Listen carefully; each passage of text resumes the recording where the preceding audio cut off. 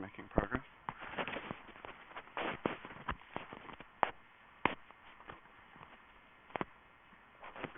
How's that? Let me know. Level check, mic check, 1, 2, 1, 2. Watermelon. All right. How are we doing on the clock here? 10. 1, 2, 1, 2. Shall we get started? All right, great. Well, thanks to all of you for coming to learn about the history of Postgres. Postgres is, or PostgreSQL, as many people know it, is a project that's been around for a very long time. In fact, it dates all the way back to, where's my focus here? Excellent.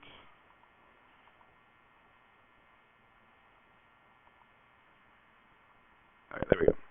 So Postgres dates way back, more than a decade before Linux was ever released. Postgres was an active project.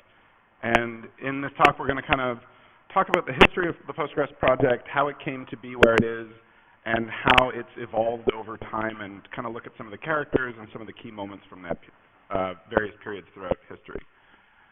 So kind of a high-level overview is that in 1985, so-called University Postgres began as a project at the University of Berkeley.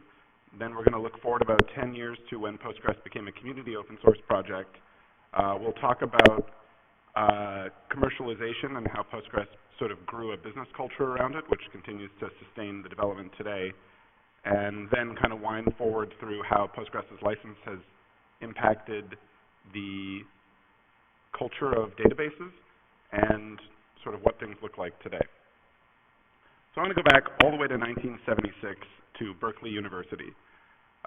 This is a view of the San Francisco Bay Area, looking at the tower, the famous Berkeley Tower out over the bay. You can see, I think, San Francisco across the bay there, Angel Island.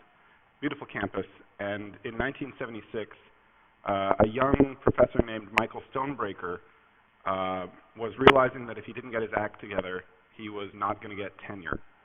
And the project he'd attached himself to first was not really making a lot of headway, and he was sort of casting around for something else to do.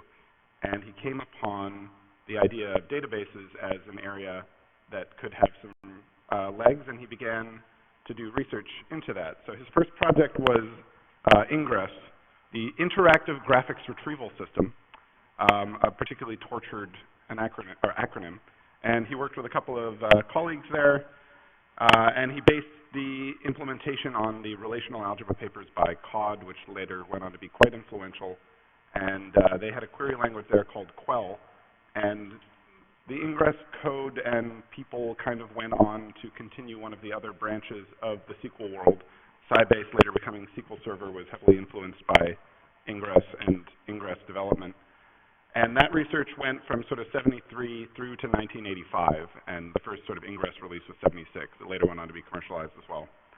And Ingress, of course, in addition to being a tortured acronym, was a French painter. Here's one of his more famous paintings. This is the death of Leonardo da Vinci. So Stonebreaker had a good sense of humor from the beginning. In 1985, Stonebreaker had managed to secure tenure, and the Berkeley lab that had built Ingress was winding down, and he said, well, what am I going to do with myself now? And he said, well, I've done Ingress. It's gone off. It's doing things. I'm going to start something new. We're going to figure out what we do post-Ingress, and thus Postgres was born. They wrote a paper,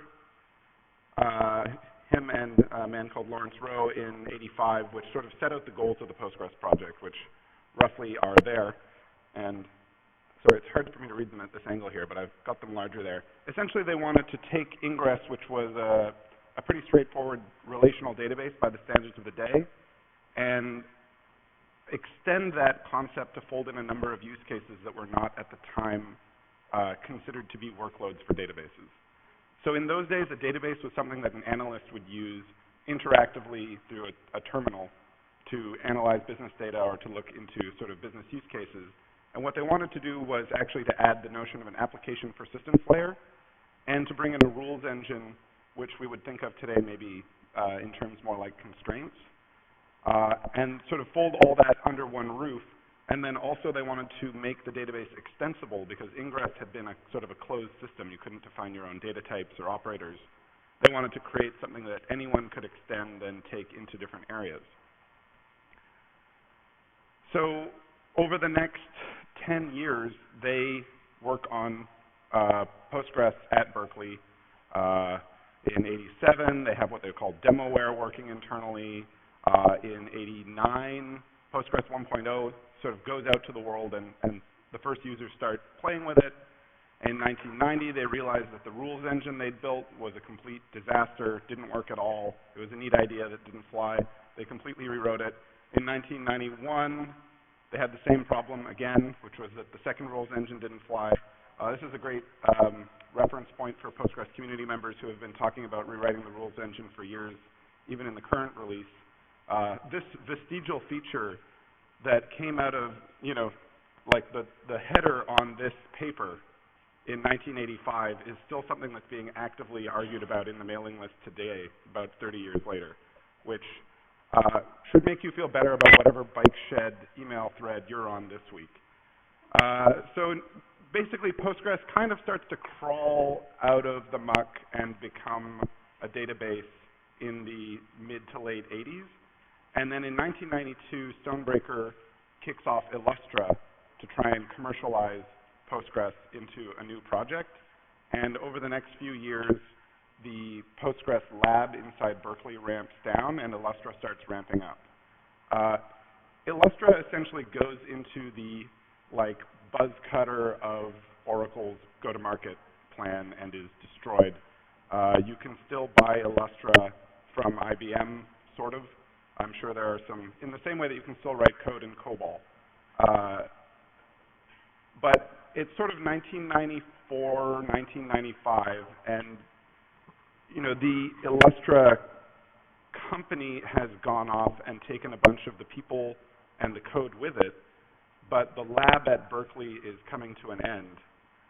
And throughout this period, Stonebreaker's strategy, he said in his sort of formal testimony about sort of the history after he got the ACM Turing Award was, well, we would just find really smart students, we would give them a nice piece of hardware, and then they would just die writing code for us. This is, I think, a classic grad supervisor move, and has produced, I think, most of the software that grad students have written over the years. So in 1994, two university grad students, Andrew Yu and Jolly Chen, have watched the lab kind of end, and they're moving on to new projects. And they're kind of looking at this code that they've got, which is open source, and going, well, I mean, now what, right? We've built this really cool thing, but no one's really using it. It's not really going anywhere. So they just decide to add SQL support to it. I actually looked up Jolly Chen and gave him a call and said, what kind of crazy person do you have to be to think that, oh, I'm bored, me and my friend are just going to go add a new query language to a database, how hard could that be? And his response was, basically it didn't seem very hard. He said, we figured it would be about the size of a graduate class project, which Berkeley is famous for having extremely difficult graduate class projects. And he said, well, it was just a little bit of yak and bison, right? We just sort of rewrote the query processor and that was fine. I thought this was really remarkable in the sense that it's the kind of project that you'd have to be crazy to take on or ignorant, because it's obviously such an insanely big project you would never finish, and indeed Postgres continues to add SQL features with every release today. But I understood it much better when I realized that they'd essentially been hacking on the internals of this thing for 3 or 4 years, and they didn't have to do a good job because no one was using the thing, and they could just basically get it working well enough that people would think it would be fun to play with. I thought this was a nice summation. At the time, Postgres was still on the Quell language, and he said, it had become clear that SQL was the future, and we felt like we'd built this really cool engine, but instead of having a steering wheel, which would have been SQL support, we had all these knobs and levers, so we thought, okay, well, we just need to build a new front end to it. So this is what Quell looks like. I have the same query here in SQL, and you can see basically you define a range, you retrieve into a value, and then you put a filter on it. So it's relatively close in form. I mean, obviously they're quite different, and Quell looks a little alien, but it's not unreasonable to imagine that by rewriting some front-end bits, you could essentially parse SQL queries into an internal form instead of this Quell query into one. So they hack on this for a summer or two, or in their spare time. They have other jobs and so on, and eventually they take this and they release it as Postgres 95, which they thought was really funny, because Windows 95 had just come out and they wanted to take this Postgres thing that had kind of died out and bring it back. So nothing says modernity like adding 95 to a title, or at least at the time that's how it was. So Postgres 95 came out, and from 95 through 96 and then into 97, Postgres 95 was this weird, quirky little open source database. And you know, I met some of the early contributors from that period, and I said, why would you pick this up? I mean, it was buggy, it crashed all the time, it had no SQL support, or, I mean, it had very limited SQL support. You know, how could you possibly have used this thing? And all of them had basically the same story, which was that they needed a SQL database, they wanted to run it on a machine they had at home, and they didn't have the money to buy a license for an expensive project. And since they could compile the code themselves and then run it, when they would hit a crash, they could sort of hack around it and get the thing working again. And so for a little while, this was kind of how it was. Andrew and Jolly had a mailing list, and you know, people would try out Postgres, they'd download a tarball, they'd build it on their local machine, and then they'd submit patches to the mailing list saying like, oh, hey, it didn't build on my, geez, I don't even remember what people would have been running, certainly BSD in those days. It didn't build on my hardware, I added, you know, an ifdef to handle this use case, or my system has a different, you know, byte format or whatever. And actually, I will note that even in 95, before pretty much anything from the modern era had happened, there was already a lot of really cool stuff that kind of came out of these original visions of the extensible database that was present in Postgres, including listen notify, which is the ability to basically subscribe to messages in the system and then sort of get a ping on your database connection when an event happens. So the problem, of course, was that there was this mailing list and people were submitting all these patches, but Andrew and Jolly had, you know, kind of volunteered their time and energy to get this thing off the ground, but they had jobs and they had, you know, graduate degrees to get and other work that people were paying them to do, and you know, they just didn't really have the time or energy to follow through on this. And so here in 96, Jolly Chen says, well, you know, what we need is not a whole bunch of people doing a little bit of work each. What we want is to actually have a few contributors who will really kind of like take ownership over this and really learn the code base and go deep with it. And you have to remember that at this point, basically, there were only a few people on the planet who knew how Postgres worked internally, and a fair number of them had gone to Illustra, with the exception of Andrew and Jolly. I mean, there were a few others, but they were the ones who were still active. And so I believe this is Scrappy, who basically one day says, okay, well, I'll tell you what, we've got all these patches people have posted on the mailing list, and Andrew and Jolly don't have time to apply them.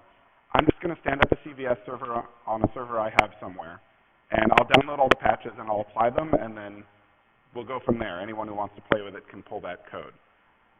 So you can see he says, I'm going to make a mailing list at postgres@key.net, and you know, you just send me patches and I'll commit them. To some extent, this is essentially the Postgres process today, and we'll come back to look at how the Postgres development cycle works today, but it's really sort of founded in this moment. So Bruce Momgen says, cool, well, if you're going to do that, I'll make a list of all the bugs. And today, Bruce still maintains this wiki page that has his list of known bugs and tries to coordinate these efforts.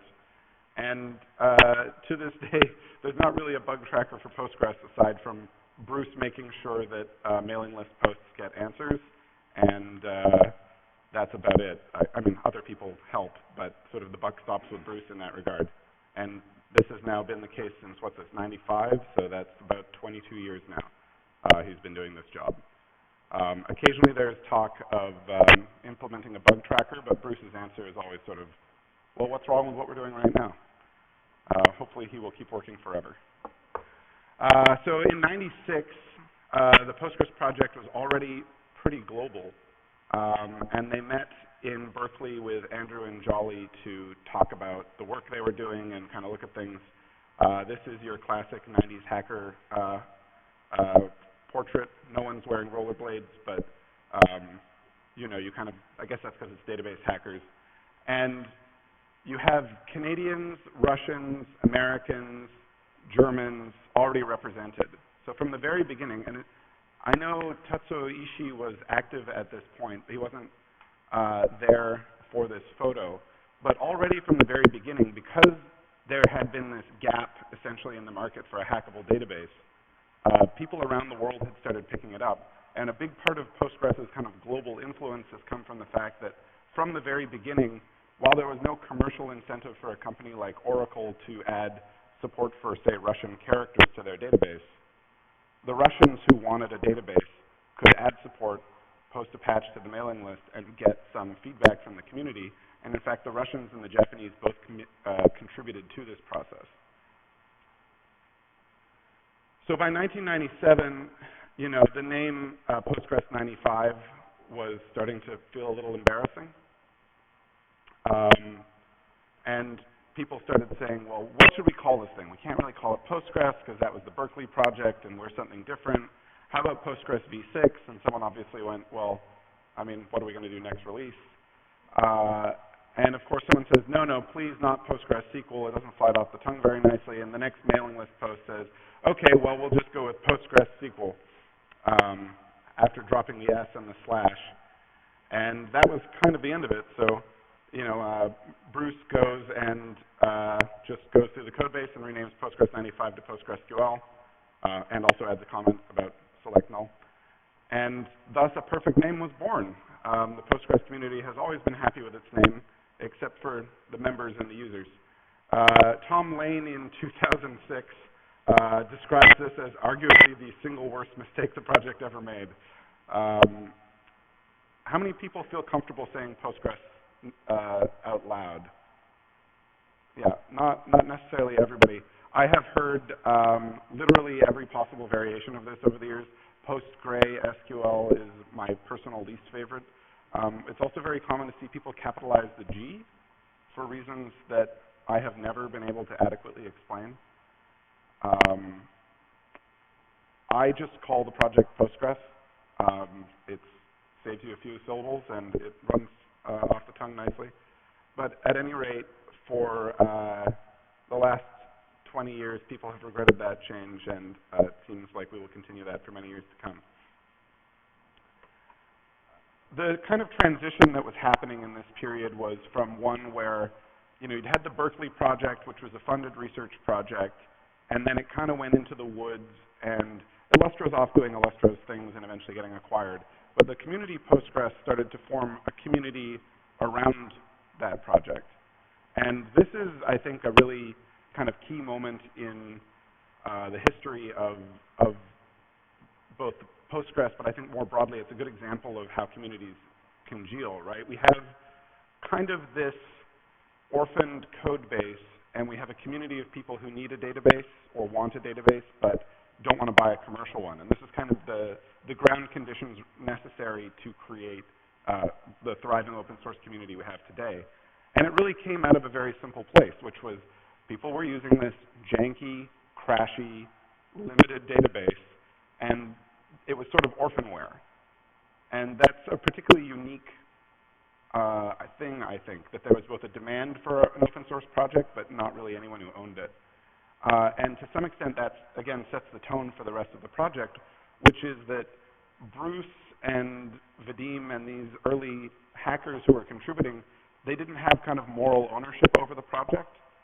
So essentially, the mailing list is created as a place to coordinate agreement about consensus around what should be added to the project, rather than kind of having your benevolent dictator for life model. And people were just writing things for themselves, and they wanted to kind of bring that together so that this work wouldn't get lost and they wouldn't have to constantly, you know, reapply patches as other people worked. So another interesting consequence of this sort of abandonware was that there has never been a company that owns Postgres, right? If you adopt, say, MySQL, then along comes Oracle and buys it, and suddenly you have this like unpleasant feeling of using Oracle software. If you're using Mongo, which, how do I say this delicately, is not a decision that I would probably make lightly. In addition to a variety of technical challenges, you have a very serious threat to your application in the sense that Mongo could change their business model, change their business strategy, get acquired, get shut down, right, and sort of leave you without a community. The Postgres community has always been resilient because of its decentralization, and its decentralization is a consequence of the fact that it adopted an abandoned code base. For those of you who have used Postgres a long time, you might notice that there's a gap. University Postgres, as it's known today, ended with Postgres 4.2 around 94.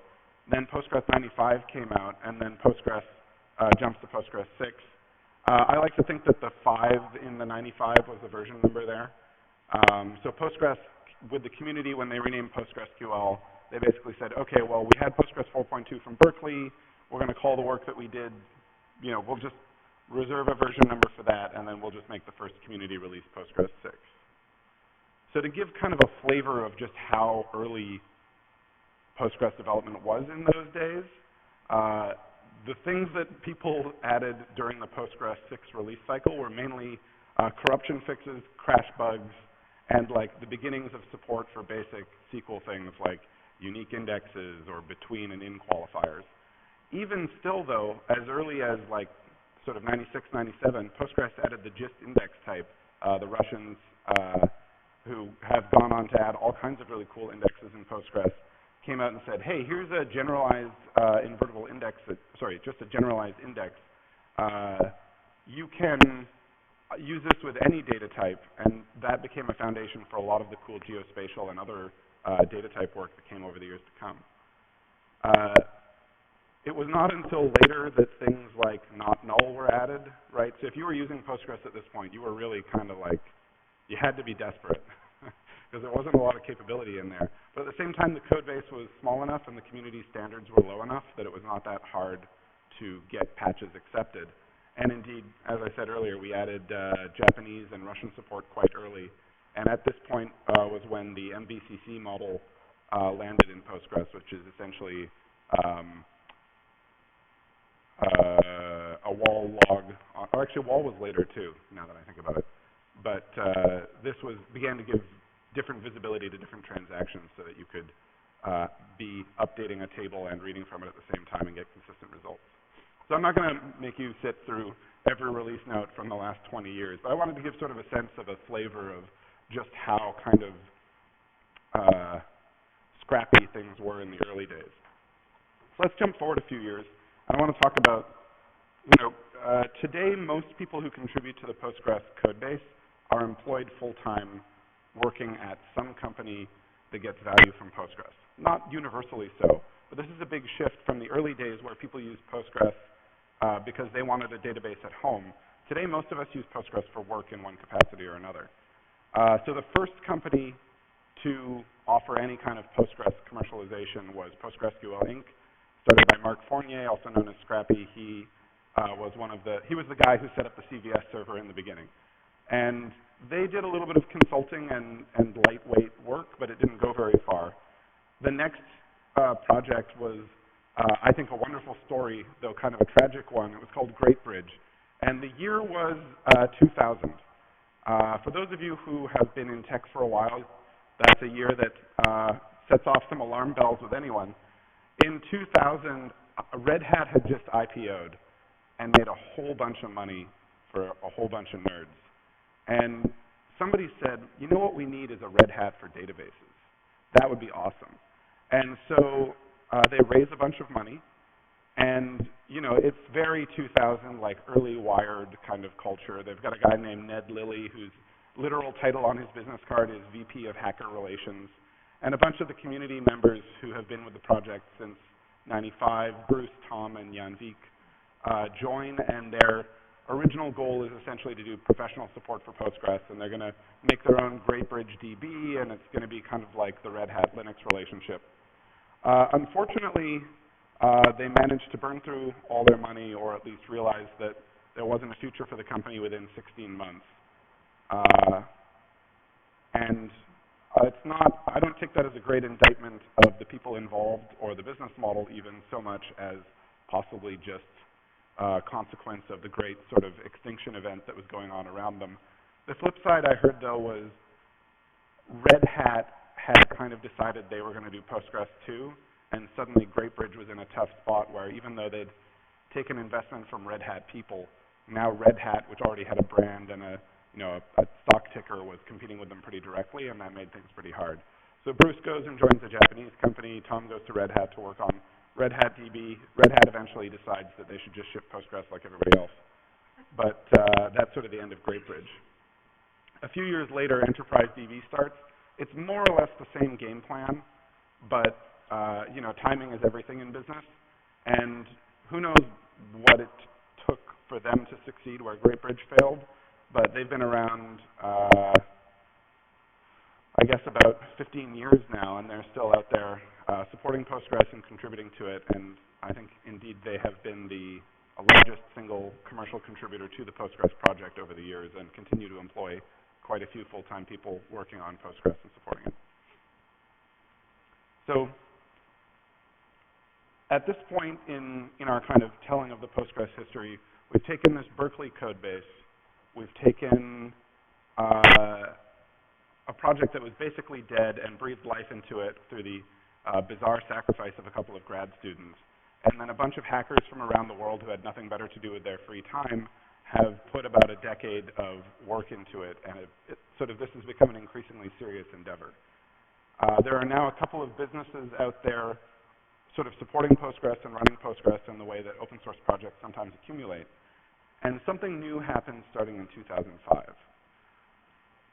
People begin to take the Postgres code base, which, how many people have looked inside the Postgres code base? It's one of the most well-organized, consistent, and lucid C code bases on the planet. And there are very few forks of MySQL, and I think there are licensing reasons why that is, but there are also really good technical reasons.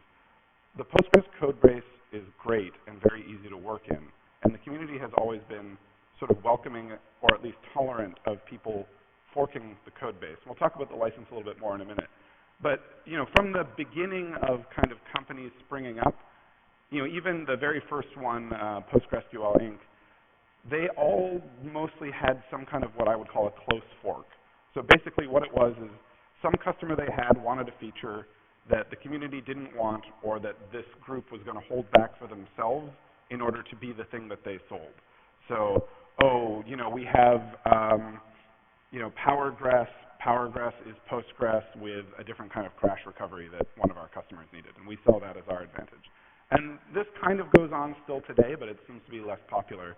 But for a long time, that was kind of what the forking culture looked like.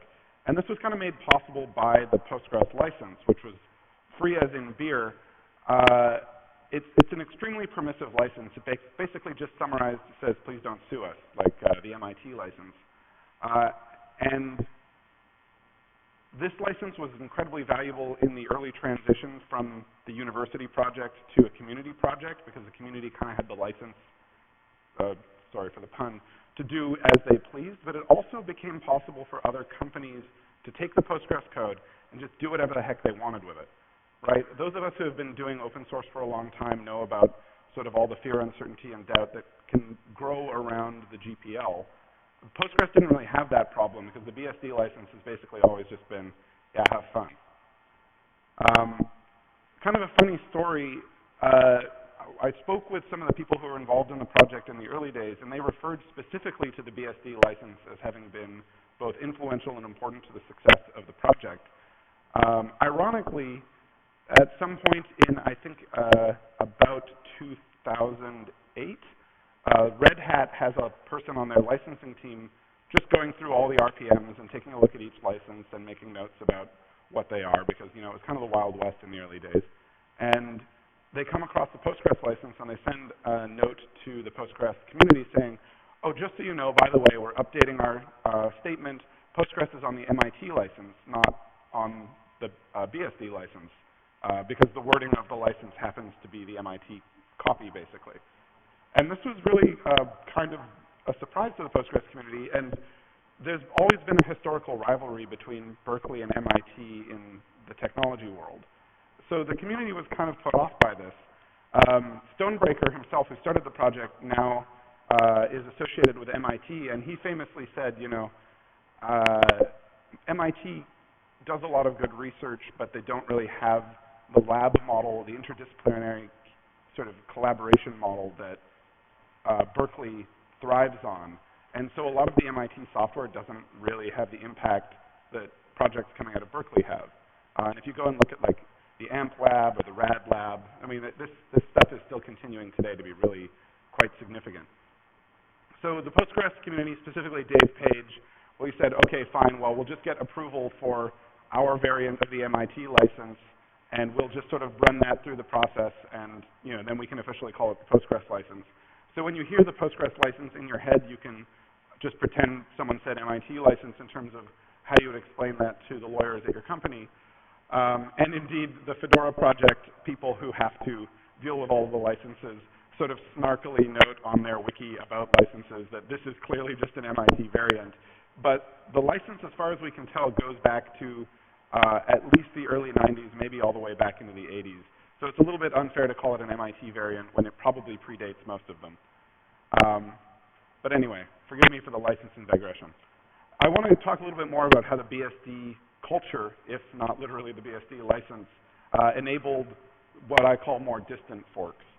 And today the Postgres project both draws community contributors from and inspiration from and influences out into a lot of other databases.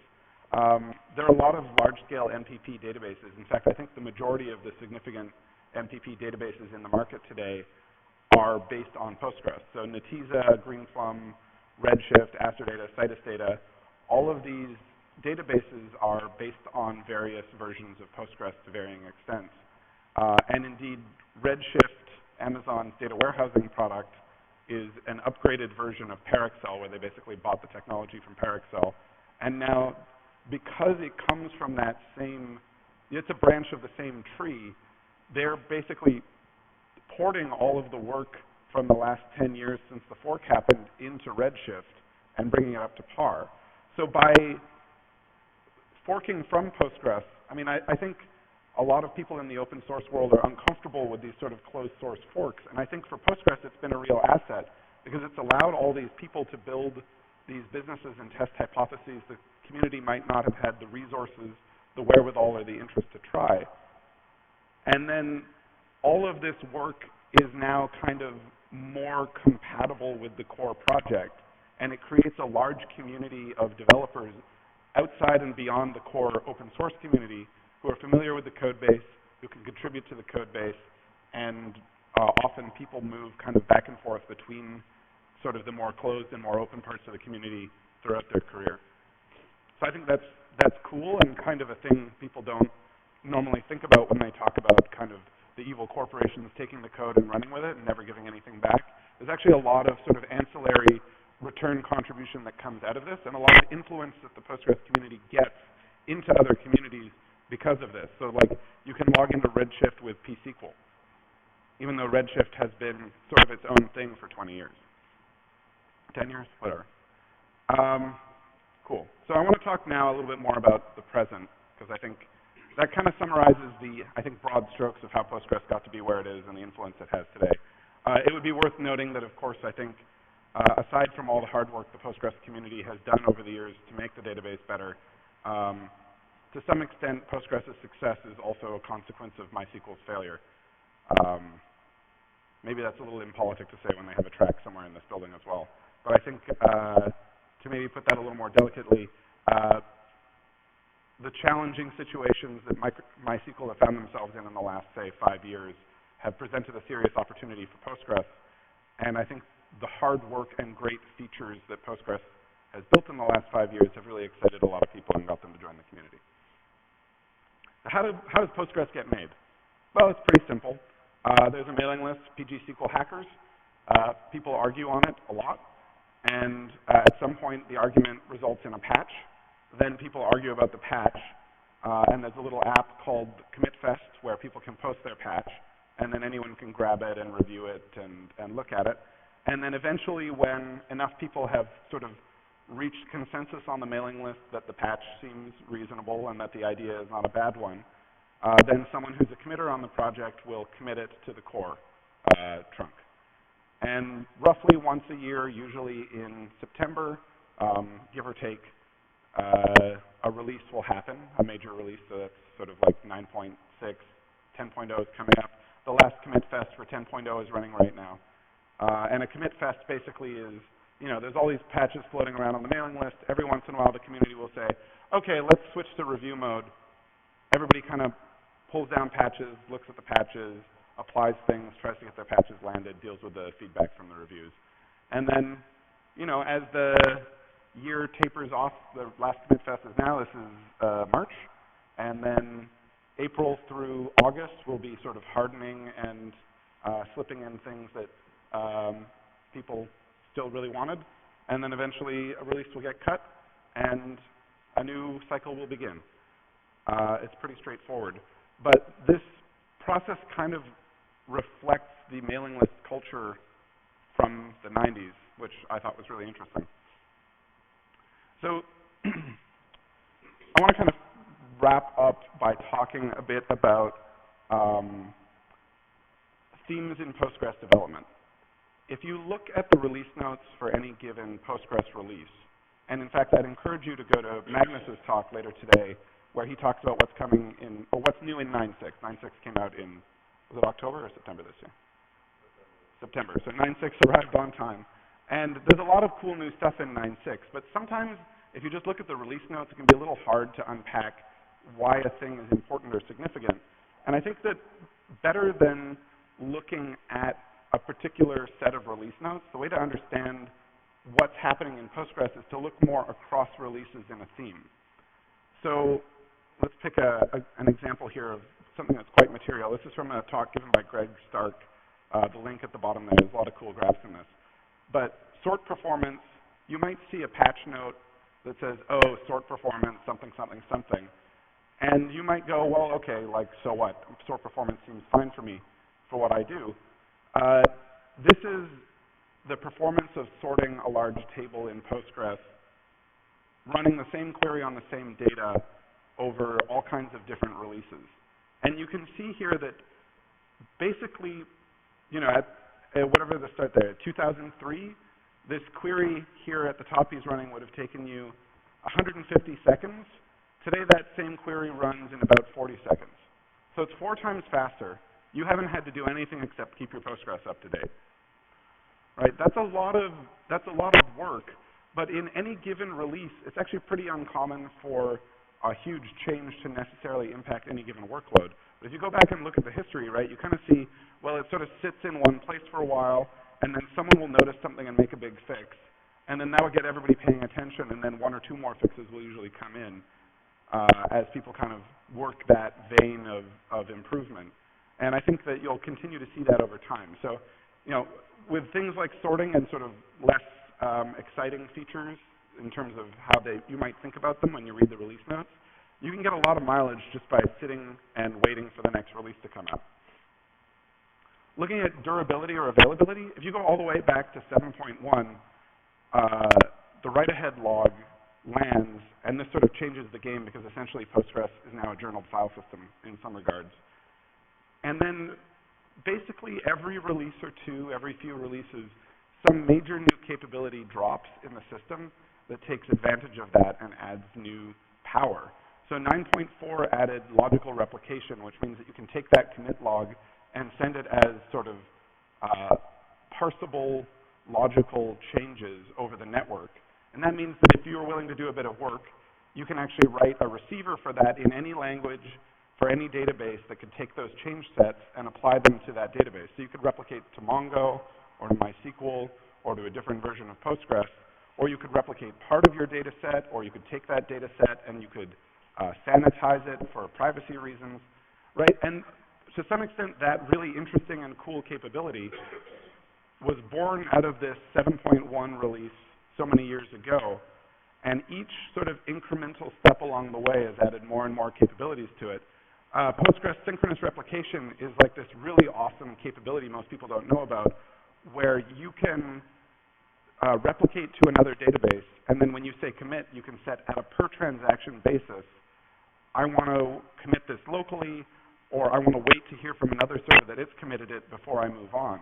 And rather than having a complicated mechanism like Oracle has for this, and of course also a significant licensing cost, what this does is it looks at the pointer in the write-ahead log stream on the remote database, and so you can actually synchronously commit at an incredibly high rate of throughput because it's inherited the work from all these previous steps along the way, and it's continued to kind of get better.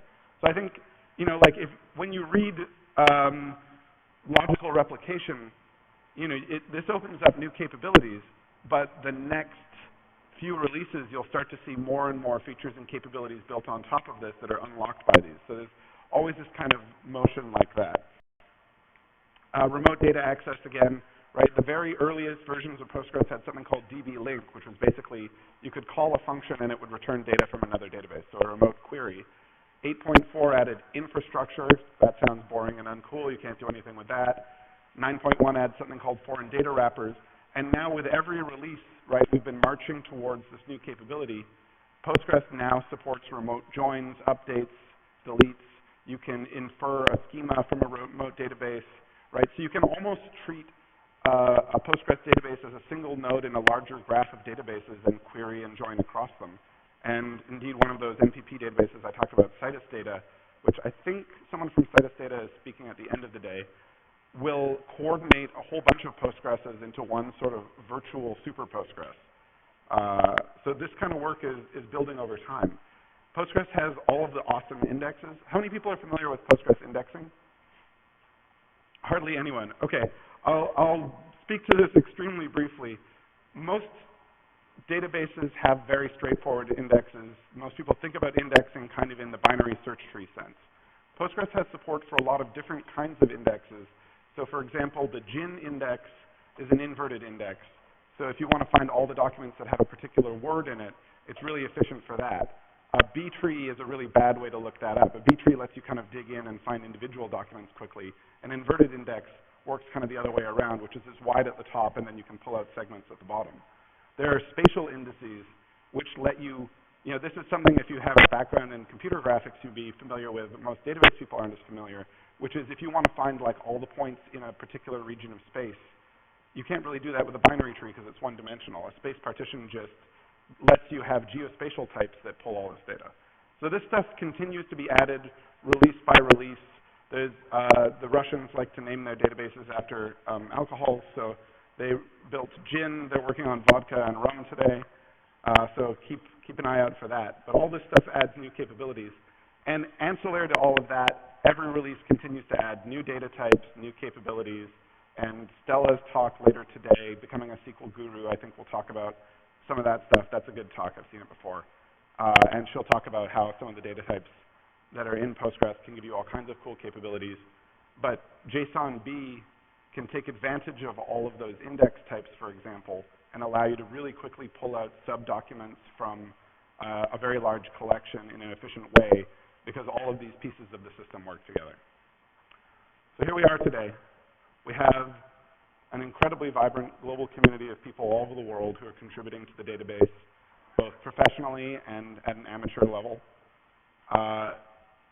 You can become a contributor. I encourage you to give it a try. I can say from personal experience that the community is it can be difficult to break in because the standards are very high to get work contributed, but it is a community that is always looking for new contributors and is really grateful for people who are willing to do the work to participate.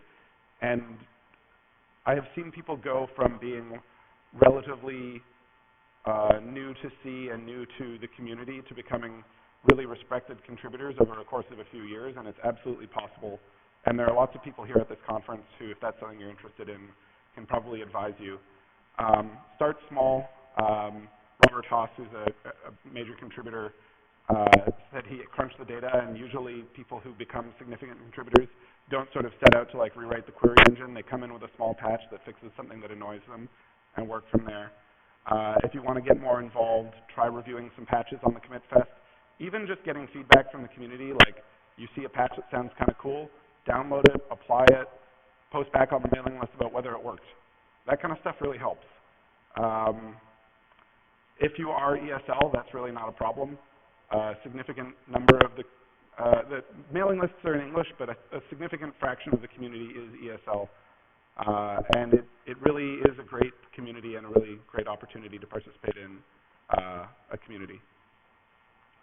So, I mean, at a high level, I just want to sort of come back to the beginning. The Postgres project, as it was set out, has been a success. The Postgres project's goal was to create a database that was based on SQL, on the relational model, but was extensible and had support for new data types and new indexes, and brought together sort of business analytics style querying with application persistence. Lots of people use Postgres for all those things today. I'm going to give them like maybe a C- on the rules engine part, but the rest was pretty good. And the fact that it's still here and vibrant and influential, you know, Linux didn't get started until '91. Postgres has been around for a really damn long time, and for something so old to be so vibrant and cool today is pretty uncommon. I think the strength of Postgres, a lot of it is from the resilient distributed team. No one can buy Postgres. No one can shut it down. It doesn't rely on any one individual. I mean, there are a lot of people who have a lot of knowledge and experience, but it is a resilient team, and part of the reason why it survived 30 years is because it's a distributed team. The permissive culture has been instrumental to the influence of Postgres over time. By having a permissive license and allowing anyone to do anything they want with the code, many people have gotten rich on the backs of the hard work of Postgres developers, but those people have, in that process, actually helped the community and actually contributed back to the community in surprising ways. And if you want to understand progress in Postgres, don't look at the individual release notes. Find the topic in that release note and look back at the changes over time, and it'll give you a picture not just of what this might mean and how you might be able to use it, but also where it might be going and where the opportunities are for the future. And as Michael Stonebreaker said, if you have an idea, that's the easy part. Then you got to go spend 10 years making it happen. So I encourage all of you, get out there, make it happen. Thanks for using Postgres, and thanks for hearing the history of the project. I will post these slides. There's lots of really fun oral histories from people and interesting stuff if you like this history stuff. Thanks for your time.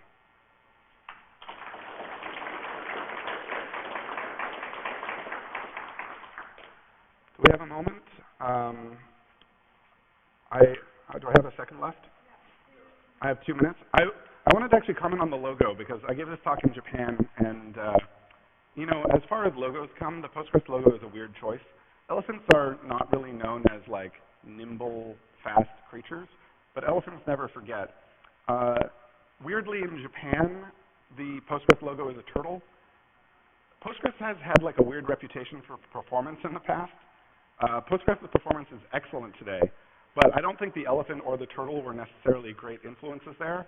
And the reason that Postgres has a turtle logo in Japan is because there was a cult in Japan that attacked the Japanese subways with sarin gas, and they would wear blue elephant masks in their videos to the news, and that happened right around the time that the Postgres logo was sort of standardized.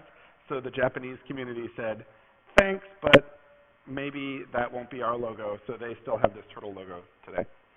Anyway, fun little bit of trivia on the side.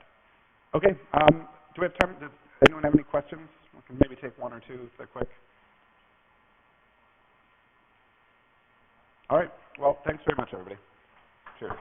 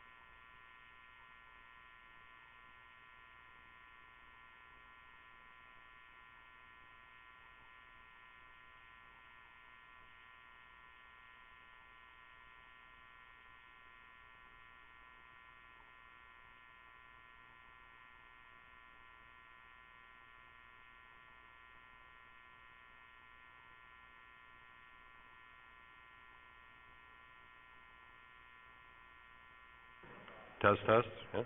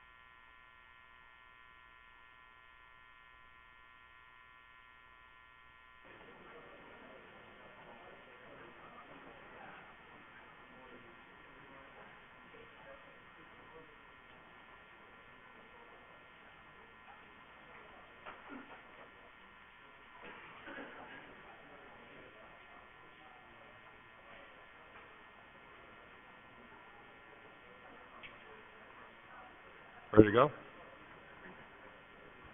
Okay, I'm going to get started now. So my name is Joe Conway. I have been with the Postgres project since probably 1998, so for almost 20 years. I'm one of the committers. I also am the VP of engineering for a company named Crunchy Data. What I'm going to do is cover an introduction to Postgres. And one of the things I want to just make clear to everyone up front, when I wrote the abstract for this, I was a little bit too ambitious. And so the number of things I said I was going to cover in the abstract, there's no way I could do it in 1 hour. It's more like a 3-hour talk. So what I've done in this slide deck is you can see here, I've got an appendix section. I'm going to go through 46 slides, which will take us through kind of the beginning of the SQL area. So this is going to be mostly focused on sort of more of the administrative part of Postgres, getting it up and running, and a little bit about the data types and how you form string literals and those kinds of things. But what I'm not going to get into in this talk is DDL, DML, and just standard queries. All of that material is still in this slide deck, and this slide deck will be posted. Just to show you, there is on the Postgres wiki, there's this landing page on the wiki, which is basically all of the different conferences that the community holds. There's a link to each conference, and then what we try and do, we can't guarantee everyone's going to do it, but what we try and do is on that page, we provide a list of all the talks that were given at that conference, and we ask the speakers to link their slides. So my slides I will put up here. This is just SCaLE 15x on the Postgres wiki. I'd encourage you to actually find this page anyway because, as I said, all of the old conferences going back several years, they're all posted here.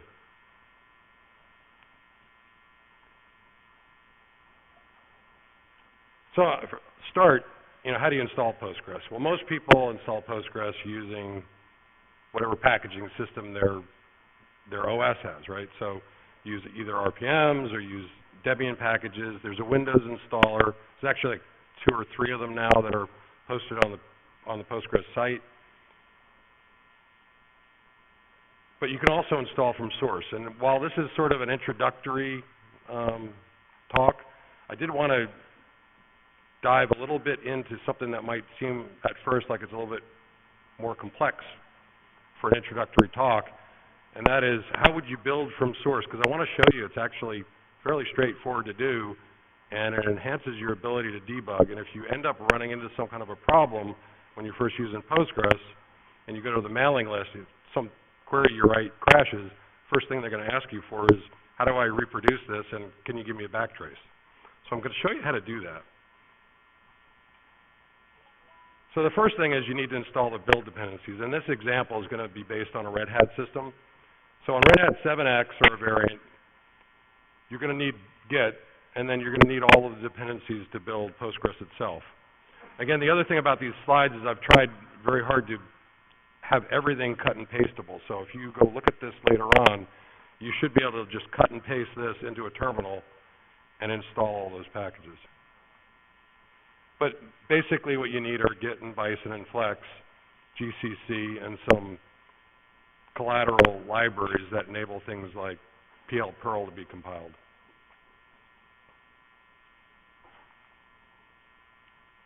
The next step is cloning the Postgres source. Postgres source is kept in Git. So here I'm just making a directory called PostgreSQL Git, CD to that, and then cloning the Postgres Git right here. And then I'm going to check out a tree for one of the stable releases. So in this case, I'm doing RHEL 9.5 stable, which is the 9.5 version of Postgres. Obviously, you could do 9.6 stable as the most recent stable version. You could do an older one if you wanted to do an older one. The other thing to note on these slides is I've also included URLs for a lot of these things that you can drill in and look at more detail.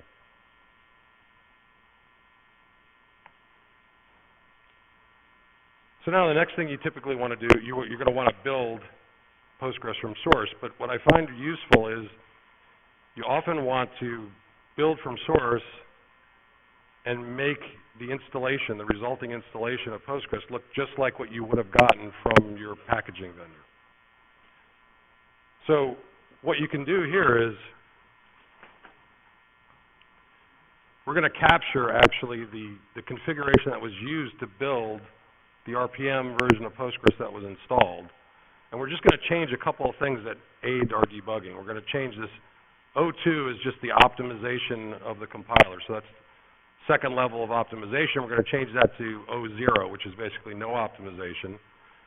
And -G3, which is going to include all kinds of extra debug symbols in what we compile, so that when we use GDB, we can see exactly what's going on, and things aren't getting reordered on us, so that if we want to step through code, it matches the source code precisely. This command right here, the pgconfig --configure, gives me exactly the way the installed Postgres was configured when it was built. So by using basically a shell expansion here and replacing the bits that I mentioned, the bits that I mentioned that I want to replace, I can, in one step, basically compile my, or configure my source code directory to be exactly the same as what was installed from the RPM, other than these small changes. And then I can just do make and make install. So that's really straightforward. Postgres source, it'll take you longer to grab the Git repository than it will to compile Postgres source probably. It actually compiles fairly quickly. And if you install SCaLE, which I think I had on the list of RPMs to install, after you've built it once, subsequent builds are very fast. I mean, we're talking about 30 seconds or 45 seconds typically. So it's not difficult to do and potentially really useful. So what's the workflow look like? Well, normally what you're going to do is you're going to log into pSQL and do whatever it is that causes the problem that you're trying to debug. You want to find the back-end process ID for that and attach with GDB and set some kind of a breakpoint. And then go back and re-execute whatever was causing the problem. I'm just going to show you a quick example of that just because it sounds a lot scarier than it is.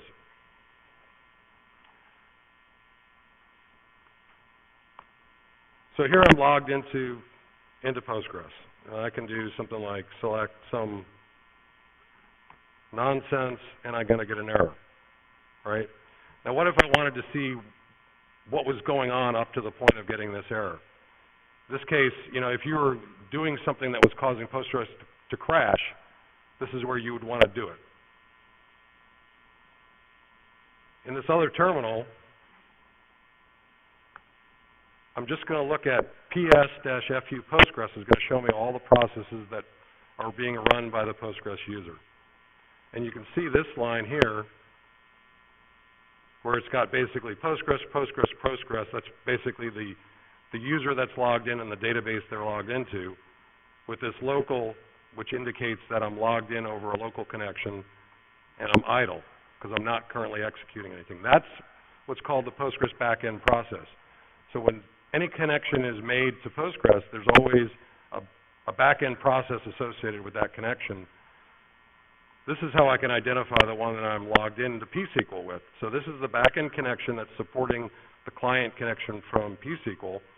And this PID right here is the one I'm interested in, 15192.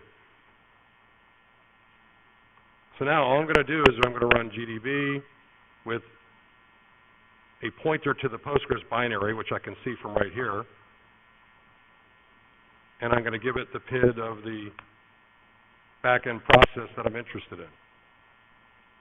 At this point, what I want to do is set some kind of a breakpoint. So it could be that if Postgres is crashing, all I need to do is say continue here, let Postgres run in the debugger, and then go make it crash. And we can do a backtrace right from here. For this example, I'm just going to set a breakpoint. Now here, if you wanted to play with this, you would need to know a little bit about Postgres internals, but there's a function in Postgres called error finish, which is basically where errors get called. So if I put a breakpoint there and go back into here and run my bad statement, you notice it looks like it's hanging, and that's because it's sitting there waiting in GDB. And at this point, I can do BT, which is a backtrace, and I can see exactly how I got to this point in Postgres. And this is the type of information that if you go to the Postgres hackers mailing list, I don't know how many people in here sat through the last talk about the history of Postgres, but everything is done on this Postgres hackers mailing list. So if you had something that was causing Postgres to crash, this is the information you would want to post. So you can see it's not terribly difficult to do, and it can be very, very useful once you get into using Postgres to know how to do this. Any questions about that before I go on?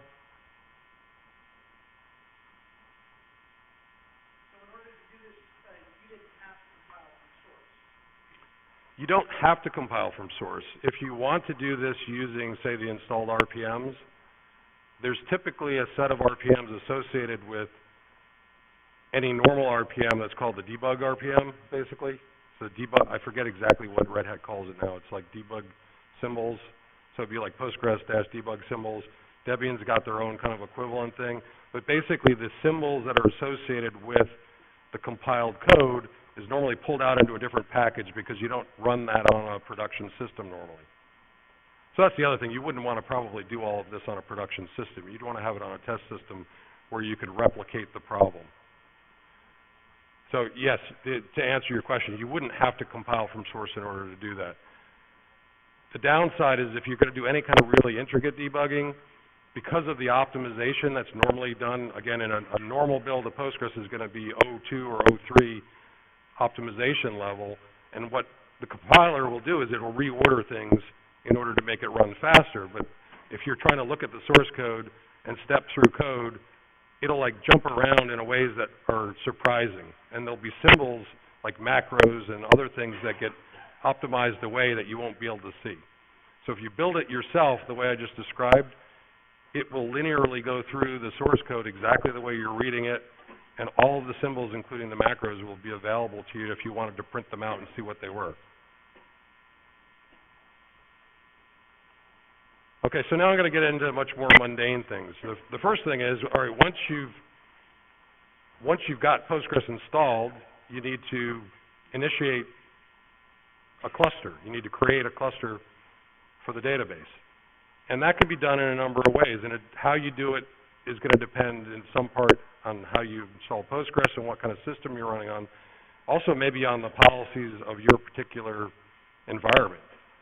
Postgres itself comes with a tool directly called initdb.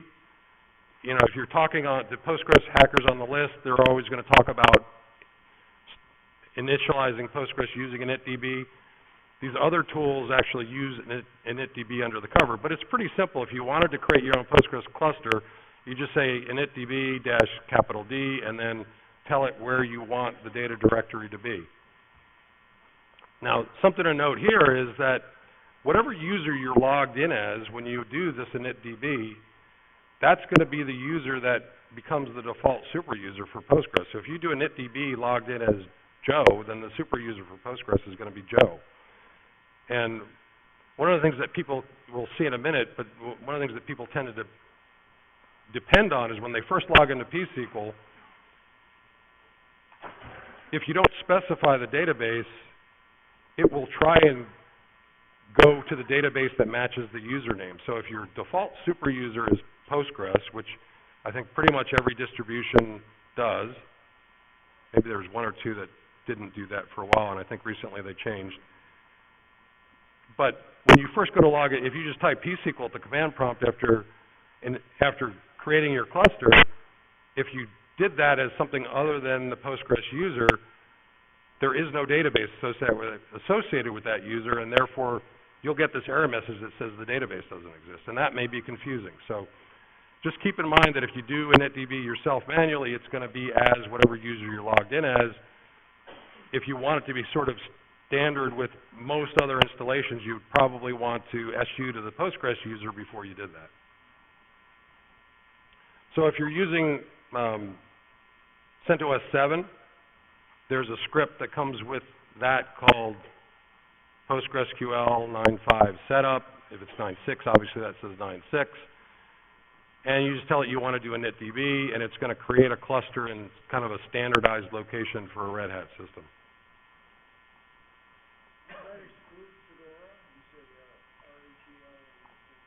I think Fedora actually has the same thing, because basically Red Hat is based on Fedora.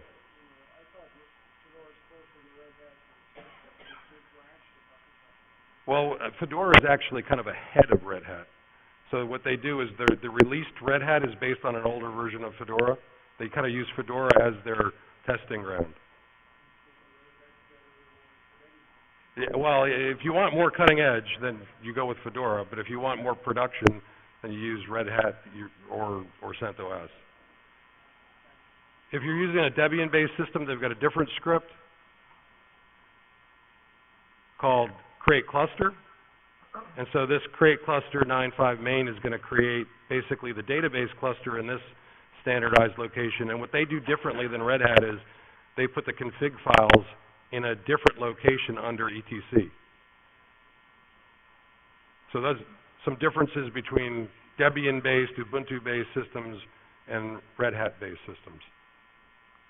Now once initDB is run, can it be run again?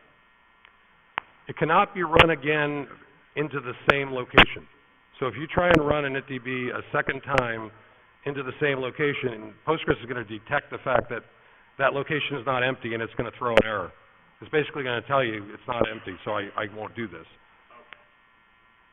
And there's really not enough time. There's a lot of other options on initDB. You could give it a different location. You could give it standard super usernames. You can give it different encodings. I mean, there's all kinds of options that you can do. And again, I'd encourage you to go look in the Postgres manual if you really want to dig into that deep. So in terms of starting Postgres, again, there's a number of ways to do it. At the top here, again, this is not something you're normally going to want to do, but it's sometimes very useful. It's called single user mode. Basically, if you run Postgres in single user mode, that would be for repairing something that is horribly broken, typically.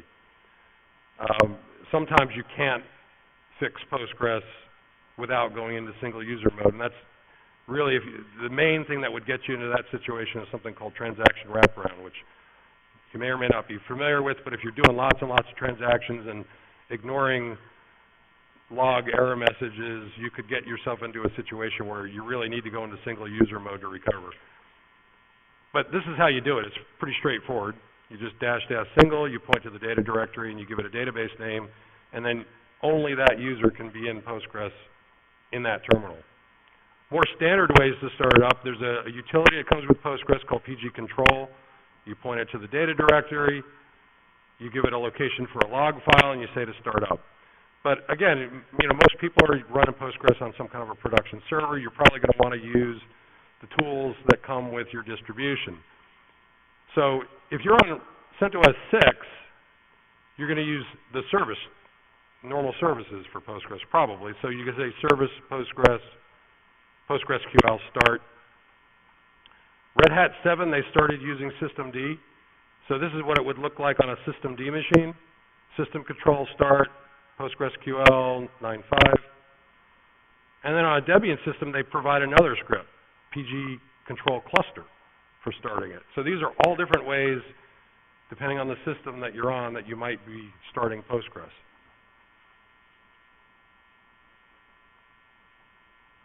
So again, similarly, there's a bunch of ways that you can stop Postgres. If you were in single user mode, you basically are going to just hit Control-D, and it's going to exit you out. If you're doing a manual stop of Postgres, you can do it again with this PG control program that comes with Postgres. You have to specify which data directory you're talking about, and then you tell it you want to stop, and you tell it a type of stop that you want to do. And I think I've got a slide where I describe what this means further on. In Red Hat 6, you're going to use the service Postgres stop. Red Hat 7, you again use systemd, system control stop. And for Debian-based, PG control cluster stop. So here are the shutdown modes. When you do stop Postgres, you've got a couple of options. Those system scripts typically use this option that's called fast, which basically says stop Postgres in a graceful way. However, don't wait for all the clients to disconnect. So any clients that are connected, if you do a stop fast, which is the normal service control files are going to do, it'll cut off those sessions at the knees, but it'll shut Postgres down in a graceful way that is the way you would want to shut down Postgres normally, because it preserves, there are certain things like statistics that Postgres is collecting all the time about its operations, and if you use this other mode, immediate just kills everything summarily. But if you shut down Postgres in that way, it's equivalent to having the plug pulled on the server or Postgres just crashing. So what'll happen is the next time you start up Postgres, after an immediate stop, Postgres will go into recovery mode, and it'll be just fine. It'll recover itself. You'll have all your data, but certain things like the statistics get wiped out. So now all the statistics that you have are going to start over again. So you wouldn't want to normally shut Postgres down like that. This smart shutdown will actually sit there and wait for any existing clients to disconnect. So that one potentially could wait quite a long time before it actually successfully shuts down Postgres. But in some scenarios, you may want to do that.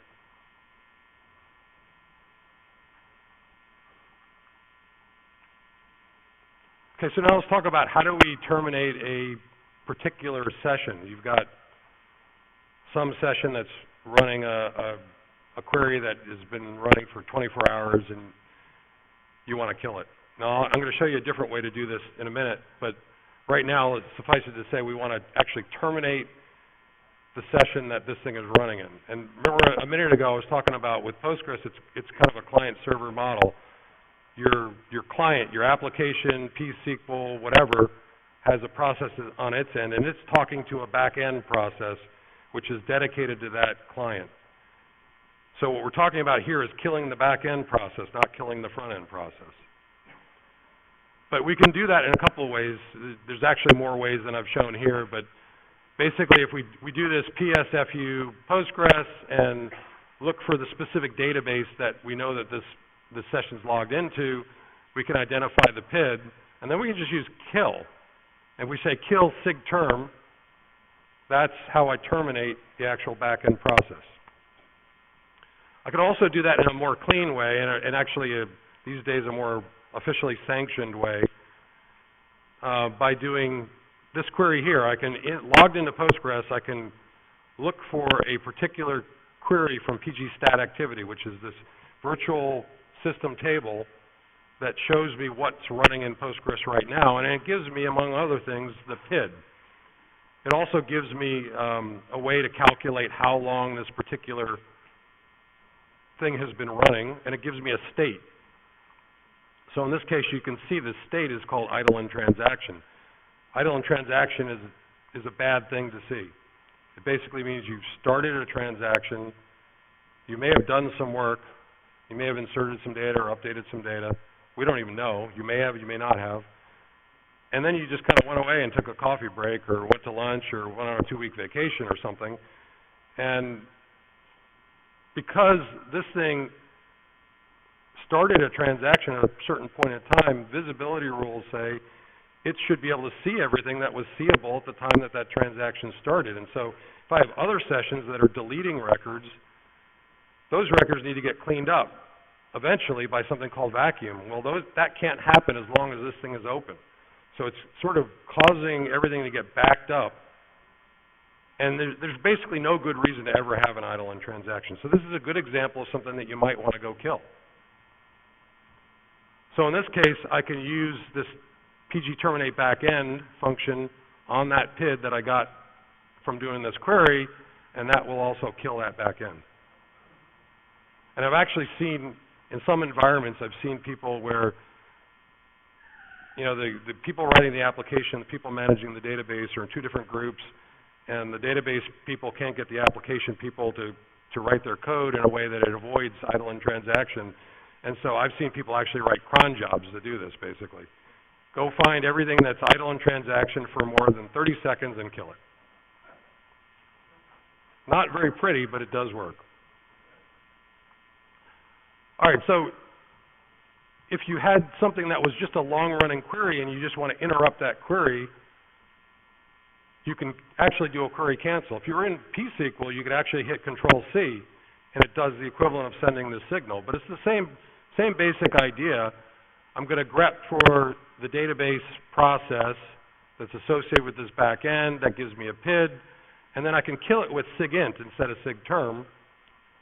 And that's the equivalent of a query cancel. So now the running query will just cancel and control will return to whichever client was running.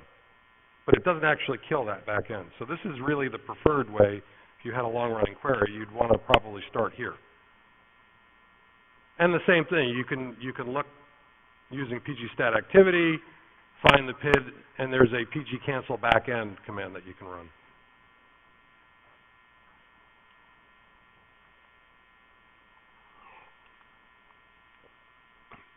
Are there any questions about any of that before I move on to the configuration? Okay. So now we're going to talk about the configuration of Postgres.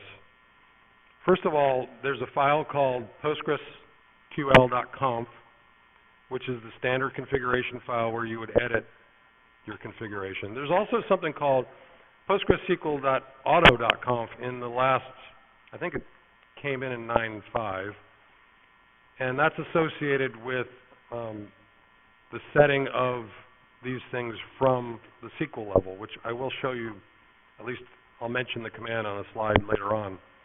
But there's an alter system command that will let you change these things in a permanent way, persistent way, and those get written out to this PostgreSQL.auto.conf, and that basically gets included in the main PostgreSQL.conf.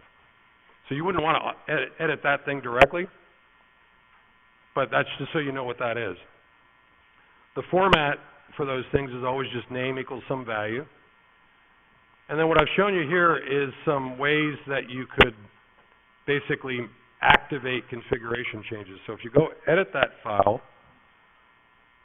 you can actually run this command pgconf reload in a pSQL session, or you can do it from the command line the way I've shown here. pSQL-C will run a command and just select that function. You can use pgcontrol, which has a reload method. And then the service, the typical OS service control also, I think in most cases, if not all, have been built to support this reload. So you can say reload from the service control and it will do the same thing. And then finally you can do, again, the method that we were just talking about with using kill. If you find the PID of the back-end process, the postmaster, the main process, and you can send a SIGHUP to that, and it will also cause these changes to take effect. So in terms of making changes, as I said, if you want persistent changes, you would want to modify PostgreSQL.conf. You can add some options into the startup script, but that's probably not something that most people are going to do. And as I mentioned, you can use this in the last couple of releases. There's now this alter system set, which will make the change into that PostgresAuto.conf and therefore make it persistent across restarts. You can also, and this is something that a lot of people don't probably know about, but you can alter a database or a role, which in a Postgres is equivalent to a user, and you can bind certain settings specifically to that database or to that role. So, you know, we'll talk a little bit later about some of the settings. I'm not going to be able to go through all of them in great depth, but There's a good example of something called workmem. Workmem has to do with how much memory the session has available to it for certain operations like sorting and building hash tables in memory. And if you have one particular user that you want to have more memory than everyone else, because they're a power user, you could actually say alter role and then give that power user name and set workmem equal to some large value and have that only take effect when that user is logged in. There's also, you can change some of these things from right within a live session. Now, all of them won't take effect that way. There are some settings that can only take effect after a Postgres restart. There are some settings that can only take effect after a reload, which means you don't have to actually restart the database, but you do have to reload the way I showed earlier. But there are some that you can just set, on a per session basis that will take effect immediately and only affect that session. So the commands that you use for that are set, you can do a reset, you can show the settings. There's a system view called PG settings that you can actually, includes basically, it's a virtual table, includes all of them. You can select star from that table to see all of them. You can actually update that view and set a particular value for a particular variable name. So a particular configuration you can change on the fly. Again, it only affects this one particular session, but you can do it that way. You can inquire the value using this current setting, and you can set the value using this function setConfig. And if you do that, you can actually even decide whether or not that change should be transaction local or not. So in other words, you can make a change that only affects the current transaction. When the current transaction is over, it reverts back to where it was.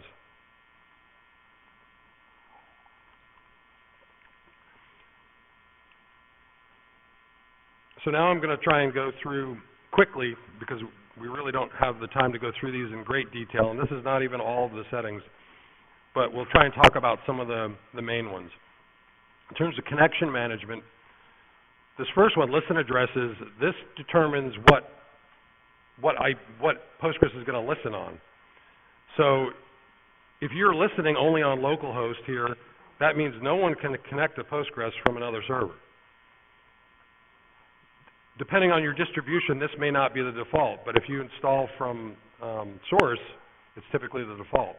So you may want to go in there and change this to the specific IP address of the network interface that you want to use for Postgres, or you might put an asterisk in there, which means all network interfaces.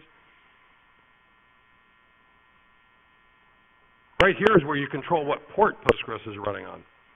The question earlier was, can I init more than once? Well, the answer is you actually can. You could init into 2 or 3 or 4 different locations, but in order for each of those postmasters to run on a different data directory, they're going to have to run on different ports. So if you needed to do that for some reason, you could basically edit this and have, postmaster 1 run. You'll see this all the time. One of them is running on 5432, which is the standard port for Postgres, but then you'll see a different Postgres installation that's running on 5433 and 5434 and 5435 or whatever. And when you start getting into that kind of thing, you typically write scripts, and there's environment variables that can help with this. Again, I'm not going to be able to go into that in great detail, but you would want to, if you were switching between different postmasters on the same machine, probably have a script that sets everything up for you, make sure that your client is using the correct binaries, the correct libraries, and so on and so forth. Because if you're doing this, you may be running different versions of Postgres. In fact, that's something that people who develop on Postgres like me do all the time. If I'm working on a bug fix patch that needs to get patched for all the supported versions of Postgres, I might be running everything from master back through Postgres 9.2 all at the same time. Max connections. So this is important. If your app needs, you're running a connection pool and you need 200 connections, you're going to have to change this. This defaults to 100. If you find yourself wanting to set this to like 1,000 or something, go find professional Postgres support, please, because you probably don't want to be doing that. And if you really need to be doing that, you probably are going to need some professional support. Super user reserved connections, this is actually the number of connections that are going to be reserved only for super users, so that if you did manage to use up all your connections, you want to have a couple connections that the super user can get in so that they can run queries like that terminate backend that I was showing you earlier. And then you can control whether or not you want to use SSL on the client connections here as well. In terms of memory management, shared buffers is kind of the area in Postgres where when you first read a table off a disk, it gets pulled up into the shared buffers, and then from then on, if someone else, even in a different session, tries to read that same data, as long as it hasn't been evicted, it'll just get pulled right out of the shared buffers. So this thing, you know, on modern versions of Postgres with modern hardware that might have 512 gigs of RAM or a terabyte of RAM or something, you might set this to a much, much larger version than what it, or value than what it defaults to. But if you're just kind of testing on a development server, often this is just fine. But it's definitely one of the first things you would want to look, especially at a production instance, to tune would be shared buffers. Again, lots of advice out on the internet about that. If you do go to something very, very large, you want to make sure you're using huge pages. In recent versions of Postgres, there's a setting for try, which means it'll see if it's available, and if it is available, it'll use it. But if you have lots of memory, you probably do want huge pages. I mentioned workmem before. Workmem is a setting that is, so shared buffers is once per database cluster. So if I have 128 gigs of RAM, I shouldn't feel bad about setting that to 32 gigs or maybe even 64 gigs, depending on my workload and other things. Workmem is not only per session, but it's potentially used more than once per session. So a given query, you might have to do a sort, and it might have to do some kind of a hash table, and or maybe even multiple hash tables.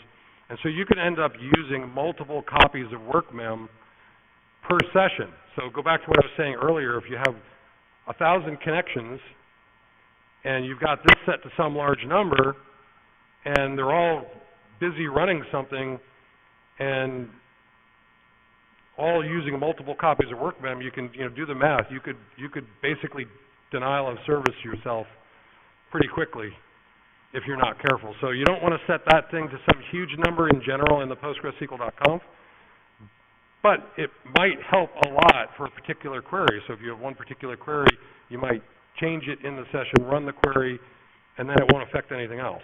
Or you might do that for one particular user and then use that user when you're running those queries. Maintenance workmem is used for building indexes and for vacuum. And in, I think, Postgres 9.6, there's actually a separate setting for vacuum workmem, but it defaults to this unless you change it. This one is one where you might want to set it higher, because if you're building an index, for instance, the difference between the speed of building it in memory versus building it on disk, which it'll do if this isn't big enough, can be substantial. I've done some testing. It can be as much as 3 to 1. So if you're doing special kind of bulk loading and index building as part of some kind of data warehousing stuff, you may want to change this. And again, this is changeable per session. You could set this to 8 or 10 or 16 gigs and maybe get an index to build all in memory, whereas otherwise it would spill to disk. You wouldn't want to do that generally. And it sort of ties in with auto vacuum in that you might have multiple auto vacuum workers running. And so if you change your auto vacuum worker count to 30, and you've got a very busy database and there's 30 auto vacuum workers running, and this is set to 2 gigs, well, you might suddenly consume 60 gigs of memory just because of auto vacuum. So again, you've got to be careful with this one, because there's a multiplier effect on it. Shared preload libraries is a way that you can preload certain extensions at the time Postgres starts up. That can be useful both from a performance perspective, in that the library doesn't have to get loaded every time someone connects. It's also, in certain cases, it's required for the library, the way it's written, to actually work correctly. Write-ahead log Basically, the write-ahead log is write-ahead log, while, transaction log, xlog are all terms for essentially the same thing. When you make changes inside of a Postgres to a table, all of those changes first get written out to this transaction log, and then they later get synced to the main heap. And that transaction log is what's used for durability. So if we crash, that's how we recover, is we replay that transaction log. It's also used for the built-in replication in Postgres. So all of these settings have an effect on how all of that works. And the main thing to get out of this is that, well, first of all, fsync, you should never be turning that off if you care about your data. However, if you're doing bulk loading on something and you've got all the data somewhere else anyway, and you want the load to go as fast as possible, and if it did manage to crash in the middle of the load, you don't care, you'll scrap it and start over, it wouldn't hurt to turn it off, and it'll probably speed things up. Just don't forget it to turn back on before you go to production. This checkpoint timeout and the min and max wall size and the completion target, these are all kind of performance related. The bottom line here is you want to have enough wall size available, and you probably want to have your checkpoint timeout here set to the maximum value of 60. If you've got a very busy database, you would want to have this set to 60 and these set to a large size, and your goal is to basically minimize how often Postgres does these checkpoints. During the checkpoints, that's when the data that goes into the main heap for the table gets flushed to disk, and that can create an I/O storm which will slow everything down. So the way you deal with that is you spread those out as much as possible, and then this completion target is basically telling Postgres, I want to spread that I/O over the time between the checkpoints in order to even it out. So on a very busy system, I'll often go in and set this thing to like 0.7 or 0.9 and change this to 60 minutes and change these to large values, and basically you're going to spread out as much of the I/O as you can for the checkpoints. I'm going to have to speed up a little bit or I won't even get through the HBA.conf stuff.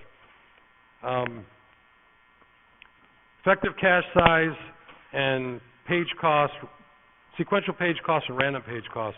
The thing to get out of here is these drive how the optimizer works, which in turn has an effect on what kind of query plans you get, which might very significantly affect how fast your queries run. The defaults are usually not very useful. I mean, they're based on basically a toy instance. So this value should be set to something like half the available RAM, just as a very rough thumb rule. It's meant to take into consideration the amount of shared buffer you have, plus how much the operating system, file system buffer cache is going to be. These page costs are relative numbers, and it's basically saying that it's 4 times as expensive to do random reads as it is to do sequential reads. Depending on your workload, whether you're running on SSDs, how big your shared buffers are, you know, if that may not be true. It may be that random reads, if you're reading mostly from shared buffers, random reads may be just as fast as sequential reads, or very close to it. And so the idea here is set this to some, you know, usually I end up setting this down to a smaller number to get it closer to 1 to reflect the fact that most of the reads are coming out of shared buffers or they're coming off of SSDs or something like that. There's all sorts of parameters that control logging. You should just know that you can log to standard error, but you can also log to the syslog, which includes our syslog if you want. You can do the CSV log, and you can actually do multiple types of logs. So you could log to syslog and CSV log. CSV log will be a local log that'll be in a CSV format that's actually very convenient for loading back into a Postgres table if you want to do that. And in the docs, there's a place that gives you the definition of the table and the command that you would use to bulk load the CSV log into the table so that you could do analytics on your logs if you wanted to. You can control what the file name looks like. You can control all sorts of things in terms of what gets logged. And this event log is actually a Windows-specific thing. That's if you want to log to the Windows event log. These are all different things that you can log. you can log every time there's a connection or disconnection. Probably the most important ones to know here are this log minimum duration statement. What this will do is you set this to a number of milliseconds, and basically any query that takes longer than that number of milliseconds, the query will get logged, along with how long it took. So if you combine that with what I was talking about, the CSV logging, you can basically say, I want to see all queries on maybe on my production system that take longer than 2 seconds, take the logs, parse them, and then go analyze what's going on. Now, there are other ways to get more or less the same information, but that can be really useful. The one caution there is don't set it to 0 on a production system and leave it that way for very long, because number one, it does have a significant, if you set it to 0, every query gets logged. And so there's an impact of just writing out the log in terms of performance. The log will also grow very quick if it's a busy system. But that can be useful even on a production system to turn it on. You can do this, turn it on, do a reload, do some operation that you're trying to analyze, and then turn it off and do a reload without basically interrupting anything else, and then take that captured data and go analyze it.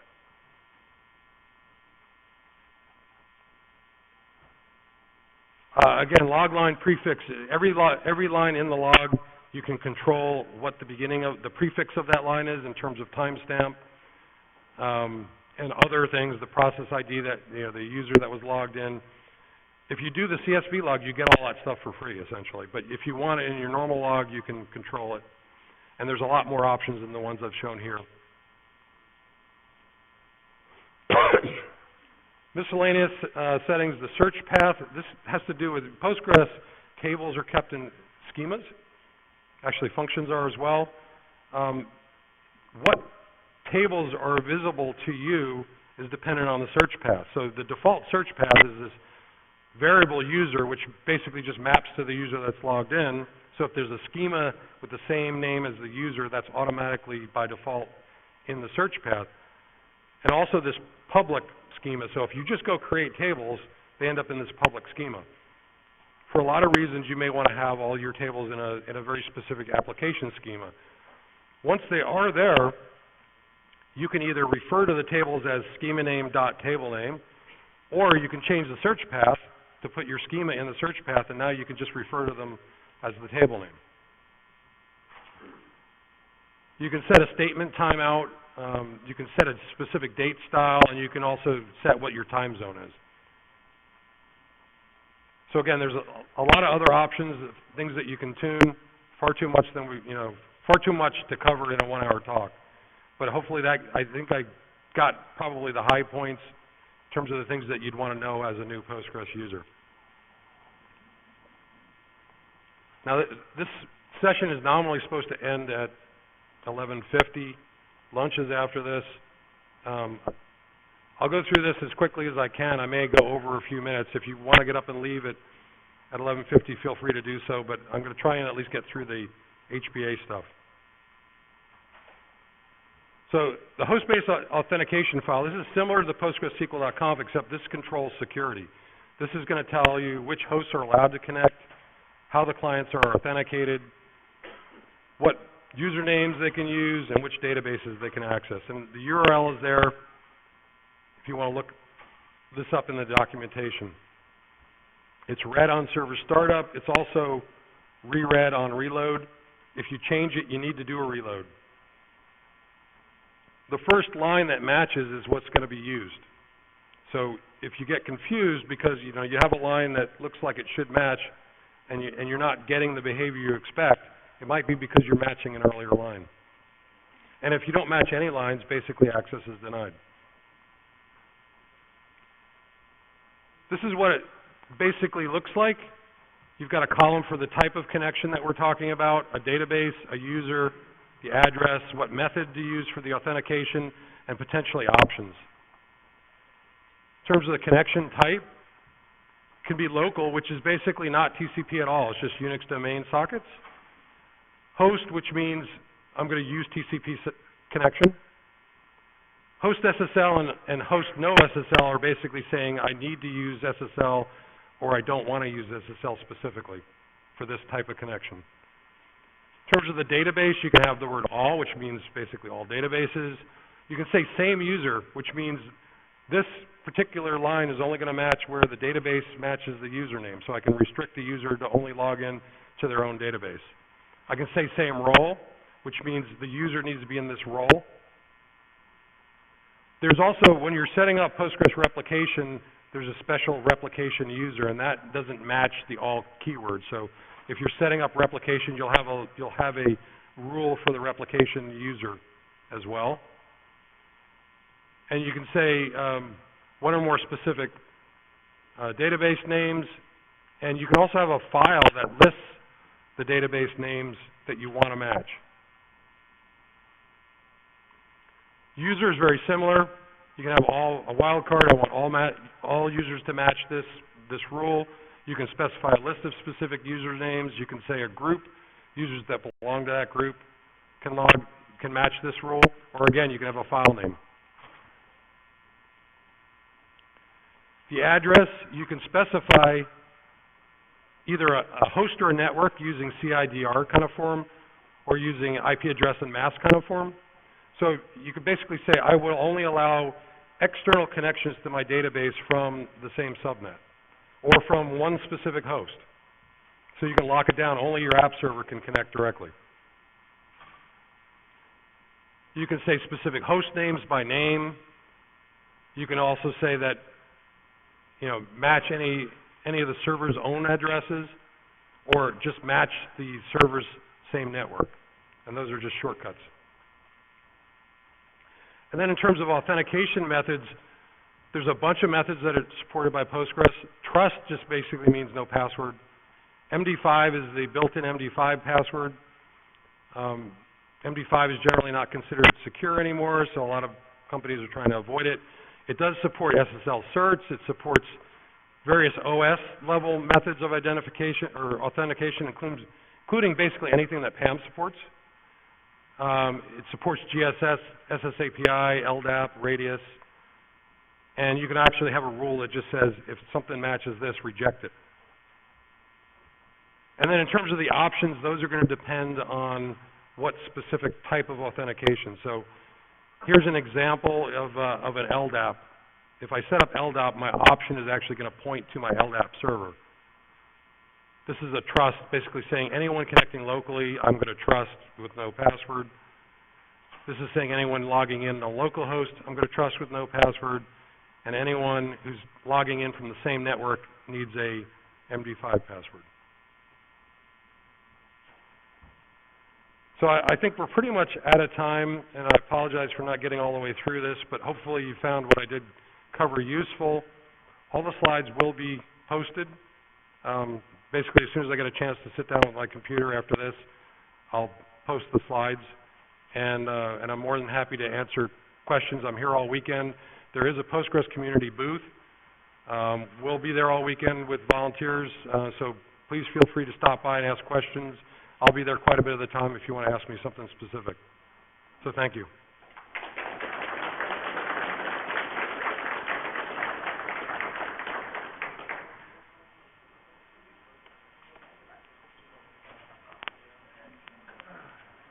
There you go. You don't seem to mention any of that. Always. All right. That was good. Thank you. Very nice talk. Thank you. Very well done. Yeah, thank you. Well, sorry for not getting through all the material.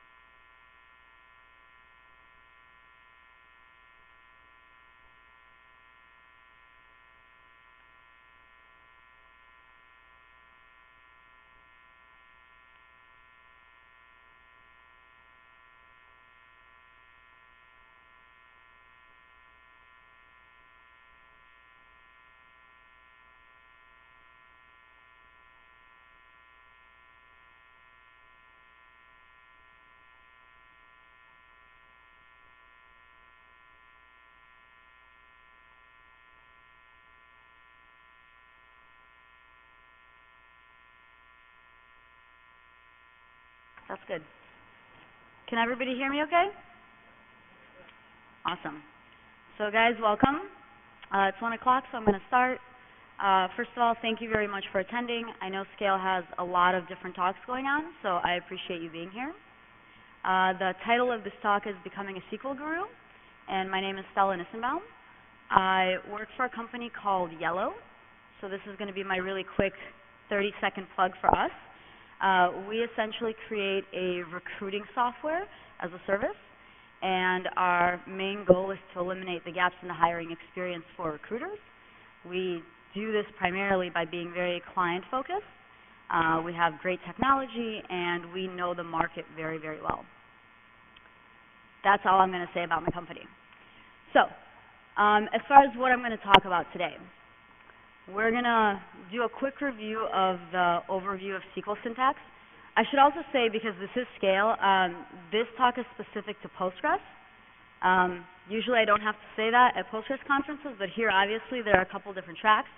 So this syntax is going to be specific to Postgres. A lot of this stuff will translate as far as concepts to other database platforms, but probably not all of it, and there might be some actual syntax variations. So we're going to do a quick review of join types. Raise your hand if you feel like you're pretty familiar with the different join types in SQL.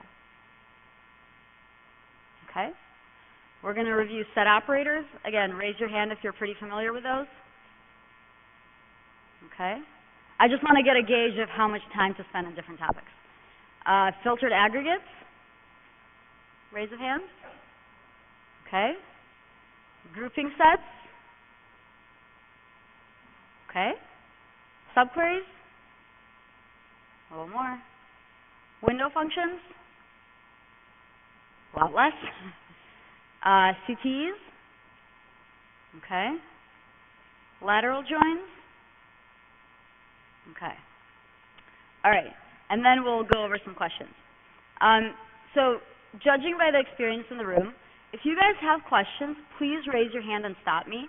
I would much rather not get through all of the content, but have you walk out of here feeling like you understood the concepts that we did discuss, than get through my talk and have you walk out not understanding anything I said.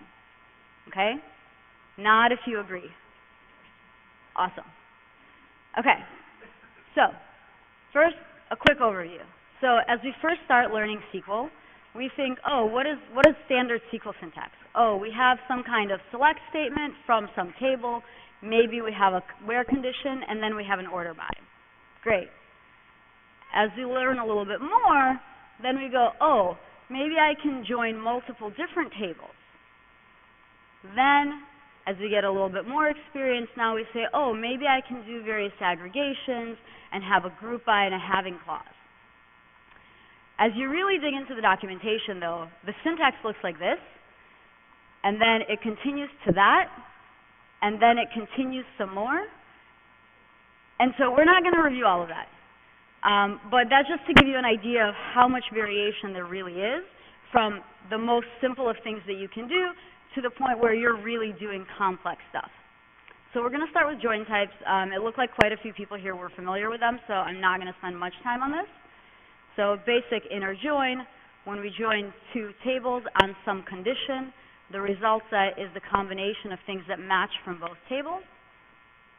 Then we have outer joins, where we also join on some kind of condition, but now we have the option of returning all of the rows from one or both of the tables, and only the matching rows from the other table. Any unmatched rows will show up as nulls. And the one that most people are not familiar with is the cross join. How many of you have used a cross join before? Intentionally, yes. How many have used it intentionally, and then how many have used it unintentionally? All right. So, the idea of a cross join is that it creates a Cartesian product between your two tables. So what does that actually mean? It means that we're taking all of the results, we're trying to get every single combination that can possibly exist between your two tables. And you do this by not specifying any kind of condition on your join. So, in my really simple example, let's say you sell several different products and you have multiple stores where you do this. if I then want to say, oh, I want to see the total combination of my potential inventory for every single store, how would I do this? So I might say I want to do a select star from the stores table, cross-join it to the products table. Now, one thing that I want to point out in response to the accidentally versus intentionally. In the older syntax, where you just join through commas, like this, it was very common for people to accidentally forget the where condition, and then that's how accidental cross-joins happen. Whereas if you do this explicitly, you can see that you're doing a cross-join and you're less likely to make this mistake. So in this case, when I cross-join these two tables, my result set looks like this. I have all of my stores, my store in Chicago and my store in Dallas, and each of them sells coffee and tea. Any questions on join types? Awesome. Okay, set operators. So I apologize I don't have handouts, but try to memorize this data set. There will be another one later. You're going to love me. So let's say we have two different tables. We have a customers table and we have a supplier table. Each of them has a name, a city, a postal code, a country, and in the case of the supplier, let's say we have their total annual revenue. So if I want to get something that says, oh, I want to see all of the cities that exist between my customers and my suppliers, how do I do this? So I'm going to do this with a union. And in this case, I'm going to start with a union all. So I'm going to say select the city from the customers and union all with the city from the suppliers. And what happens is I get my entire list. It runs the first query, and then it appends the output of the second query. One of the things that you'll notice here is that Chicago shows up in this list twice. That's because we have both a customer that's in Chicago and a supplier. Now, if I want to remove all of my duplicates, I'm going to do this by specifying a union rather than a union all. And in this case, we can see that Chicago is listed only once. Any questions on union versus union all? Okay. Then we move on to accept and intersect. So in this case, much like we can append two data sets, we can also do other things. So in one case, I can say, oh, I want to see all of the cities where my customers exist, except, meaning removing, the cities where my suppliers exist.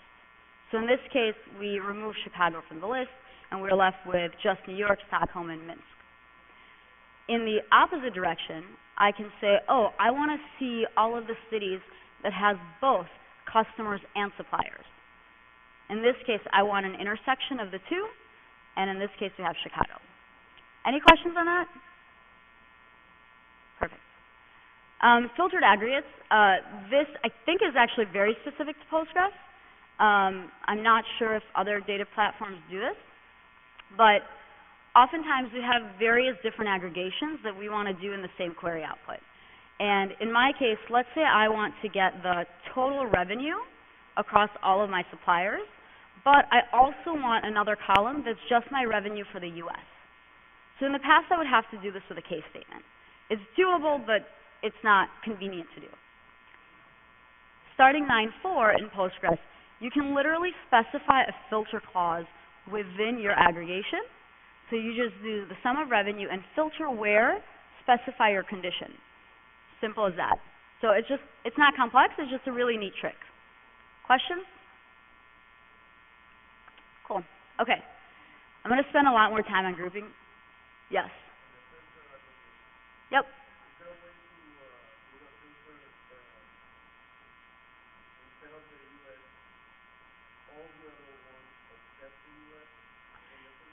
Yes, so the question is, can you do a filter rather than where something is equal to something, where it's not equal to something, correct? Yeah, so in this where clause, you can specify any kind of condition that you could normally specify in a where clause. So in my case, I could say where country is in a list, where country is not equal to something, where it's not in a list. And any kind of condition you could normally put in a where clause, you can put in here. With the exception of, I don't think you can do a subquery there. I'm not sure if you can. Any other questions? Okay. So I'm going to spend a little bit more time on grouping sets because it's a fairly new feature in Postgres that came out in 9.5. And so a lot of people aren't necessarily familiar with it. How many of you guys are actually on Postgres 9.5 or later? How many of you guys don't use Postgres at all? Okay.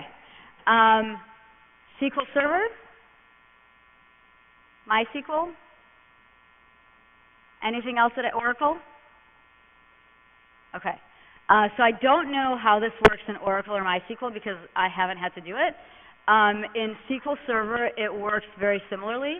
SQL Server, I know for a fact I used it back in 2008, SQL Server, I think. So it's been around for a while there. So the idea of grouping sets is that it allows you, it's an extension of the group by, but it allows you to group and create subsets and subtotals within your data set without having to do it through subqueries or unioning multiple different queries together. So what does that really mean? I'm going to go through it each one by one, but as a quick overview, rollup is just a variation of a group by. It's essentially a shortcut that allows you to define a specific hierarchy and then do your subtotals for within that hierarchy.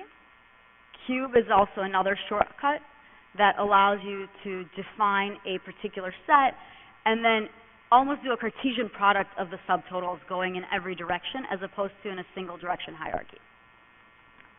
So one more table for you guys to remember, I apologize. Let's say now, in addition to customers and suppliers, we have an orders table. Our orders table will have a customer ID to link back to the customer table, supplier ID to get back to the supplier table, an order date, and an order amount.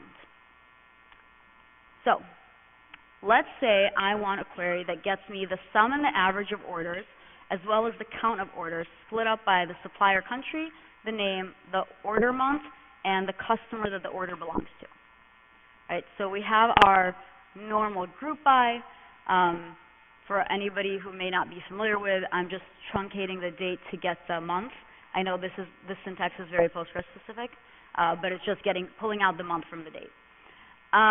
So this is how our normal group by would work. Our result set would look something like this. We have our country, supplier, order month, customer name, the sum, the average, and the count. That's pretty straightforward. Now, let's say I want to get subtotals for each group individually and display them within the same result set. So in my case, I want to get an aggregation by the supplier name, by the month, by the customer, and then across all of them together. So in this case, I specified group by a grouping set and listed the specific components that I want to group by. My result set will look something like this. So first, I have the aggregations grouped by my supplier name. I have the aggregation grouped by my customer name, then grouped by month, and then across the entire set. What do you notice with this data set that would be problematic?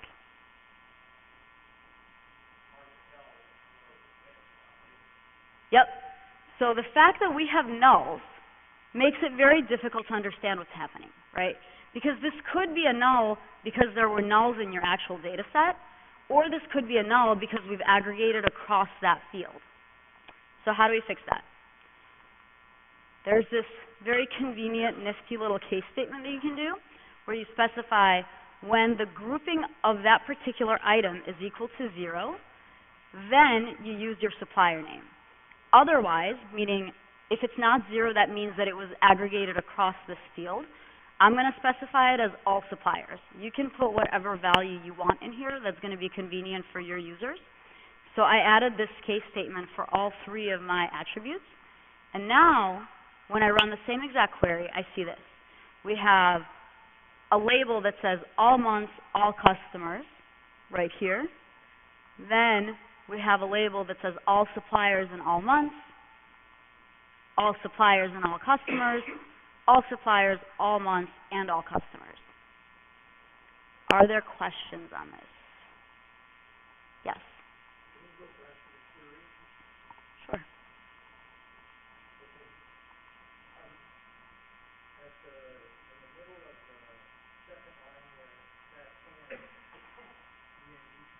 Yep. So if you're familiar, so the question, I'm going to repeat this for the camera. The question was, what is this end statement right here in the case statement, correct? That's your question? So when we do a case statement, you always have case when something, then something, else something else, and then you have to put an end keyword to end your case statement. Any other questions? So everybody knows how to do grouping sets now. Okay, this is promising. All right, I'm going to fast forward a little bit. Okay, so now we're going to go over an example with rollup. So like I said, rollup is essentially, by the way guys, this talk, a copy of the actual PDF, is posted online. So if you don't have to take pictures. If you go to the Postgres wiki, there is a list of the different conferences and presenters post their talks. So mine is posted on there. It will be posted for SCaLE if there's a link. If there's not, there was definitely a link for PGConf SV, and this talk is on there as well. So rollup is the first kind of shorthand of a grouping set where we want to specify a hierarchy and be able to drill all the way up through the entire hierarchy. So in my case, I want to be able to first get all of my aggregates by country, supplier, and customer name. Then I want to drill up to just country and supplier, then to just country, and then up across everything. So in this case, rather than specifying group by grouping set, I have the rollup keyword. And for the sake of space in my actual result set, I'm also limiting this to countries for the US and Spain, because otherwise my result set doesn't fit on the screen. So, what does our result set look like? First, we start out with our most granular level aggregations. So we have our country, our supplier name, our customer name, and our aggregations. Then we drill up one layer. Now we have our country and our supplier name, but all customers. Then we go up one more layer where we aggregate just to the country, but across all suppliers and all customers. And then one more layer of all countries, all suppliers, and all customers. Does this make sense? Okay. One thing to note, both for rollup and for cube, you could produce the exact same results by using the regular grouping set. It would just require a lot more typing. But you could do it. You just probably don't want to.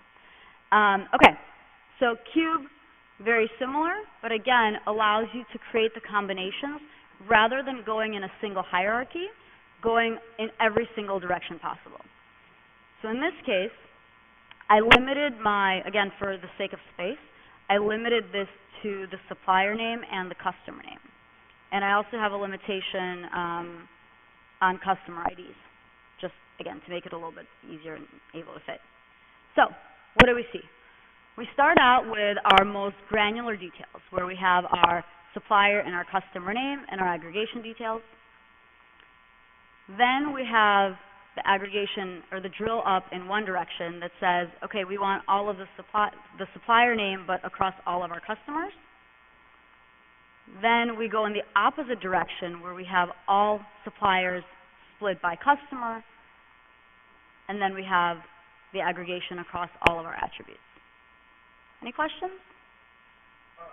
Just more a question of style than anything else.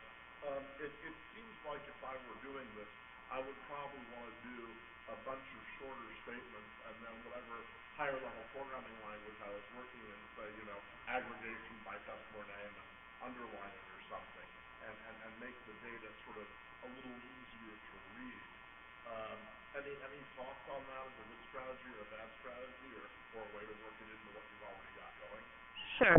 So the question for anybody who couldn't hear was, as far as stylistically, this kind of approach is can be difficult to read and interpret for people. So does it make sense to break this up in some way programmatically to have it displayed in a different way? So to answer that, I think it really depends on your use case and what technology you have available to you, right? So if you are, let's say, developing a web app and you just want specific metrics one by one, then yeah, it makes sense to split it up for the purpose of displaying. Now, you could potentially still do this aggregation on the back end once, and then programmatically pick out the line you want to display by just setting a filter on this, right? But if you're doing, let's say you're sending out standardized reports to some business areas, then for those purposes where they're accustomed to, let's say, seeing Excel outputs or something like that, or some kind of actual bar charts, then at that point you might want to split up more in this way and have all of the information displayed in a single output. All right, thank you. So totally preference and use case based. Any other questions? Okay, cool. So, subqueries. In Postgres, and I think in pretty much most other SQL platforms, we have two different types of subqueries that we can do. We have uncorrelated and correlated subqueries. I'm going to start with uncorrelated subqueries. So the idea of an uncorrelated subquery is that it calculates a constant result set that can then be used by your outer query. And it's executed only once. So what's an example of this? Let's say I want all of my supplier and cities from my suppliers table, but I want to limit it only to instances where the country of the supplier also matches a country that we have somewhere in our customer list. How do I do that? So in this case, I put this subquery in my where clause. We have select country from customers, and this is our internal subquery, and then we're limiting our country of our supplier based on this output. So essentially what SQL will do is it'll run this across your entire table, and then it'll compare this country to that list. And we'll see something like this when we run this. So once you understand that, the difference with correlated subqueries is that your inner query somehow references your outer query. So rather than being calculated once at the beginning, it gets re-executed every single time for every row of your outer query. So what does that look like? So in this case, let's say I want a count of my domestic customers, right? So customers that are in the same country as my suppliers. So in this case, I would do a subquery like this, where I have a select count distinct from my customers table, where the customer country is equal to the supplier country. And the supplier country is obviously in the outer query. So that gives us something like this. One thing to note, a lot of the time, correlated subqueries can be rewritten as joins. It just depends on your specific use case. Are there any questions on this? All right. This is always a fun one. Please ask questions if something is unclear, because I feel like a lot of people look at window functions and think, oh yeah, that makes sense, and when they look at it again, they go, wait, what happened? So please feel free to stop me and ask questions as I go through this. So what is a window function? So a window function essentially allows you to perform a calculation across a set of rows while still maintaining the row level detail of other rows. So what does that really mean? It allows you to reference the current row and also see other rows within your set while it's doing the calculation. So when would you want to use this? Obviously, if you need to do some kind of aggregations while retaining that detail. This is the basic syntax of a window function. It looks a little bit confusing when you first look at it if you haven't worked with it before, but high level, you essentially have your function name, and then you have your over clause that specifies your window definition, and it has an optional frame clause. So what does that actually mean? A frame clause determines the set of rows that make up your window frame. The default, if you don't specify one, is going to be the range unbounded proceeding. So I'm going to walk through a couple of these examples and the details of it. So we can specify range or rows within our frame clause, and then we can specify a frame start and a frame end. Frame start can be anything from unbounded proceeding, value proceeding, current row. Ending can be unbounded following, value following, current row. So the default for the end is the current row. The default for anything without specifying a clause entirely is the unbounded preceding range. We'll go through the distinction between range and rows in a second. Okay, basic example. Let's say I want to compare each supplier's revenue to the average revenue of other suppliers within their country. How do I do this? So in my case, we have the regular revenue listed, and then we have this average revenue over. We're partitioning by the country, and this is going to be our result set. Now notice, because we did not specify a particular frame clause, it did it as a range. So we can see that we have, let's see, I can't look at it from this angle. For Canada, because there was only a single row for Canada, the average is the same as the revenue for that supplier. The same thing happens for Spain. But for the US now, we can see that our average is the average of the two suppliers. And we see that right there. So the range treats all of the like-minded things as a single unit. So in my case, we see that when we do an average, so in this case I did a running average. I removed the partition just to make the point. We can see that our running average starts out equal to the 400,000. Then it averages these two rows. And now when we get to the US, it's lumping both of these rows into a single operation to get this average. Does that make sense? Nod or shake your head. Okay, I see some thumbs up. Now, if I change this to be rows, the thing that changes is now each of the elements within my order by are treated independently to get a true running average. So in this case, rather than treating the 300 and the 250 as a single unit, it calculates it for these first three rows to get this number, and then all four rows to get this final number. Does that distinction make sense? Okay. Sometimes we have multiple different window functions within the same query, and oftentimes we want them to be running on the same window clause. So that means we have the same over section, so we're partitioning in the same way and we're ordering in the same way. In cases like that, rather than copying and pasting your over clause repeatedly or retyping it continuously and potentially making mistakes, we can just use a window clause. So the syntax for that is, at the very end, you just say window and give it a name as provide your definition. And within your actual SQL, rather than specifying it again, just say over and then the name of the window that you gave it. Pretty simple, convenient shorthand. Yeah?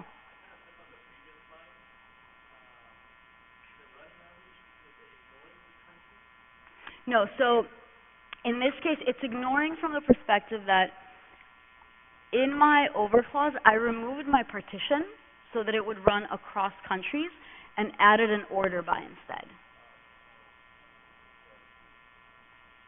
Any other? Yep.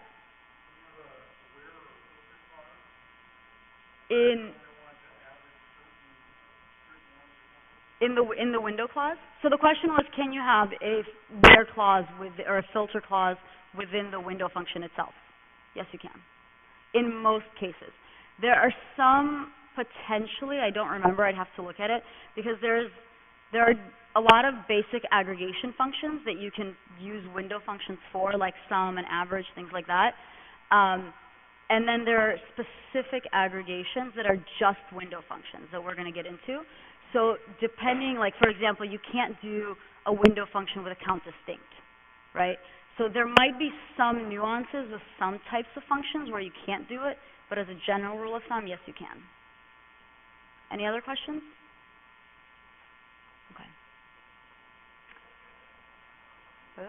Okay, so like I said, there are some functions that are specifically built out as window functions that don't exist as their own as aggregations. So the first one is a row number. So in my case, let's say I want just a straight row number for each of my suppliers as well as this average that I had before. So, I have my original over clauses right here, the same way as they were on my last slide, but now I've added one more row. It's row number over, and in this case, I want it to go across all of my result set because it's fairly short. So once I have this output, we see that each of these has its label of 1, 2, 3, 4. It essentially creates an ID. There's also rank, which is very convenient. One thing I will say, I've seen many people try to use rank as a row number. Please don't. I've seen this numerous times where somebody just doesn't realize the difference between the two, and they try to get a unique list of IDs using rank. It may not work. So the thing that you have to remember, so in this case, I'm doing my rank, and I'm ordering by country descending, because I'm from the U.S., and clearly the U.S. is the best. So, so one thing that you'll notice is in this case, when we produce our rank, both of the rows that have a U.S. listed as a country, they have the exact same rank, which means that if you were hoping that this would be unique, you would be incorrect. Once you get to the next level, it jumps to 3 and 4 the same way as it would normally. Does that make sense? And why you don't want to use this as a row number? Yes? Is there an implicit order by here, or I don't see order by disappear. Are you knowing what's coming up with? So my order by is specified within my rank. So as far as what value appears for the rank is specified by my window clause. The order the rows come out. I'm actually going to get to that in a second. So the order of the thing that determines what value is here is specified within my order by here. But in this case, I did not specify an order by for my overall result set. But, Bruce, what I wanted to demonstrate is that you can also order your overall result set without changing the impact that it has on your actual values. So in this case, the determination of my rank is still being done right here with this order by country descending, but now I've chosen to order my output by supplier name. So in this case, the result set is now in a different order, but the values for the rank stayed the same. Does that address your question? Okay. Well, I think there is an implicit order, like when Postgres runs its queries, if you don't specify an order by, there is some implicit way that it does it. There's, I don't know if it's... I could have mixed order by in partition. Correct. I don't know what order is going to happen, right? Correct. You may not know the order in which your result set appears, but you can still control the values that are generated. So it depends on if you care the order in which your result set is displayed, I suppose. Any other questions on this part? Yeah.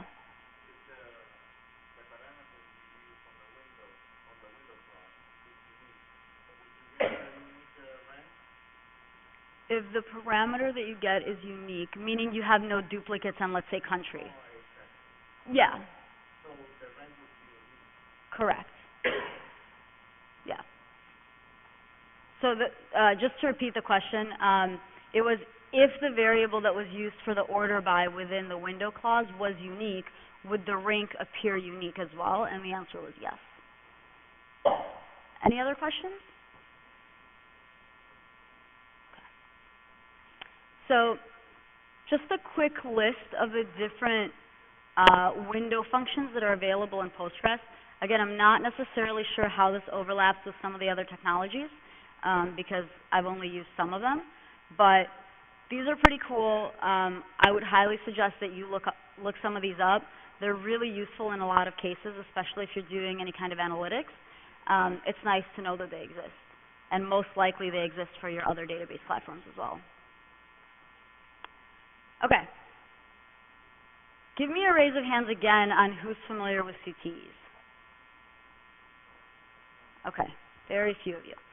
So as a quick disclaimer, there's also a another talk this afternoon. I think it's not the one right after this, but after that, that does a deep dive on CTEs. So if you think this is interesting as I go through it, please come see Jim's talk. I think it'll be very useful for a lot of people. So, quick overview of what is a CTE.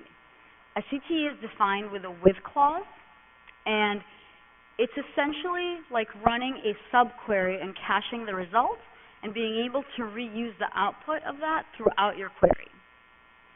So, one thing to remember is these can be self-referencing and recursive. We'll do an example of that in a minute. But also remember that, at least in Postgres, I'm not sure about other database platforms, they act as an optimization fence. What that means is that Postgres will optimize your common table expression independent of the rest of your query.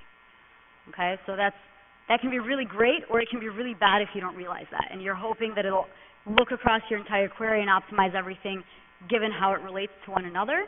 Well, your CTE might be running for 5 hours. So I don't recommend that. Basic syntax, you specify a with, you can specify the recursive keyword, give your CTE a name, and then do a select statement. And then you can reference that later on. So let's do a quick basic example. Let's say I want to start out by getting a count of customers by country. Okay, so I specify with CTEC, it's going to output my country and my customer count, and this is the query that's going to produce that result. Then I want to create a second CTE that does the same thing but for my suppliers. And then I want to join the two CTEs on country to get my full list of countries split by the customer count and the supplier count. Does that example make sense? Okay. The recursive example. Yep.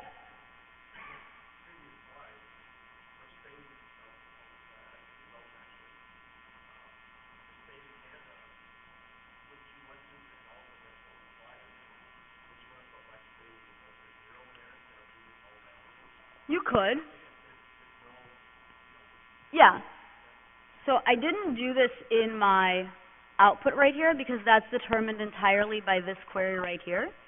Right? So I did a full join which left it as nulls. I could have certainly put some case statements or done a coalesce. Right? So I did a coalesce for the country to make sure that every single row listed a country. And I could have done the same thing with the others to coalesce it with a 0. I just chose not to because I wanted to kind of accentuate the distinction of that we were doing a full outer join between the two sets. Any other questions? Okay. So we're going to go through a simple recursive example. So let's say I want to get a list of all numbers from 1 to 100. How do I do it? Other than, hard coding it. So we start out, we have with, the same as we do for other CTEs. We have the recursive keyword. We have our name, and then our output, I'm just labeling it as n. We start out with values as 1, because that's how we get our starting point. Then I'm doing a union and selecting n plus 1 from self-referencing the CTE itself, where n is less than 100. And then I'm just selecting everything from that CTE. So let's break it down. How is it actually being evaluated? We have essentially, it's easier to think of it as 3 buckets. So we have our recursive query result, we have a working table, and we have an intermediate table.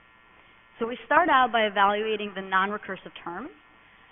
If we're using a union rather than a union all, we're going to remove all of the duplication, and we're going to take the output of that non-recursive term and place it into 2 places. We're going to place it into the result set of the recursive query, and we're going to place it into a working table. After that, for as long as there is something within the working table, we're going to follow these steps. We're going to evaluate our recursive term, and we're going to substitute the contents of the working table for the recursive self-reference. So what that means is right here, when we had from CTE name, the first time that it ran through this loop, it started with 1, because that's what we had as n. Once we do that, if we have a union, we remove all duplication, and then we take the output of that, we place it into an intermediate table as well as into our recursive result set. So we're appending our result set. Then we replace the contents of the working table with that of the intermediate table and empty out the intermediate table. And we keep going and going and going until there's nothing left in the working table.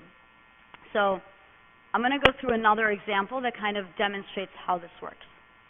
So let's say we have a table that has various car parts in it, and we have what is the whole part, what other parts are in it, and how many of those other parts are in it. So in our case, we have a car that has 4 doors, you know, an engine has a cylinder head, you get the picture. So let's say I want to write a query that calculates for me how many screws does it take to assemble the entire car. To do that visually, you would say, oh, well, let's see. There are 5 screws in a wheel, but a car has 4 wheels, so we have to multiply that. Then we also have 14 screws in a cylinder head. A car has 1 of those, so then we add that. Obviously, you don't want to be able to do, you don't want to have to do this manually every time. So we're going to start with our non-recursive term. We're going to select everything from that table where the whole is equal to the car, because that's the grain that we want to start with. And then we're going to add a union, because we don't want any duplication. And we're going to select, so this can be a little bit confusing, I'm selecting everything from the CTE itself, joining it back to our original parts table, where the whole is equal to the part of the CTE. And then we're multiplying the 2 counts. So kind of like we said that if a wheel has 5 screws, but a car has 4 wheels, we need to multiply 5 by 4. So once we do this, we go through that process, and then at the very end, I just want to get a count from this new CTE, which I had labeled list right here, and I'm going to put a filter where the part is equal to a screw, and that's going to calculate for us that it takes 34 screws to build a car. Are there any questions on that? Yep. How is this kind of thing in terms of speed? That's really, really useful, but it would slow the heck out of. Yeah. So the question is, how's performance? It depends on how convoluted this is and how much it has to do, right? If you're running over a table that has 1,000 rows versus you're running over a table that has 2 billion rows, that's going to be a massive performance difference. It's not as performant as a lot of other things, but if you think about how non-performant it would be to do this in some other way, then, you know, at least from a SQL perspective, right, this ends up being more performant than if you have to keep doing left-outer joins without knowing how many times to do it, right, because that's ultimately the issue. You need to keep joining the table back to itself, but you don't know how many times you have to do it, right? So this kind of does that for you and enables you to only do it as many times as is actually mandatory, rather than trying to guesstimate and usually trying to overestimate in order to account for the vast majority of your options. So it's kind of, like, if you ask me, is it great, I'm going to say no. But is it better than some of your other options? Yes. Okay, thank you. Any other questions on that? Okay. So another cool thing with these is that they can be writable. So let's say I want to take some rows out of my main parts table and archive them into a different table. How do I do that? Ultimately, I want to remove them from the first table, write them into another. So in this case, we have a CT that's storing our archived rows. The CT itself is actually doing a delete. So obviously, please be careful. Don't empty your entire table by accident. Put a where clause if you're deleting things. But we're deleting from the parts where the whole is equal to the car. The CT itself, we're just doing a return star. And then in our final output, we're actually inserting into a different table everything that's within this CTE. So it's really convenient from this perspective that you can kind of have this cache and move data around. Yep. But you're not cascading through all the car parts. Correct, no. In this case, I'm not. So in this case, I said, oh, I want my parts table to only be parts of a car, not the car itself. Like, let's say I don't want the whole as the car. There are just certain rows that I realize belong somewhere else, and I want to archive them for whatever reason. How many screws does it take to build a car? How many screws does it take to build a wheelbarrow? How many screws does it take to build a Yep, bike? exactly. Okay, any other questions here? Okay. Just like before, we can do a writable CT with recursion in it, using the recursive CT. So in this case, I have the same exact query that I had before that produces my list of all of the different parts that are necessary to build a car, starting with the car level. But now I'm materializing it into another table, because I decided that for my engineers, that's going to be much easier to use than having to perform this calculation every single time. Make sense? Okay. Yeah.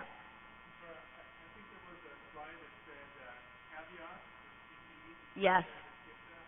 I did not intend to skip that. There we go. I did not. I was just looking out at the audience while speaking. So, like the gentleman pointed out, there are some caveats, and I think that Jim is going to go into some of these in more detail later on today. But one thing to note, even though these are called recursive CTs, they're actually not recursion. They're iteration. So they're just looping through a part of the code rather than calling itself. I don't really know what spurred the word choice originally, but just be aware of it. Also be aware of things like union versus union all. Obviously, it will change your result set. I already mentioned that these are optimization fences. There are a couple others. So you just have to know what you're doing if you are using CTs, especially in production code. If you want more detail on some of these, talk to me later. Okay. One more last bit. So lateral join. It's very convenient. It showed up in 9.3 in Postgres. I don't know about other database platforms. So what this allows you to do is it allows you to reference other elements of your outer query within a subquery in your join. So, and you can do this with set returning functions or actual subqueries that reference tables or entire blocks of code. So, quick example with a set returning function. And also please note that when it comes to set returning functions, the lateral is implicit, whereas with tables and subqueries, it has to be explicitly stated. So I'm going to show you that in a minute. But let's say I first create a table that generates a series from 1 to 10, and then I want to take that new table, lateral join it to the same series, but this time substituting the maximum value with the initial value that was produced in my table. So I can do this in two ways. I can specify the lateral key join, or I can omit it and it'll perform in the same exact way, and it'll give me an output like this. Does that make sense? Nod. Yes? Okay. So an example with actual queries that probably makes a little bit more sense. Let's say I want to start with all of my customers whose name starts with S, and then I want to get a list of all of the suppliers that operate within the same countries as those customers. So when I try to do this, and I have my subquery that limits my customers to those with a name that starts with S, and then try to join to a subquery of countries that are just matching those countries, and I run this, I get this error. So Postgres knows that this table exists or that the subquery exists. It just tells me that I can't reference it from this part of my query. So how do I fix that? We add this one magical word, and voila, everything works instantaneously. There are other ways to do this. You could do something like this. At one of my old companies, when I looked at our code base, this is what we had everywhere. This was before lateral was implemented. So we had these really awesome correlated subqueries within the actual join criteria. As you can imagine, performance was just really great. And reading this was especially great when you had like 20 left outer joins with correlated subqueries in the join criteria. really human readable. So it's pretty messy, obviously. If you don't have to do it, don't. Use lateral where you can. Any questions? Nope? Cool. Like I said, for people who are trying to take pictures, this is going to be online if you go to the Postgres wiki. It has a list of the different conferences, and you can look at the slides on there. Thank you.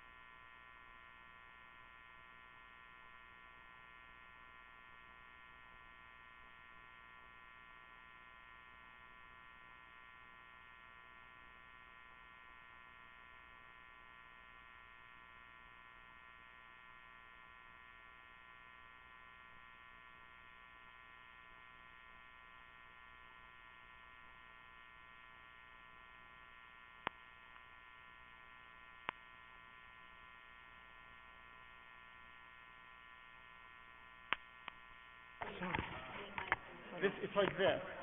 So this is your back.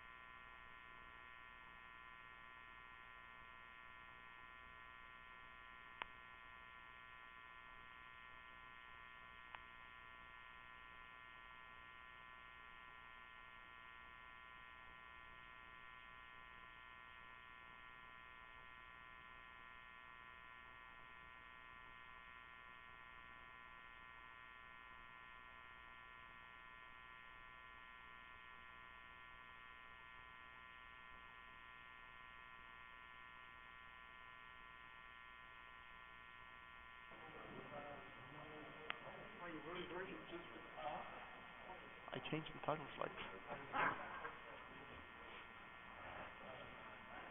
I had a script. And I deleted one slide. Oh, I just realized I forgot something.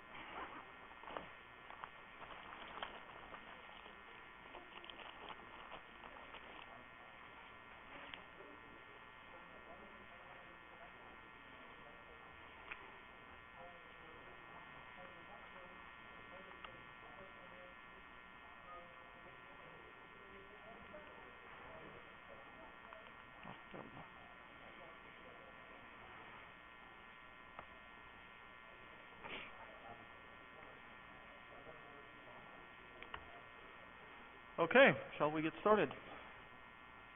Good afternoon. My name is Magnus Hagander, and I'm here to talk a little bit about Postgres 9.6. But first, a couple of quick words about myself. As I said, I'm Magnus Hagander. I work for a company called Red Pill Linpro, which is an open source services business. We do consulting and training, support and things like that, based in the Scandinavian region. We're in Sweden, Norway, and Denmark. I'm out of Stockholm in Sweden myself.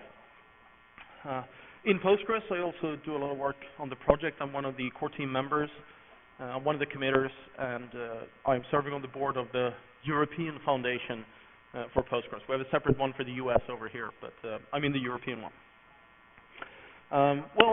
Let's just leave it at that. That's enough about me. Let's talk about Postgres. Postgres 9.6 being the latest version. So who here is already using Postgres 9.6 in production? Oh. Who's using it? Quick up in production, quick down, right? Who's already using Postgres 10? Nobody. Come on.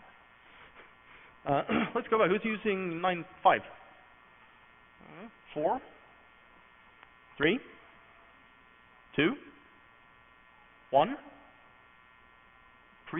Prior to 9.1. Okay, well, okay. One poor person who knows that 9.1 and earlier are no longer supported. I think this was probably the best turnout ever, with only one person raised their hand on 9.1 or earlier. Usually there's a lot more people who use the older versions. So Postgres 9.6 is the latest released version of Postgres, and probably the one that you should be using. For those of you who are not following the Postgres development schedule closely, we typically do a major release every year. If we look at the development schedule for 9.6, it started in June 2015, when we branched off what was about to become 9.5. So the way that we work in the Postgres project is we have the master branch, which is the upcoming next version, and then for each major release, we branch off a stable branch that then lives for 5 years. So basically what happened on the 30th of June in 2015 was that we said, we're splitting off 9.5, it's done now. Of course, it's never done, but it's mostly done. And we opened up for addition of features into what was about to become 9.6. And then, of course, we have a development method. Everybody has their own name for something that's reasonably similar, right? In Postgres, we talk about something called commit fests. The general idea is we spend a month developing code, writing patches, submitting patches, and then we spend a month reviewing and merging these patches. And that's the process that we call the commit fest, is to review and get these things committed, get them merged into the master branch. And the 9.6 development schedule was split up into 5 of these commit fests. There was one in July, one in September, one in November, one in January, and one in March. So as you can see, the one in March actually went on for about 2 months instead of 1. But that's because it's the last one, and now we actually have to stabilize everything. And around May or so, we started getting beta versions. We got a release candidate, and in September, we got the 9.6 release. And we've been slipping. We've actually been aiming for September releases for a lot of years. And for 3 years in a row, we missed September, because, you know, we're an IT project. You all hit all your deadlines, right? But we did actually manage to get back on schedule and release it in September. And the current development work going into Postgres version 10 is also aiming for September. But being Postgres, if we're not done by September, we're not going to release by September. You're just going to have to wait. We don't release until we feel the product is ready. But we have managed, at least for one release, to get back on track on the schedule. Let's hope that we can keep that up for the upcoming releases as well. We try to aim, as I said, for one version every year, and each major version is supported for 5 years, which is why 9.1 went out of support in, I think it was November of last year, because it was then 5 years past the release of that version. So 9.6 was released in September 2016, which means it's going to be supported until September, what's that, 2021. So once you start approaching that, start planning your upgrade. So let's get into what we're actually talking about here, which is the new features that came in this version, the reasons for you to upgrade, right? And I always try to group these. It's not necessarily easy, but I've tried to split them up into sections of DBA and administration, developer in SQL, replication and backup, and then of course everybody cares about performance. So we got a few things particularly about that. Of course, the whole sort of traditional DBA, in my experience, doesn't really exist anymore. Like, we're all sort of crossover, call it DevOps, call it what you want, but the general definition, as I'd like to say, is, well, developer and SQL features, yeah, these are things that are exposed at the SQL query level. And the things I've qualified as DBA are things you do in configuration files and through tools and things like that. So let's take a look at some of the DBA and administration features. I'm going to start with a very small feature that has been on the top request list, I think, for probably 15 years in Postgres, which is you can now set a parameter called idle in transaction timeout. So that if you have a session that's idle in transaction, previously we've had a session timeout, like you can kill a query if it runs too long. But if you have an open transaction that's not doing anything, it'll just sit around, right? And an open transaction that's not doing anything at all can block vacuum from doing a good job, causing table bloat, and all the performance implications that will eventually have.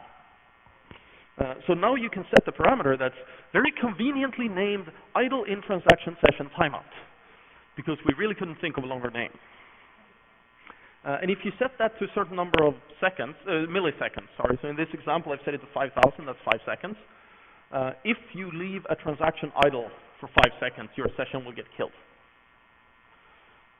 The difference here is you have a statement timeout. If you set your query can't run for more than 5 seconds, Postgres will cancel that query, but your session will still exist, right?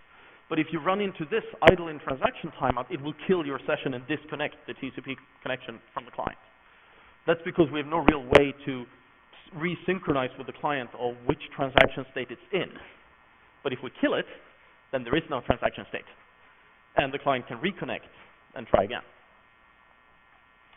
So it's one of those small things that it will save you a lot of your manual scripts that used to do this, or your monitoring that used to try to track when this happened.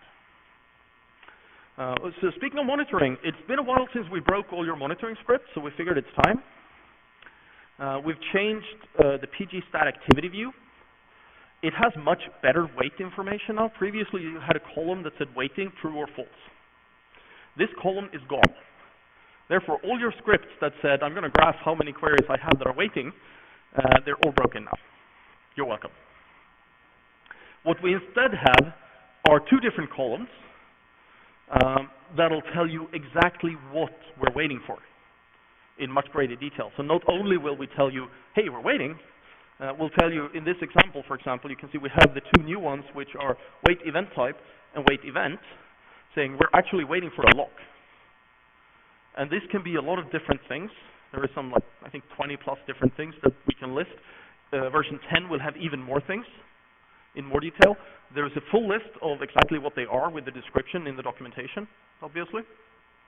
But your previous query, which said, select star from PG stat activity where waiting, is now going to be where wait event is not null. So if a session is not waiting for anything, these fields are going to be null. But as soon as we're waiting for something, which can be, in this case, we're waiting for a transaction ID lock, which means we're waiting for another transaction. But we could be waiting for the while insert lock, for example, meaning we're waiting to write to the transaction log and somebody else is doing that, so we can't do it right now. Many of these are very, very short-held locks. Well, they're supposed to be very, very short-held locks. And if they show up, that might be a problem. So it's something that will break a lot of monitoring scripts. Well, we believe it's worth it because you get much, much more data about what's actually being wrong. Another thing that's useful, who's ever written a query to try to figure out when you had this waiting equals true, to figure out what it's waiting for by joining in and all that stuff? Did you make it work? You probably made it work most of the time, but it's actually, there are things that were really hard because we didn't really expose all that data. Well, I have good news for you. We have a function called PG blocking PIDs, which means you can just change your whole query to be PG blocking PIDs and you're done. So I'll go back and show this example here had my PID 4026 is waiting, right? It's blocking on something. So what I then can do is I can query PG blocking PIDs for 4026, and it says, well, it's waiting for this guy. And that can be an array of multiple processes if it's waiting for more than one thing. And then, of course, we can take that back into a join, back to pgstat activity, to see what's this other PID actually doing. And this will actually look at all, obviously, the internal state.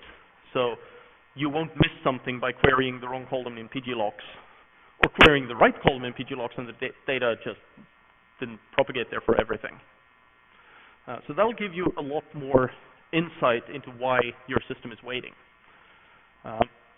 We have some other things that have been requested for a long time. We have a new feature called Utility Command Progress, which is a framework. And then we have a single implementation of it, which is pgstat progress vacuum, which will, for every vacuum that's running in your system, it'll tell you how far along it is. So if you're running a vacuum here, you can see, well, it's, again, this 4021, it's running a vacuum. It's currently in the phase of scanning heap. It has scanned 27 pages out of 4425. And you can see how it's progressing. You can see how many pages it's actually vacuumed and all those things. Now, don't expect this to be linear, right? You can't just take this and say, oh, it's done 27 out of 4425. I know how long this is going to take. That's not how it works. But it lets you see how it progresses. In this case, it lets you see, well, if it's done 27 out of 4,500, you've probably got a while longer until this guy's done. In this case, I set a really high vacuum cost delay so that the actual vacuum would take an hour or so, because the table has, say, not a lot of blocks. It was really hard to capture that. But this will show for all your vacuums. Now, the framework supports other utility commands as well. We don't actually have any views for them. We don't have the data. But we hope in the future to have, for example, create index progress. There's no fundamental reason we can't have create index progress. It's just nobody's written it yet.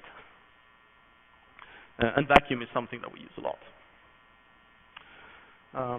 Furthering on the topics of monitoring, we have a couple of views and functions. There's a new view called pgconfig, and a bunch of functions called pgcontrol something or other. The view will output exactly the same information as you get from the command line tool pgconfig today. And the functions, pgcontrol something, will get the data that you can today view with pgcontrol data. But this means you can view these in a SQL session. Like, you can view them remotely. You don't need access to the server to figure out flags, for example. pgconfig will tell you exactly which configure flags were set when Postgres was built. Well, now you can view these remotely. Maybe your application needs to adapt to certain things in Postgres. And the pgcontrol data, you can get information about checkpoints and all this stuff without having to shell out and run a command. It can save a lot of things. The thing I think from probably from a DBA side or a database management perspective side in 9.6 is the by far biggest change or the biggest benefit. Will come to anyone who has a database with a large number of transactions, who has experienced transaction ID wraparound. Okay, I'm glad that wasn't very many. Who has experienced a vacuum freeze that happened at a really inconvenient time? A few more. So the thing that we have is a feature whereby we track all frozen pages. So how this works in Postgres in a very simplistic way is, as you know, every row has a version stamped on it. Which transaction did this? And eventually we run out of numbers because it's a 32-bit number. The way we handle that is that we move something called an epoch. So we move what 0 means. That means that we can have an open space of 32 bits. And in between those, we need to run this thing called vacuum freeze. And vacuum freeze, in a standard way, goes over all the pages in your table and looks at the rows and says, is this row visible to everyone? Because as soon as it's visible to everyone, we don't really care about who created it anymore. And then we stamp it with this magic transaction ID called the frozen transaction ID, saying this one's visible to everyone. And we need to do this once every couple of billion transactions because we're 32 bits. And when we do this, it takes a long time. It generates a lot of I/O, and it usually happens at a bad time because of, Murphy. So what we do in 9.6 is we track which pages contain only completely visible rows. Because if they do that, then vacuum freeze on these pages will be a no-op. It doesn't do anything. But 9.5 and earlier would still have to scan the page to find this out. But now we use our visibility map and we track the fact that this is the case, and we can just skip these pages. This means that a vacuum freeze of a large table, like you can have a 10 terabyte table, but most 10 terabyte tables, usually there's a very small portion at the end that's actually getting inserts and updates, and the rest tends to be mostly read-only, which means that this expensive vacuum freeze operation can just skip to these blocks in the end, and vacuum only does. So we still have to do the freeze vacuum, but it becomes much, much cheaper. And if you have a large database, that can really save a lot of time, a lot of I/O. It works for mostly read-only table. If you update one row on every page, I'm sorry, we're still going to have to vacuum the whole thing. But that's not a very common use case.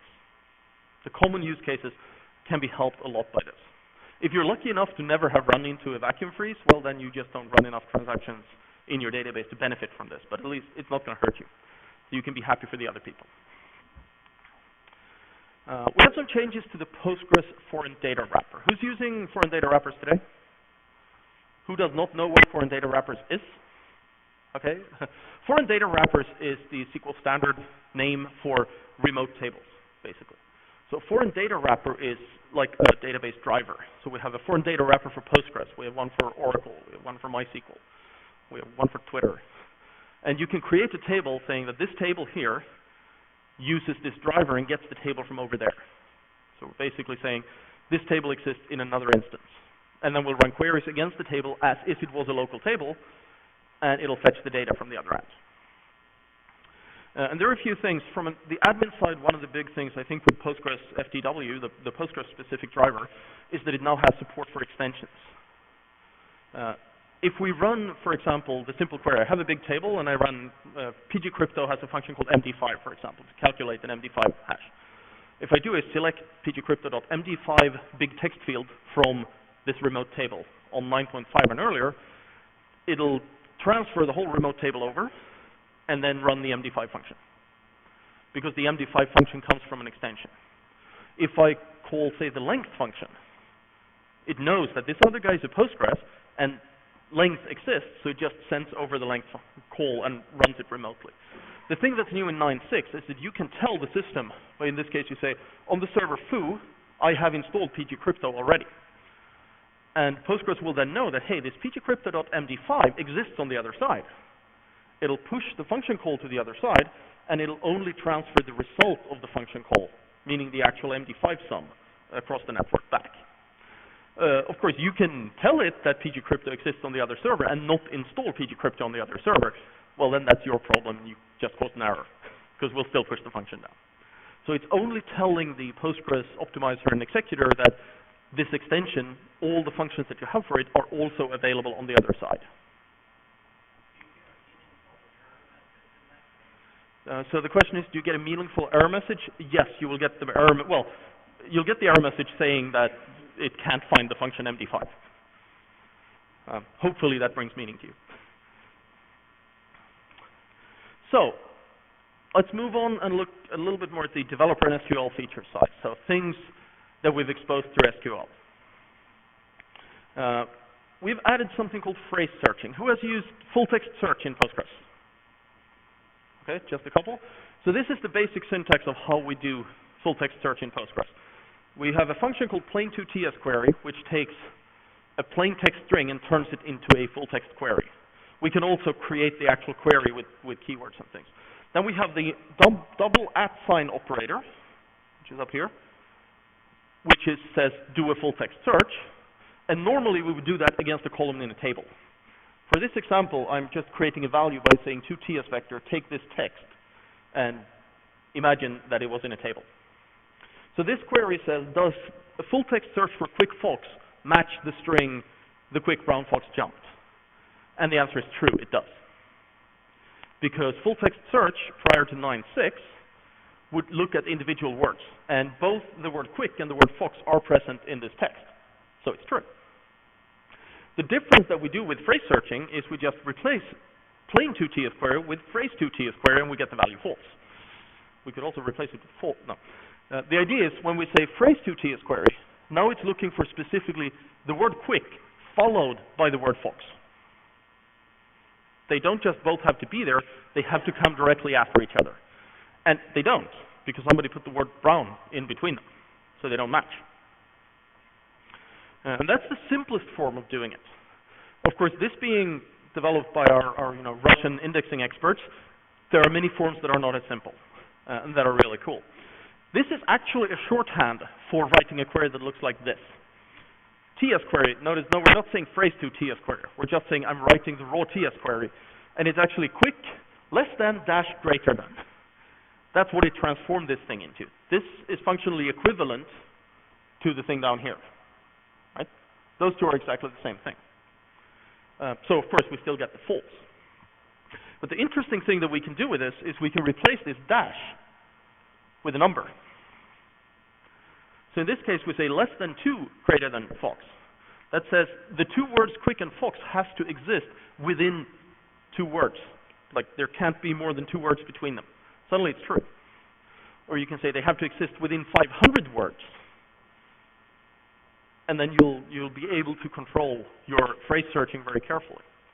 The most common thing is obviously we want the words when they're right next to each other. But being able to specify this distance operator can help you exploit the phrase searching much more. And you can, for example, you can do step-by-step searching, saying, oh, there was no matching when they were next to each other. Let me see within 3 and see if there's something there to sort of move along and give the users some feedback through that process. And for those of you who are SQL developers, I'm sorry, but that's actually the only real sort of SQL level thing that I'd say was in 9.6. There are, of course, other SQL level features in 9.6, but there's only 45 minutes for the talk. And there are many other interesting things happening. So instead, let's take a look at replication and backup. Speaking of the fact that we broke some of your monitoring scripts, of course, we're also going to break your replication scripts.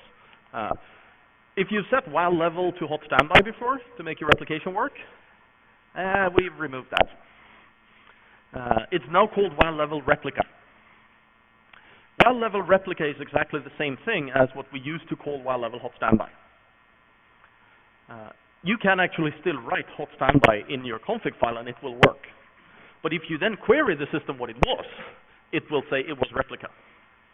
So if you have like automated configuration that monitors that these things match, they're no longer going to match and you need to change it to be replica. We also used to have a while level called archive. That has been removed.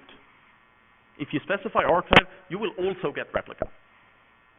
I think it took us a few years to realize that we originally added these 2 levels as separate because we didn't really know if there were scenarios where the overhead of having hot standby versus archive was going to be really bad. And with however many 6-7 years worth of experience, we know now that it's not. So there's no need to keep them both. Which also means if you're running a Postgres prior to 9.6, don't bother setting while level to archive. Just set it to hot standby and be done with it. Right? Minimal still is an acceptable optimization that helps you, but if you're thinking archive, just set it to hot standby. It gives you more features for very close to no overhead. And whatever little overhead it is, it's going to be worth it to do that. On the replication side, we also have a new view to help you monitor with something called pgstat while receiver, which exists on your standby node. Previously, we had pgstat replication that you've seen on your master node that lists all the connected replicas, how far ahead in the stream they are, how far behind, what they're doing. pgstat while receiver exists on the replica and tells you about which master it's talking to, so that you can monitor it, so that you can find out if you're connecting, make sure which of your clusters it's connected to, things like that. It will have 0 or 1 rows. The view still exists on a master, but it will always be empty. It will have 1 row if it's a standby that's connected to a master. And Postgres doesn't have multi-master, so it can only be connected to 1.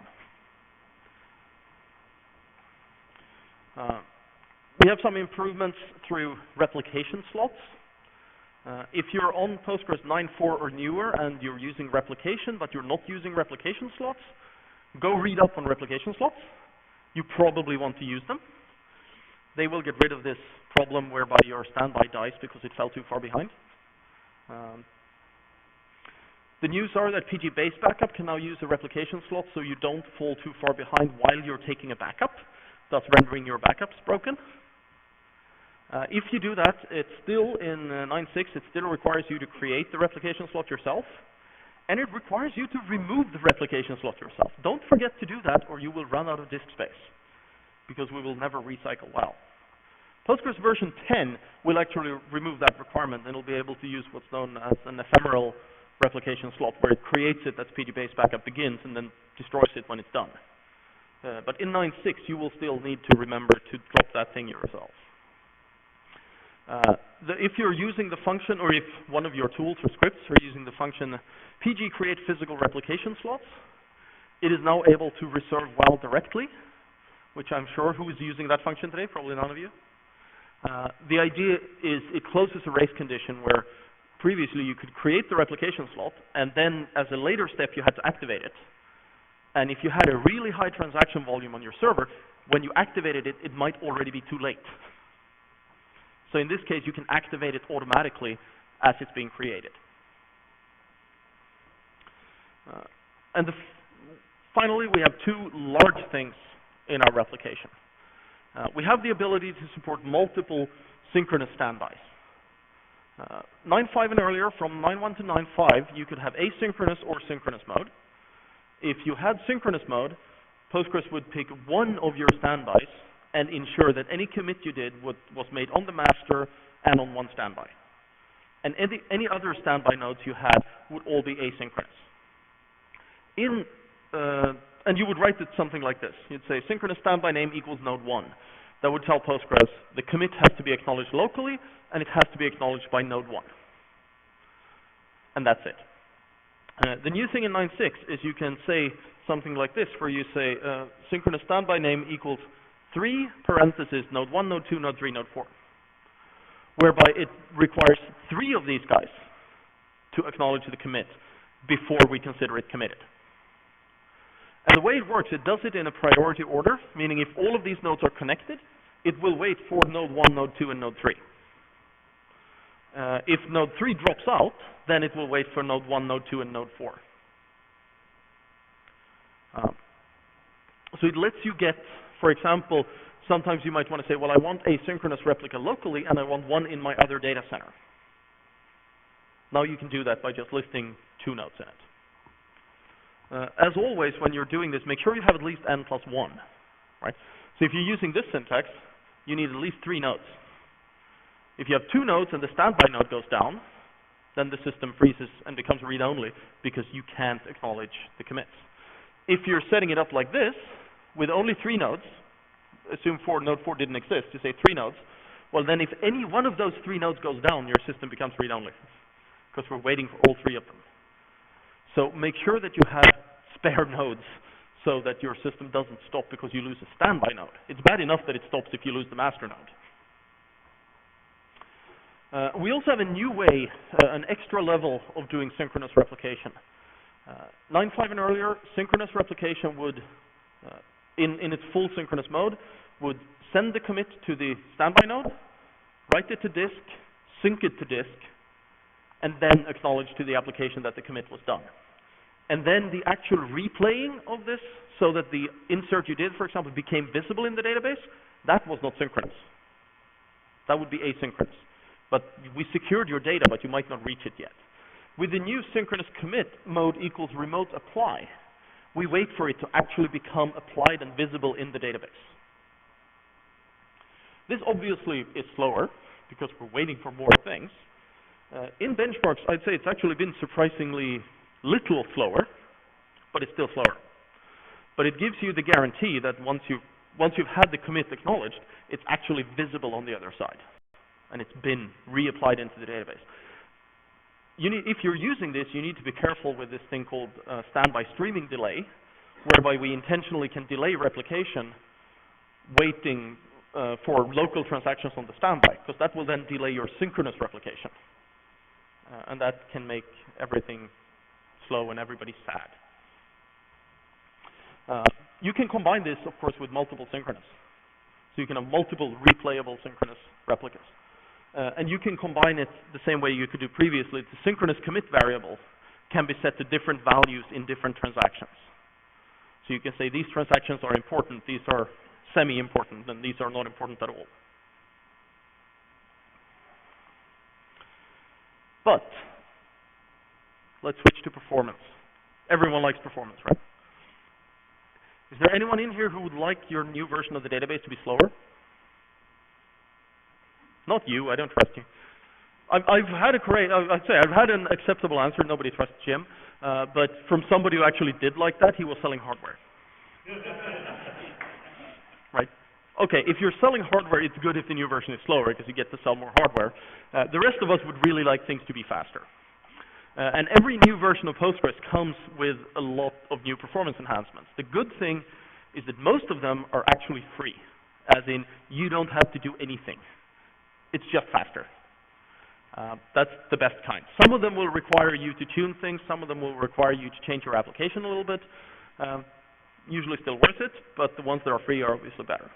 One of my favorites I'm so surprised that this existed. Data type output for time-based data types can be up to twice as fast. That is 2x faster. I was very surprised that a low-hanging fruit like that still existed in Postgres. Now this is basically the text output of anything that is timestamp, date, and time. And if you had a scenario where you had a table with a single column, and this column was timestamp with time zone or without, and you did a copy of that and just copied it to a RAM drive, which is obviously something you do all the time, that is actually slightly more than twice as fast. You probably don't do that very often. But what it means is every single place where you're reading time-based data out of your database using the text protocol is faster. If it's a lot of it, then it's a lot faster. And you don't have to do anything, it just runs faster. Which is obviously a good thing. We have a whole bunch of locking changes. You could probably spend a couple of individual talks just talking about that. Other people do that. But what it basically says, if you have high concurrency loads, so where you have many sessions working in the database at the same time, it runs a lot faster. You got a lot lower locking, better multi-CPU support for those by exploiting low-level functionality in the CPUs. We also have better lock tracing. For example, this wait event thing in pgstat activity. You can see more about it. So not only is it faster, we can still monitor it, and it's still faster. And this is a pattern that we've seen through a number of Postgres releases now, that there are major changes to these central locking systems in pretty much every version, because we're seeing more and more massively multi-core machines, and we need to handle more concurrent activity. So we're getting there step by step. And again, you don't have to do anything. It comes for free. Relation extension lock is a classic Postgres issue where you would bottleneck if you're loading a table. The thing is, traditional Postgres, a single query can only use one CPU. So if you're loading a large table, what you do then is, of course, use multiple sessions and load in parallel. And that didn't help at all because of the relation extension lock. And what that worked was, when Postgres was appending to a table, it would append one block of 8 kilobytes at a time. So what happened was, I'd run out of table space. I'd go like, oh, I have to increase this table. I'd lock it and add one 8 kilobyte block. And then I'd unlock it and keep working, which meant that all these processes loading data would basically all the time wait for somebody who was looking to add one page. The new thing in 9.6 is that when this happens, the system will actually detect and see how many other sessions are currently trying to extend this table. And it will use the magic constant of 20. It is magic, it works. So if 10 other sessions are trying to append to the same table, we will expand by 200 blocks at once. So 20 times the number of people who are waiting. The idea is we don't want to expand too much, because if we just want to add like 10 rows, we don't necessarily want to expand by a gigabyte in the table. But we want to expand by enough that we don't spend all the time waiting on this lock. And so far, I don't know, in testing, 20 seems like a good number. You get, in most use cases, diminishing returns beyond that, and then it starts becoming overhead instead. But for most workloads, this has actually just solved the problem of parallel load. We're now pushing, your problem now is that you're not spending enough money on I/O. and that's going to be your problem forever. We're doing a couple of functions that are related to each other, both very, very low level. We're doing checkpoint sorting. Previously, when Postgres runs this background checkpoint, what it did was it would just write all the data to disk in the order that it happened to be in memory. And then it would flush it all at the end. The new thing is it will now sort by table space, then file node, then fork, and then block, meaning that it will maybe not generate perfectly sequential I/O, but it'll generate a much more sequential-ish I/O. Because we'll do one table from top to bottom, then we'll go to the next table, go top to bottom. So we'll generate a more sequential workload. And this alone actually made things slower. Along with this second change, that also made things slower. But when you did both of them, it made things much better. And the second thing is dealing with kernel write-back config. Who in here is a database with, say, more than 16 gigabytes or so of cache? A couple of you? Yeah. You've probably run into this. The general idea is, particularly on an untuned Linux system, you would end up with Postgres writing the data to the operating system. The operating system would happily cache it, because we have lots of memory. And it would cache a couple of gigabytes, and then it would go like, yeah, I'm done now, and then it would write it all out at once, as fast as it could.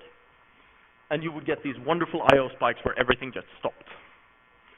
This is sort of the second generation. We used to have a similar problem with our own writes a long time ago, before we had spread checkpoints. And now we just moved to the kernel, which has sort of the same problem. We could configure a bunch of these around. Some of you may have hacked around with settings like the dirty background ratio and the dirty background bytes and these things in the kernel to work around the problem. But the problem is that those are global. They hit everything. The new thing here is we can configure this in postgres.conf. Exactly how it works is going to be platform dependent. Right now it's only enabled for Linux, but that is the majority platform. There's no reason we couldn't do it for other platforms, it just hasn't been done yet. And the idea here is we flush early. We write the data that we know we're going to write, we write it earlier so we can spread it out over time so that we get control over how we write it out. There's one big exception where this is not a good thing to do. That's if your workload is bigger than shared buffers but smaller than the operating system cache. In that case, it's actually better to just wait forever to write because you never have to read anything. The problem with these I/O write spikes is while the kernel is flushing all the data, we can't read data because our I/O is busy. But if our workload fits in memory, we don't need to read data. But in pretty much every other workload, this is an advantage. Now, the default values for these are small. So it says for checkpoints, we write after 256K. Background writer writes after 512K, and the backend flush after 128K, compared to maybe 4 to 8 gigs that you had before. This means it's not going to be a storm. Are these numbers good? Well, we'll find out. There are no tuning advice for these parameters yet. There will be, but it's not there yet. We just don't know yet. So if you have a workload where you used to have this problem, please let us know if tweaking these work. We have updates again to the Postgres foreign data wrapper. It now supports pushing down joins. So if you have two of these remote tables that are both on the same other Postgres server and you join them, we'll actually detect that and generate the join statement, run the join on the other node, and bring back the results. Previously, we'd have to bring both tables back and join them locally. It only does it for normal joins, not like not exists, anti-joins, and things like that. We can push down ordering, so if you have an order by query, we can do the ordering and then send it over. Or if you, which means you can also use these to drive like a merge join, which needs ordered data. You can run the order by on the other node, and then know it comes back ordered. We have better direct updates. If you do update and delete, we no longer first do a select for update and then immediately do an update. We can just push the update immediately. So these are things that will just make it faster. And then, of course, we have the big thing that everybody talks about 9.6, right? Query parallelism. This is good for CPU-intensive workloads, because if you've been using Postgres for a while, you know the general limitation. Single query, single CPU core. You have your nice 128-core machine, and we use exactly one of those for a query.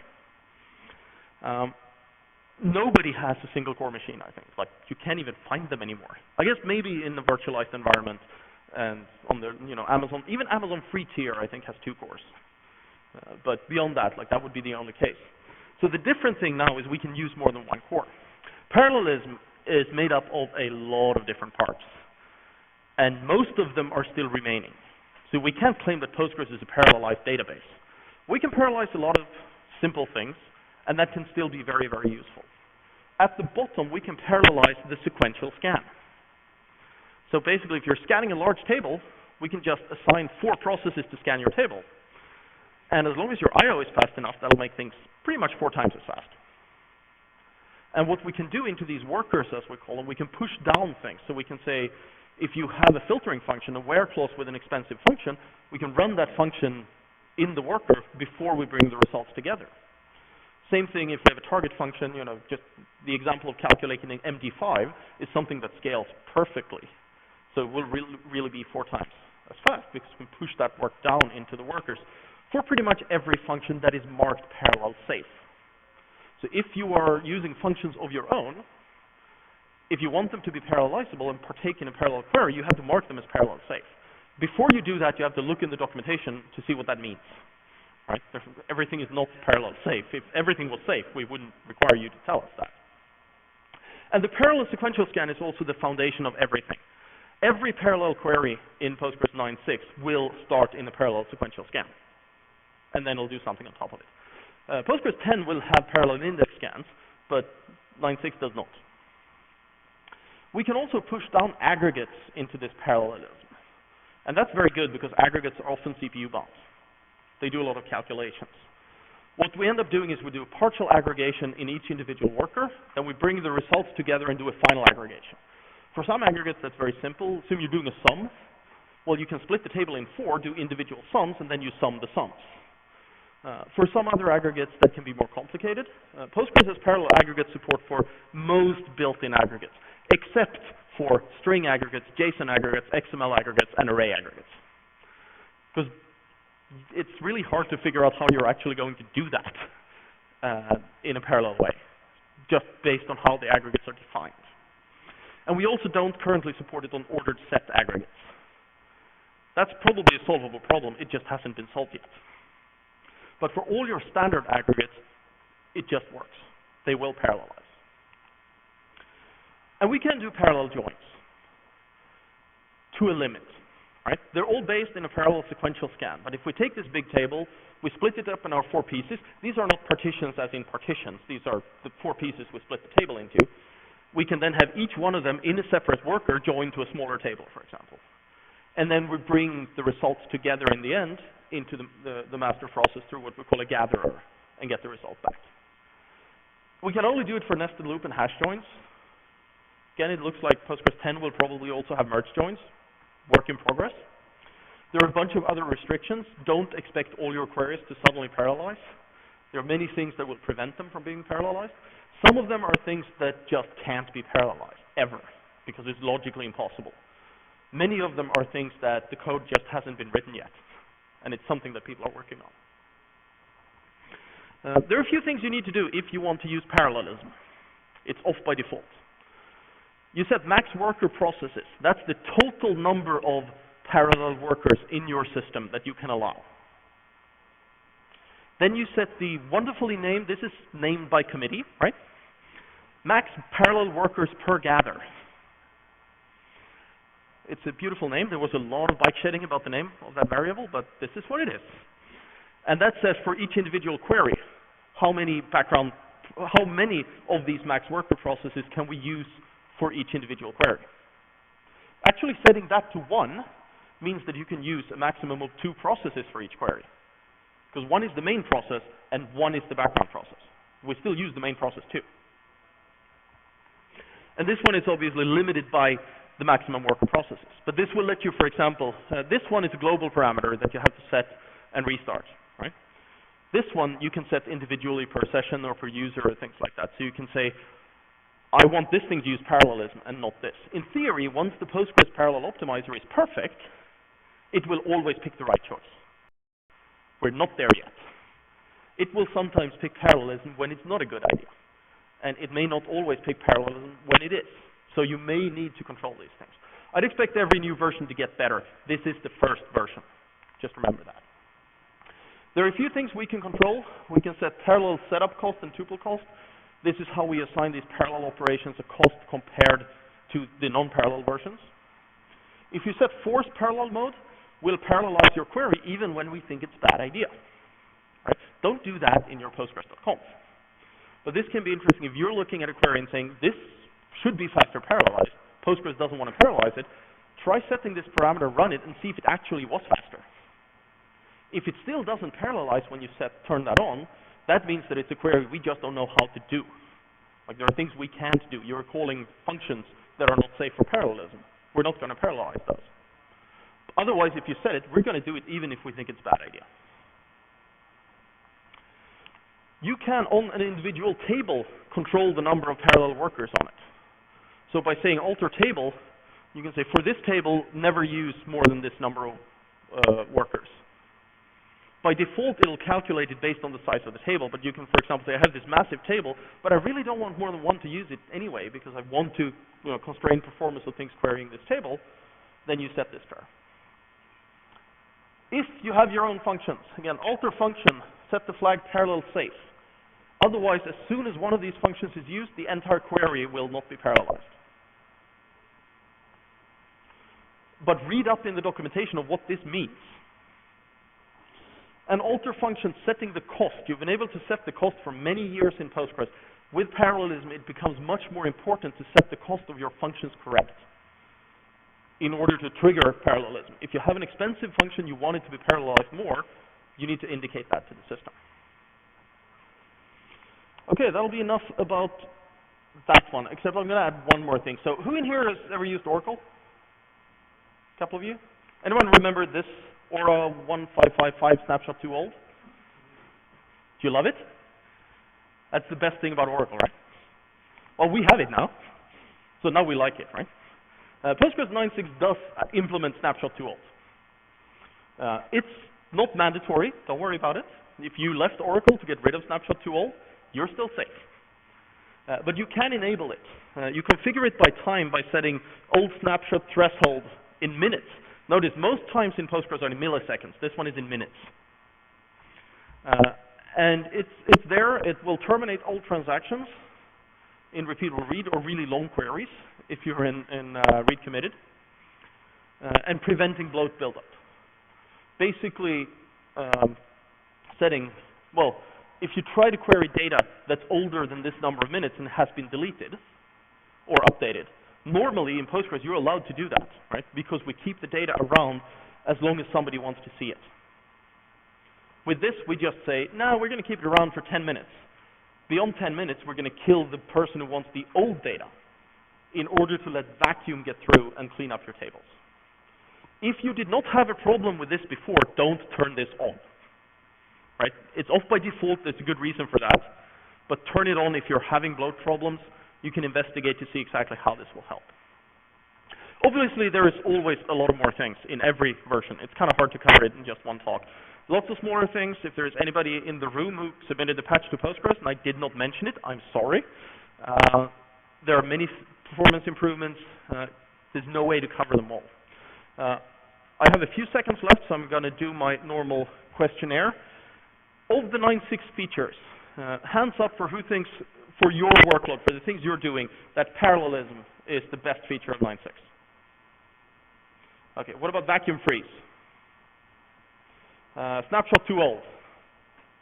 Nobody. Oh. Multiple synchronous standby. Where am I? Postgres 4 and data wrapper, sort of all things mixed together. The weight and the log monitoring. Anything else? And note, you also have to tell me what it is. Okay, cool. Well, I am out of time. I'll be happy to take questions, but I'm going to have to take them outside to give room to the next speaker. Thank you very much.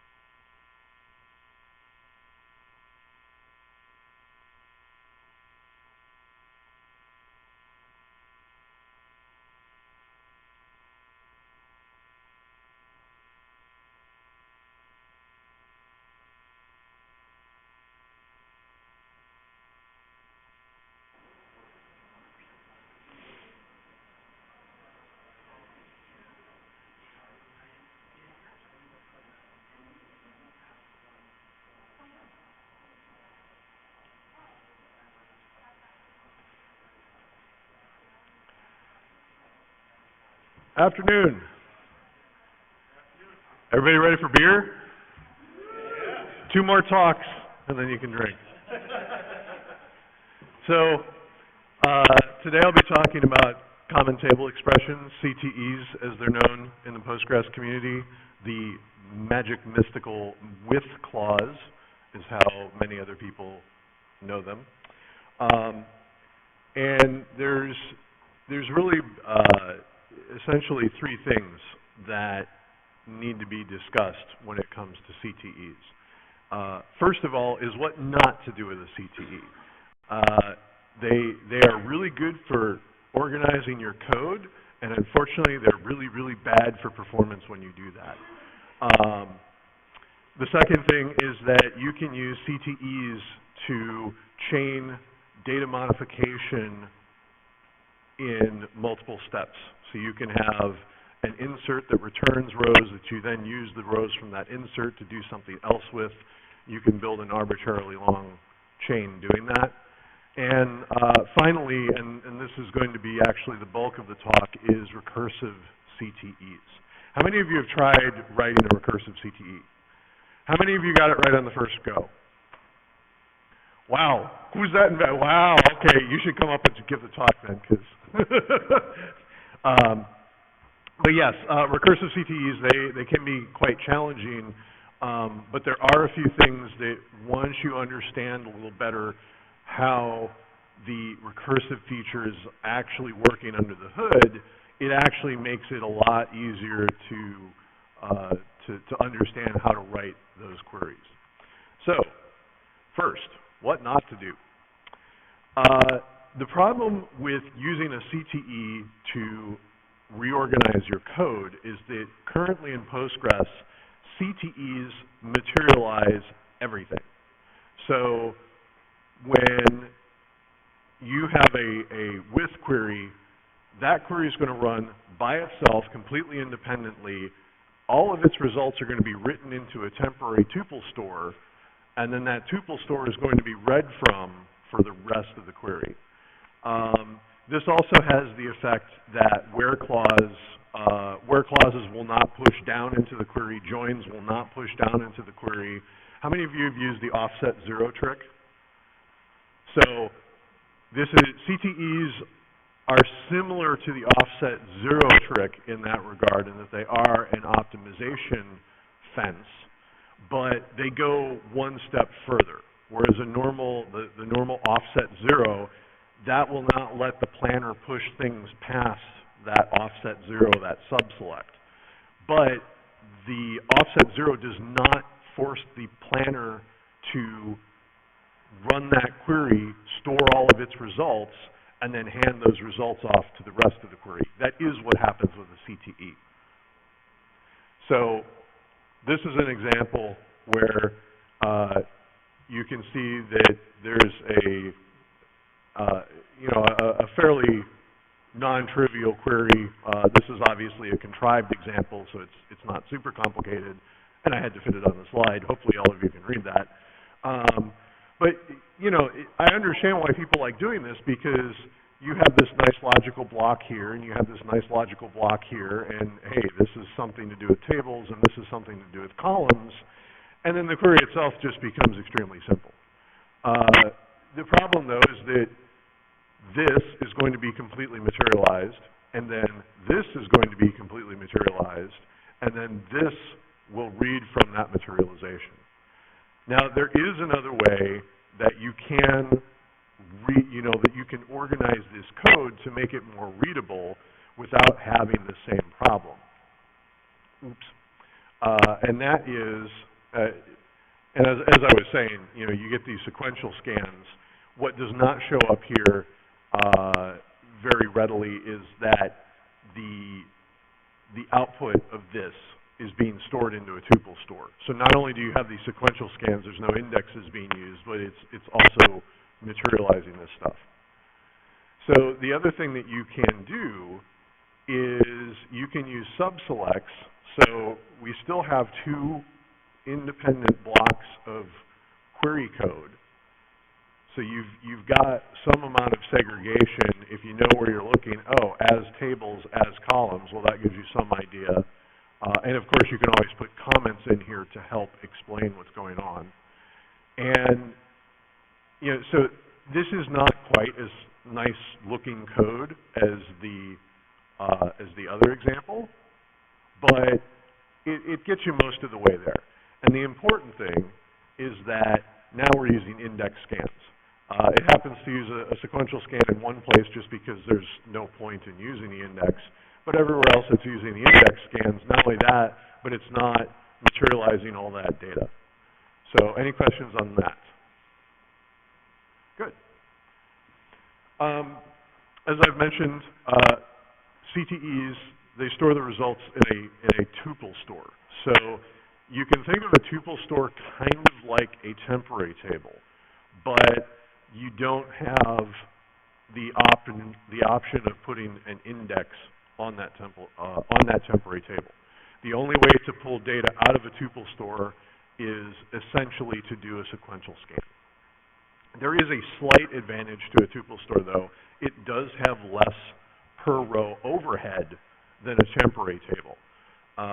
Postgres tables, they have a 24-byte per row overhead that you basically cannot avoid, and that's true even on temporary tables, even though a lot of that is more for MVCC, which doesn't apply as much to temporary tables, but the structure of temporary tables is still the same. So a tuple store, I do not remember offhand what the per row overhead is. I think that there is one, but it is significantly smaller than that.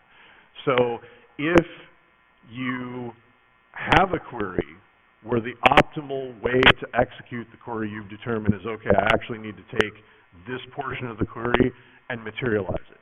And I need this to happen first and put it in a store, and then the rest of the query will operate off of that. Using a CTE and making use of the tuple store can potentially be faster than doing that separately in a temporary table and then having a query hit the temporary table. But do keep in mind that with a temporary table, you can always create, not only can you create indexes, the other thing that you can do with a temporary table is you can run an analyze on the temporary table. So if you do that, if you create a temp table, you run an analyze on it, the planner now has statistics on the data that's actually in that table. So it can then potentially make a better plan choice down the road. The second thing that you can do with CTEs is you can use them with data modification. So if you, how many folks have used returning? How many folks don't know what returning is? So returning in Postgres, when you do insert, update, or delete, when you do a DML statement, you can put a returning clause on the statement, and that will then return that data back from the command. So, for example, if you're deleting rows out of a table, if you wanted to actually move rows from one table to another, you can say delete from table where, and you put whatever your where condition is, returning, and you can use that then in an insert statement to insert the rows into another table with a single command. So it's a very powerful capability when in certain circumstances, and you can do that without a CTE. But what CTEs allow are you can actually you can do this chaining.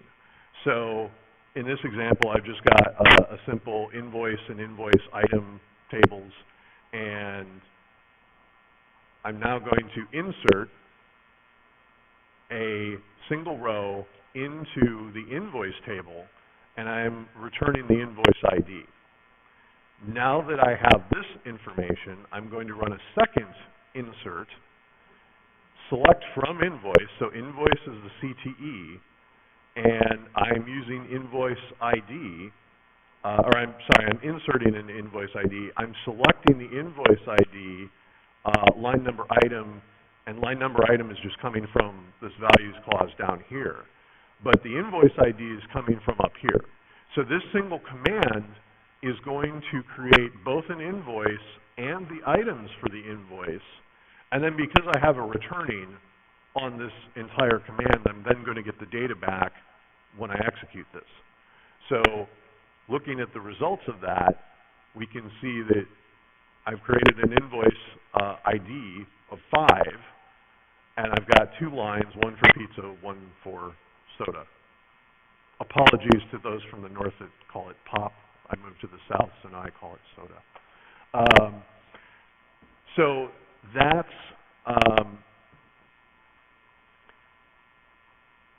that gives you the ability to do these multiple commands in one shot.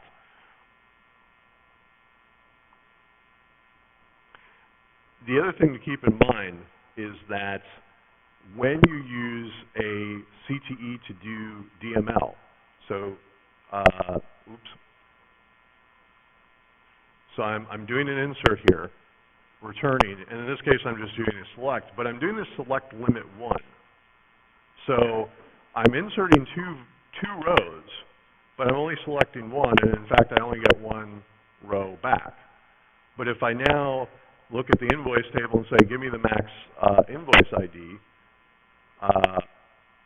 I do get 7. So both invoices were in fact created, even though the select only returned 1 row. So that is a difference in operation with the CTE is when you're doing data modification, it is always going to execute the first query in its entirety, no matter what, because it specifically wants to make sure that your DML runs completely. Questions on the DML? Okay. So, recursive CTEs. The critical thing with trying to write a recursive CTE is you really, really have to think in terms of sets. In essence, every recursive CTE, you're going to start with a single set of rows, and you're then going to union that with a select statement that is referencing the recursive CTE. So the first time through the loop, it's going to be referencing that first initial set of rows, but after that, it's going to be referencing what's being output continuously by the CTE. It is really important when you're writing these to always, there may be some cases where you don't necessarily need a where clause, but usually you're going to need a where clause. And you will find out that you need the where clause when you go to run the recursive CTE and it's just sitting there. Well, while it's just sitting there, what's happening is it's generating data and generating data and generating data, and it's putting all that data into a materialized tuple store, and eventually it'll run out of disk space. But until then, it's going to keep running because you don't have any condition within the recursive CTE that's going to allow it to terminate. So,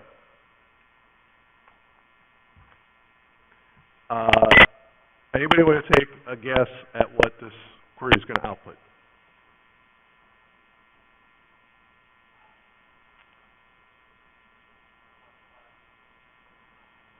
So the numbers between 1 and 5? Any other guesses?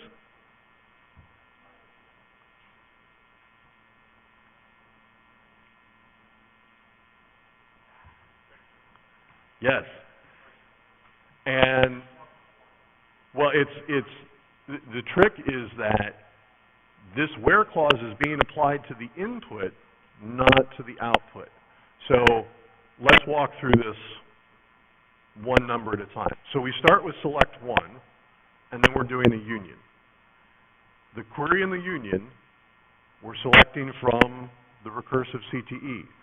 So we started with select 1. This from is going to say, oh, okay, 1. I see a 1. Well, I'm going to return that plus 1. So now it's going to return 2. And it's doing this because when it ran the from, sequence was less than or equal to 5 because we started with 1. So then we get 2, then 3, then 4, then 5. So now we're down to this line. So we're selecting, we've got 5, where sequence less than or equal to 5, well that's true. So it's going to output sequence plus 1. We get 6. Now we run the from, we take 6, where sequence less than or equal to 5, well 6 is greater than 5. So it's false, and that's what terminates the recursion. So the first time that your where clause doesn't return something, it's a little bit more complicated than that, but essentially the first time the where clause returns false, that's what stops the recursion. So this kind of construct, this, sequence less than equal 5, it can often be useful with a recursive CTE to have something that's indicating, some kind of a level, something like that. And if you put some kind of a very high limit, at least then it will trip out on that instead of running forever and you're confused as to what's going on, or worse, it runs forever in production and runs your server out of space.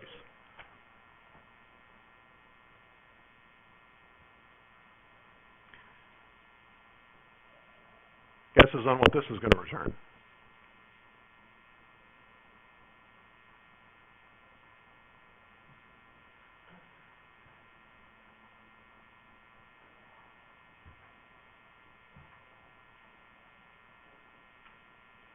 So here, the only real difference is that we're adding 2.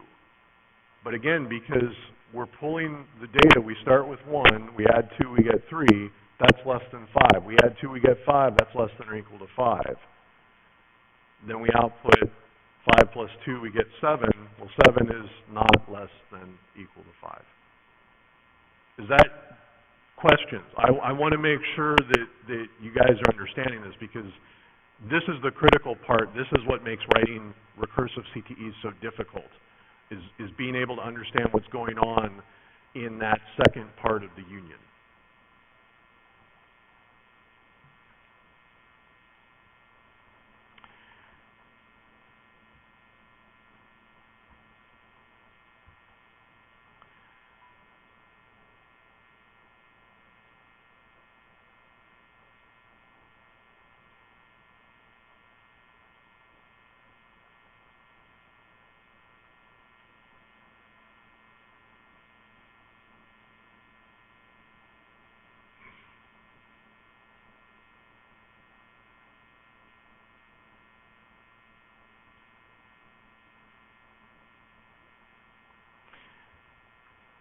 So this is an example here where this is never going to return.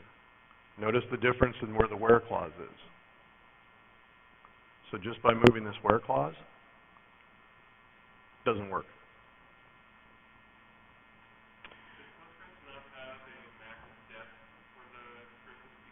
No, no, because there's no stack that's involved. So prior to having recursive CTEs, the way that you would do this is you'd write a set returning function, and the function would recurse. Well, eventually there is a stack limit on how deep you can nest function calls, which by default I think is 1,000. So in that case, you don't run into this problem of, well, why is it just sitting there running?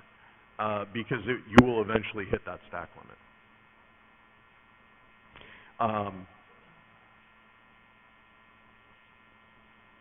So this is just what, kind of what's going on under the covers, is you've got this recursive union, and this is what's allowing things to work.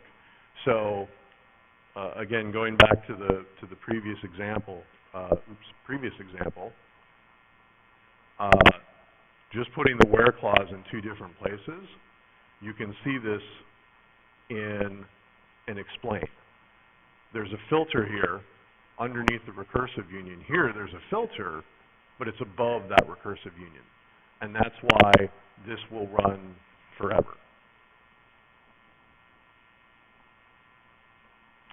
So I'm not sure I can't really think of where you might use this in the real world, but you can actually have multiple unions as part of a recursive CTE. So in this case, we're starting with 1 and 2, and then we're doing this addition. The recursion only happens in the last portion of the union. So this portion is going to be run once, and then this is the part that's going to recurse. So we're going to start with 1 and 2. That's going to be our starting condition for S. We're going to have 2 rows now instead of just 1 row coming in. Any guesses as to what this will output?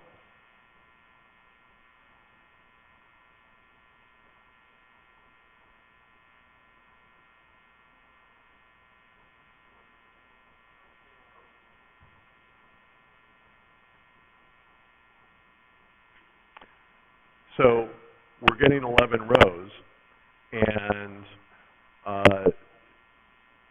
I've got another example here. So this is the same exact query. The only difference is I've added this which column that says, well, where did this come from? So 1 is A, 2 is B, and actually, yeah. And then we're going to keep that data as we do the recursion. So this should make it a little clearer why we're getting this 11-row output. We start with 1 and 2, A and B. And then we get 2 and 3, A and B. 3 and 4, A and B. 4 and 5, A and B. 5 and 6, A and B. And then 6A. Now, if I make a slight change to the recursive portion, we get this output. And now you can see how this is being built up. So we start with A and B, and then we have an A and B, and then we've added C. A and B, and we've added 2 Cs. A and B, and we've added 3 Cs, 4 Cs, and then finally 5 Cs. Any guesses as to what the change was that I made here?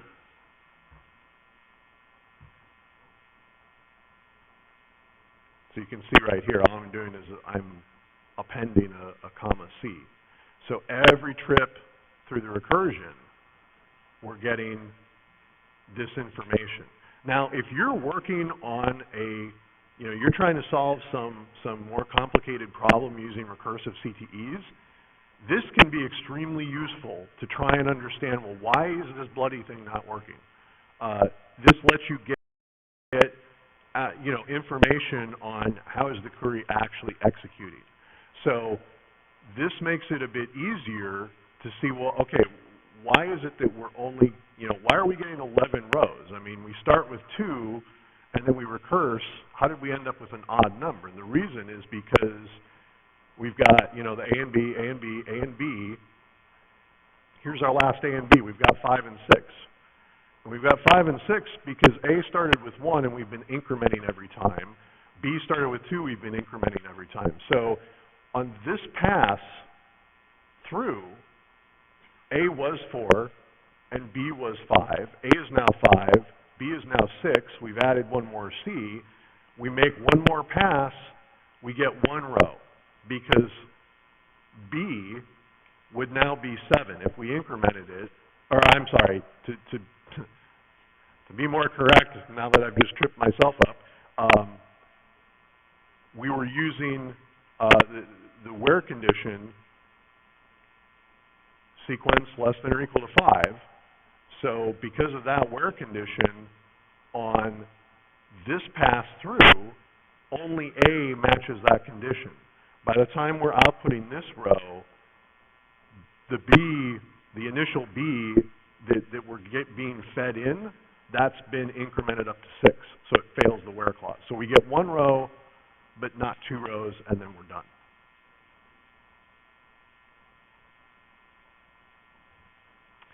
Who knew you'd be getting the homework at a talk? Y'all should be excited. It's just like school. So this is, this is an example that I wanted to put together that's something a little more realistic. Not necessarily realistic, but it's at least dealing with tables at this point. So, and we do have, we've got a good another 15, no, 20, we got 25 more minutes. So we do have time to actually go through this. If any of you would like to go through this on your own, I will get this started. We can take Q&As, and then anyone who wants to stick around, I'll actually walk through this. But basically what we've got here is this recurse table. If the example that always comes to my head of doing recursion is if you think of a web form, like a bulletin board form where you can have nested conversation threads happening. So that's essentially what we're setting up here. Is we've got a surrogate key, and then we've got this parent ID, and it just references the same table. Now, of course, you'd have a bunch of other fields. I just didn't put that in because we don't actually need that for what we're doing. So create the table, and then I run 3 separate inserts to load data in there. Notice that we're using CTEs and chained chained DML. So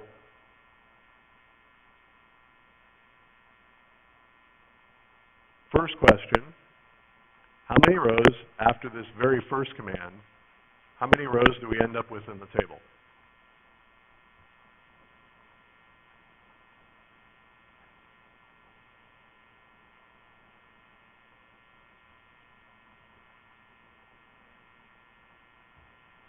So we're doing an insert, and we're returning the values, we're returning the results of that insert. We're then using that return as I. We're using that in the select. Well, that select is going into an insert. So we've got this status command. Well, that status is coming from this insert. It's not coming from this insert. So it's saying inserted 1 row. That 0 is if there were OIDs in the table. Please don't create tables with OIDs, by the way. So actually, there's 2 rows in the table at this point.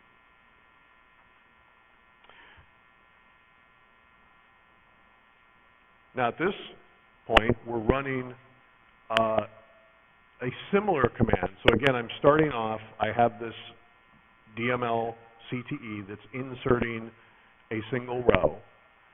I'm then using that row to, I'm using the surrogate key that was just created in here.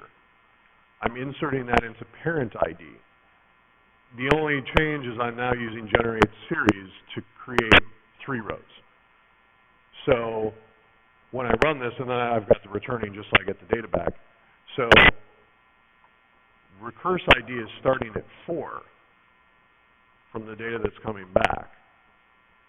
We started with 2 rows in the table, so we would have had 1 and 2 in there, and now we're starting with 4.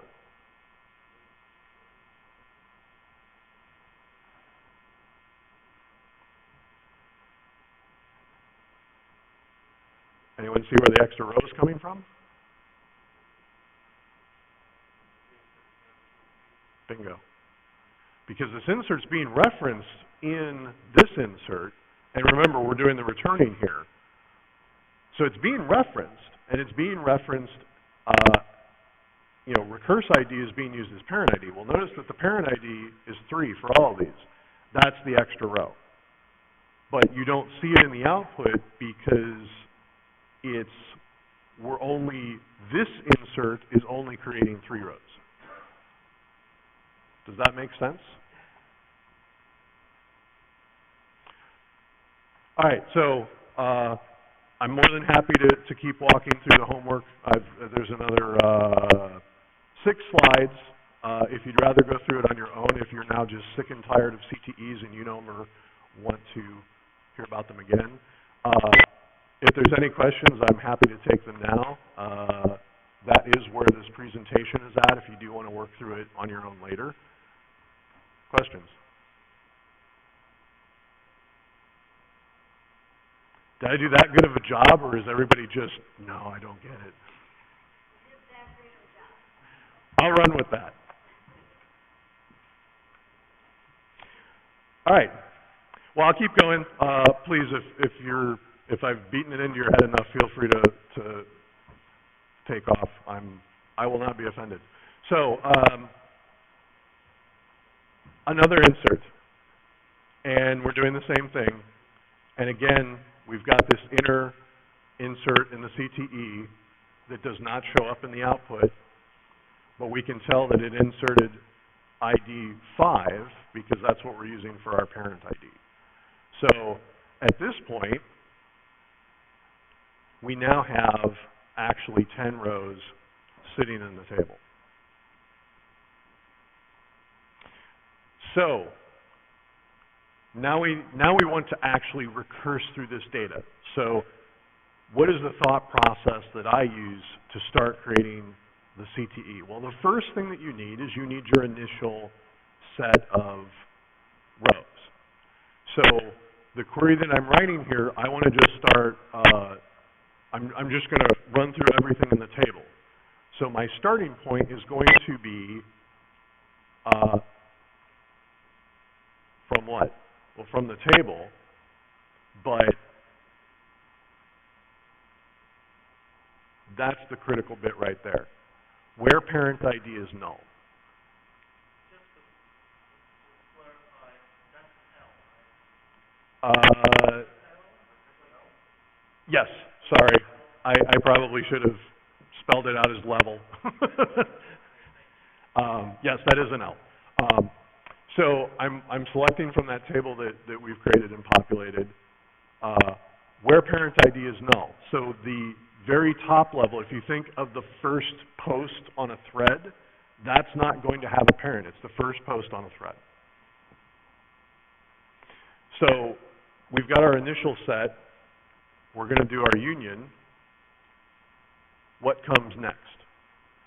Well, we're going to be selecting certainly from L, and we know that we're going to be pulling data from the table itself.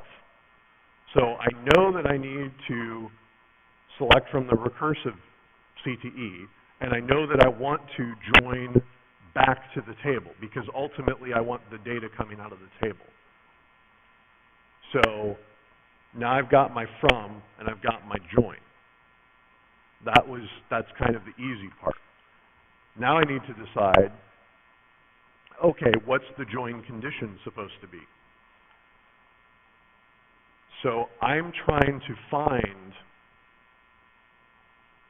up here, I've got my top level stuff. I've got the first post, the ones that have no parent. Well, down here, I want to find all the children. So the way to find the children is hit the recursive table where the parent in the table is equal to the recurse in the CTE. So I'm starting with parent null, and one of the fields I'm getting back is the recurse ID. And now I'm using that recurse ID to say, hey, I've got this recurse ID. Give me all the rows where that is their parent. Now I'll take a second to also mention some of the other fields that I've added here. I added one as level, so I've got just a counter essentially. So this is going to tell me, hey, these rows, they're the top level. They're level 1. Pardon? Yes, yes. Next time I will make sure to find a font that just uses the same glyph for both so it's even more confusing. Yes, that is a 1, that is an L. So the other thing that I'm doing is I'm saying, okay, I'm going to keep track of who the top parent for each child post is. And of course at the top level it's just the recurse ID. So this is just the parents. Okay? So I've got this select clause figure it out. And by the way, I did kind of iterate on this. I started off with just the star, and then I added stuff as I said, oh, hey, I can also do this. So this is how we then go and reproduce this clause down here. Now, the recurse ID and parent ID, I was lazy. I used star. Don't do that. But the recurse ID and the parent ID, that's just duplicating what star is doing. But notice that these are coming from the table. They're not coming from the CTE. They're coming from the table. Level plus 1. So every time we run through the loop, we're just going to add 1. And then top parent, this just stays the same. Because we always want that to be saying, oh, hey, here's the parent that I came from. Okay?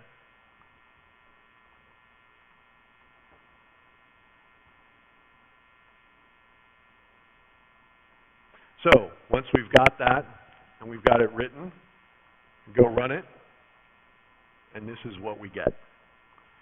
And we can walk, we can actually, as it happens, this query, and by the way, you cannot depend on this. This query happens to be giving us output in the order in which the CTE is actually executing. If, the part that I haven't shown is the actual select, but it's just a plain select from, I'm just doing select from L. If that select from L was doing something more complicated, like maybe I was grabbing this result set and then I'm joining to something else, the optimizer is free to choose a different query plan, and these results may no longer come back in order. So if the ordering is important to you, that's where level comes into play. You can also, you can do a row number. So there's a window function, I think it's called rows. But it will give you a sequential number. Is it row count? You could do that here. It's going to give you a count. But then doing it down here, I'm not. You'd have to. I think you'd have to do the row count, but then you'd need to add the max from L. So you'd need to find the max row count that you'd originally created, and then you add that to the row count here, because I believe the row count's going to start over from scratch every time. But if you did need to do something more complicated, downstream, and you wanted to know what the execution order in the CTE was, that is one way you could do it. The other way that you could do it, and I'm fairly certain this would just flat out work, is you can create a temporary sequence, and then you can just call next val on the temp sequence in the recursive CTE, and every time it hits the sequence, it's just going to get the next number. So that will tell you what the order, what the ordering of rows being generated in the CTE was. In our case, though, none of that's a concern, so we start with the top levels, and the recurse IDs for the top levels. Now, if we go back, so that parent ID is 5, that parent ID is 3, and then the very first one was 1.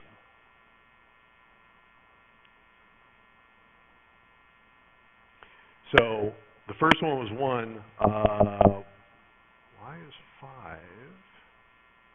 1, 3, 5. Oh, this is just, I think this was just a leftover one. But these, these are our top parents, so they have no parents themselves. And then it just started walking through the CTE. So we get the top parent of 1, we get its single row, and then we get everything for 3, but you'll notice that we have some level 2, so we have 4, 5, 6, and then we have 8, 9, 10. Well, 8, 9, 10, their parent is 5, and 5 is right here. 5's parent is 3, 3 is up here. So if you, you can use this you can study this or, create your own to see, okay, how was the data actually flowing through the CTE? And that is all I have. That is the last slide. So any questions? Well, thank you very much for your time.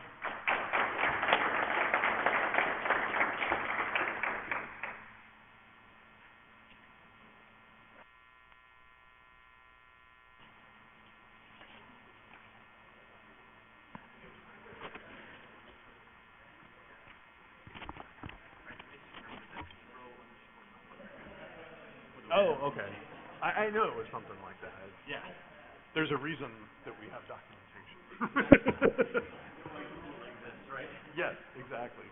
Thank you very much. Thank you.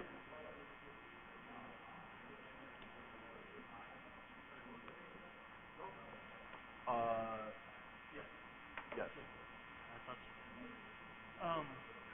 One of the things you mentioned was the stack and recursion and all that. One of the previous Which, keep in mind, that doesn't play for CTEs. That's only for functions. I think I'm just confused myself. One of the previous presenters mentioned something about how it's being done iteratively anyway. It's not recursive. It's a loop. Oh, Yeah, strictly speaking, it's not actually recursive. Right. Yeah, and so right. Okay, so I just I'm gonna read up more on that. Thanks for your talk. Yeah. Thank you.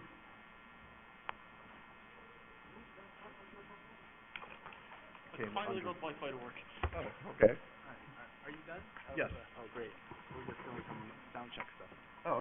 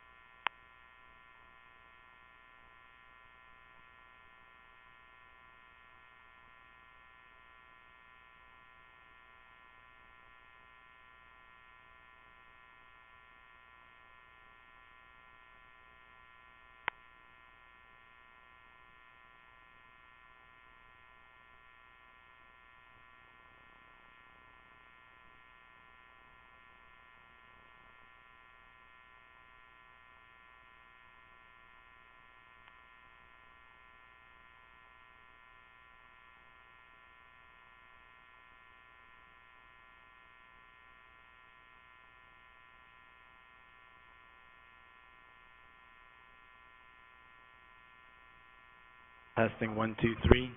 Testing 1 2 3. 1 2 3 4 5 6 7 8 9 10.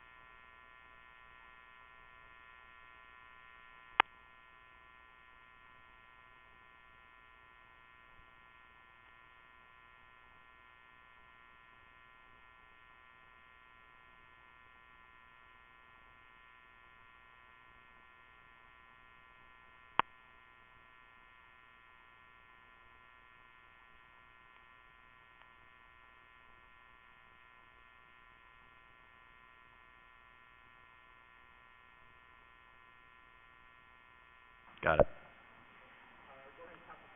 1, 2, 3, 4, 5, 6, 7, 8, 9, 10.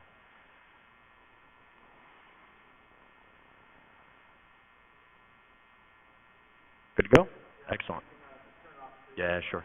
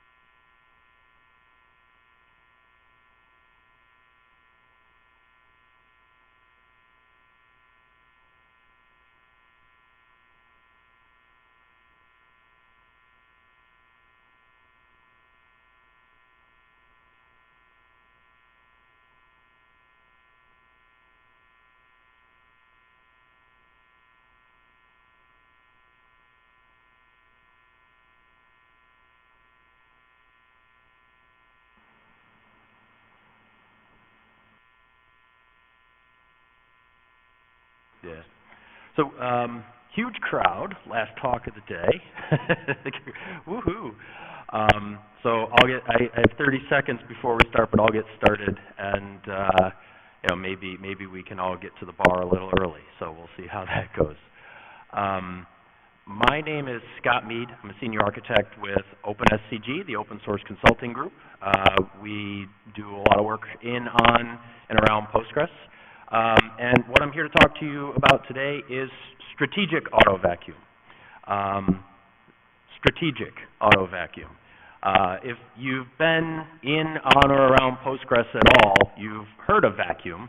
And you've probably cursed at it quite a few times, and you've probably heard of auto vacuum and really cursed at it very hard a couple of times. So what I want to do is walk you through the reasons why we need to auto vacuum. I want to give you some of the basic understanding of what's going on in the system and why it's so important. And then I have a strategy that's really going to help simplify your life when it comes to working with auto vacuum. So why do we have to vacuum? What in the world is it? Now, to do this, the preamble to the vacuum discussion is like a 3-day training class on the deep internals of Postgres. So I'm going to try and do it in 15 minutes. We are going to gloss over some stuff, and there's a couple of you in here who know a lot more about it than I do, and there's going to be things that I intentionally kind of gloss over. But the point is, I want to show you why vacuum is so important, and that's just going to help give you the understanding. And as we get to tuning auto vacuum and kind of the procedures for it, you'll get to see, you'll kind of be able to start drawing some lines. So why do we have this vacuum thing at all? It's something that DBAs deal with on a daily basis in Postgres, and it throws a lot of variability into the system. So why in the world do we have to vacuum? So everything that Postgres does, all your SQL statements are in transactions, right? It's a transactional relational database. It's an ACID compliant database. And, you know, ACID's basically a set of rules that each transaction must follow in order to be ACID compliant. So is there anybody that's not familiar with ACID? Okay, great. So, you know, atomicity, consistency, isolation, and durability. Basically, this simple transaction right here inserts 2 people into my little users table. It's either both of those are going to go into the system or none of them, right? We're going to be isolated from other transactions. We're going to be consistent. And once we get to that end or that commit, it's going to be on disk. And if we crash, unless we've configured Postgres to be irresponsible with our data, if we crash right after the commit returns, we'll be good. So the ACID properties apply to each of the transactions. You can actually tune them.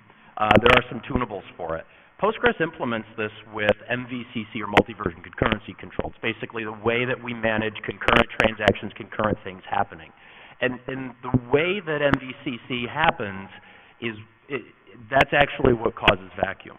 So we guarantee we're ACID compliant. If you look, it's a really cool thing is that if I'm writing data and somebody else is reading that data simultaneously, we're not going to block. We're not going to prevent one another from doing our work simultaneously.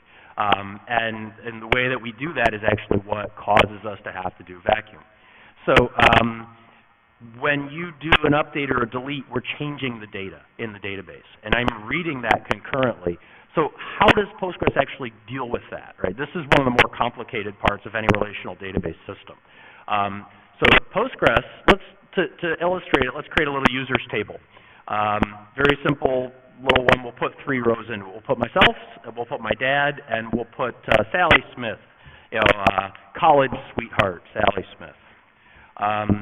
So when we get into the table, and you can actually run this query, a lot of people don't know, is that you have a number of hidden columns on every single Postgres table. You've got, there's more than just this, but you have to ask for them explicitly. If I say select star, I'm not going to see the xmin and the xmax. But if you ask for them, Postgres will show you.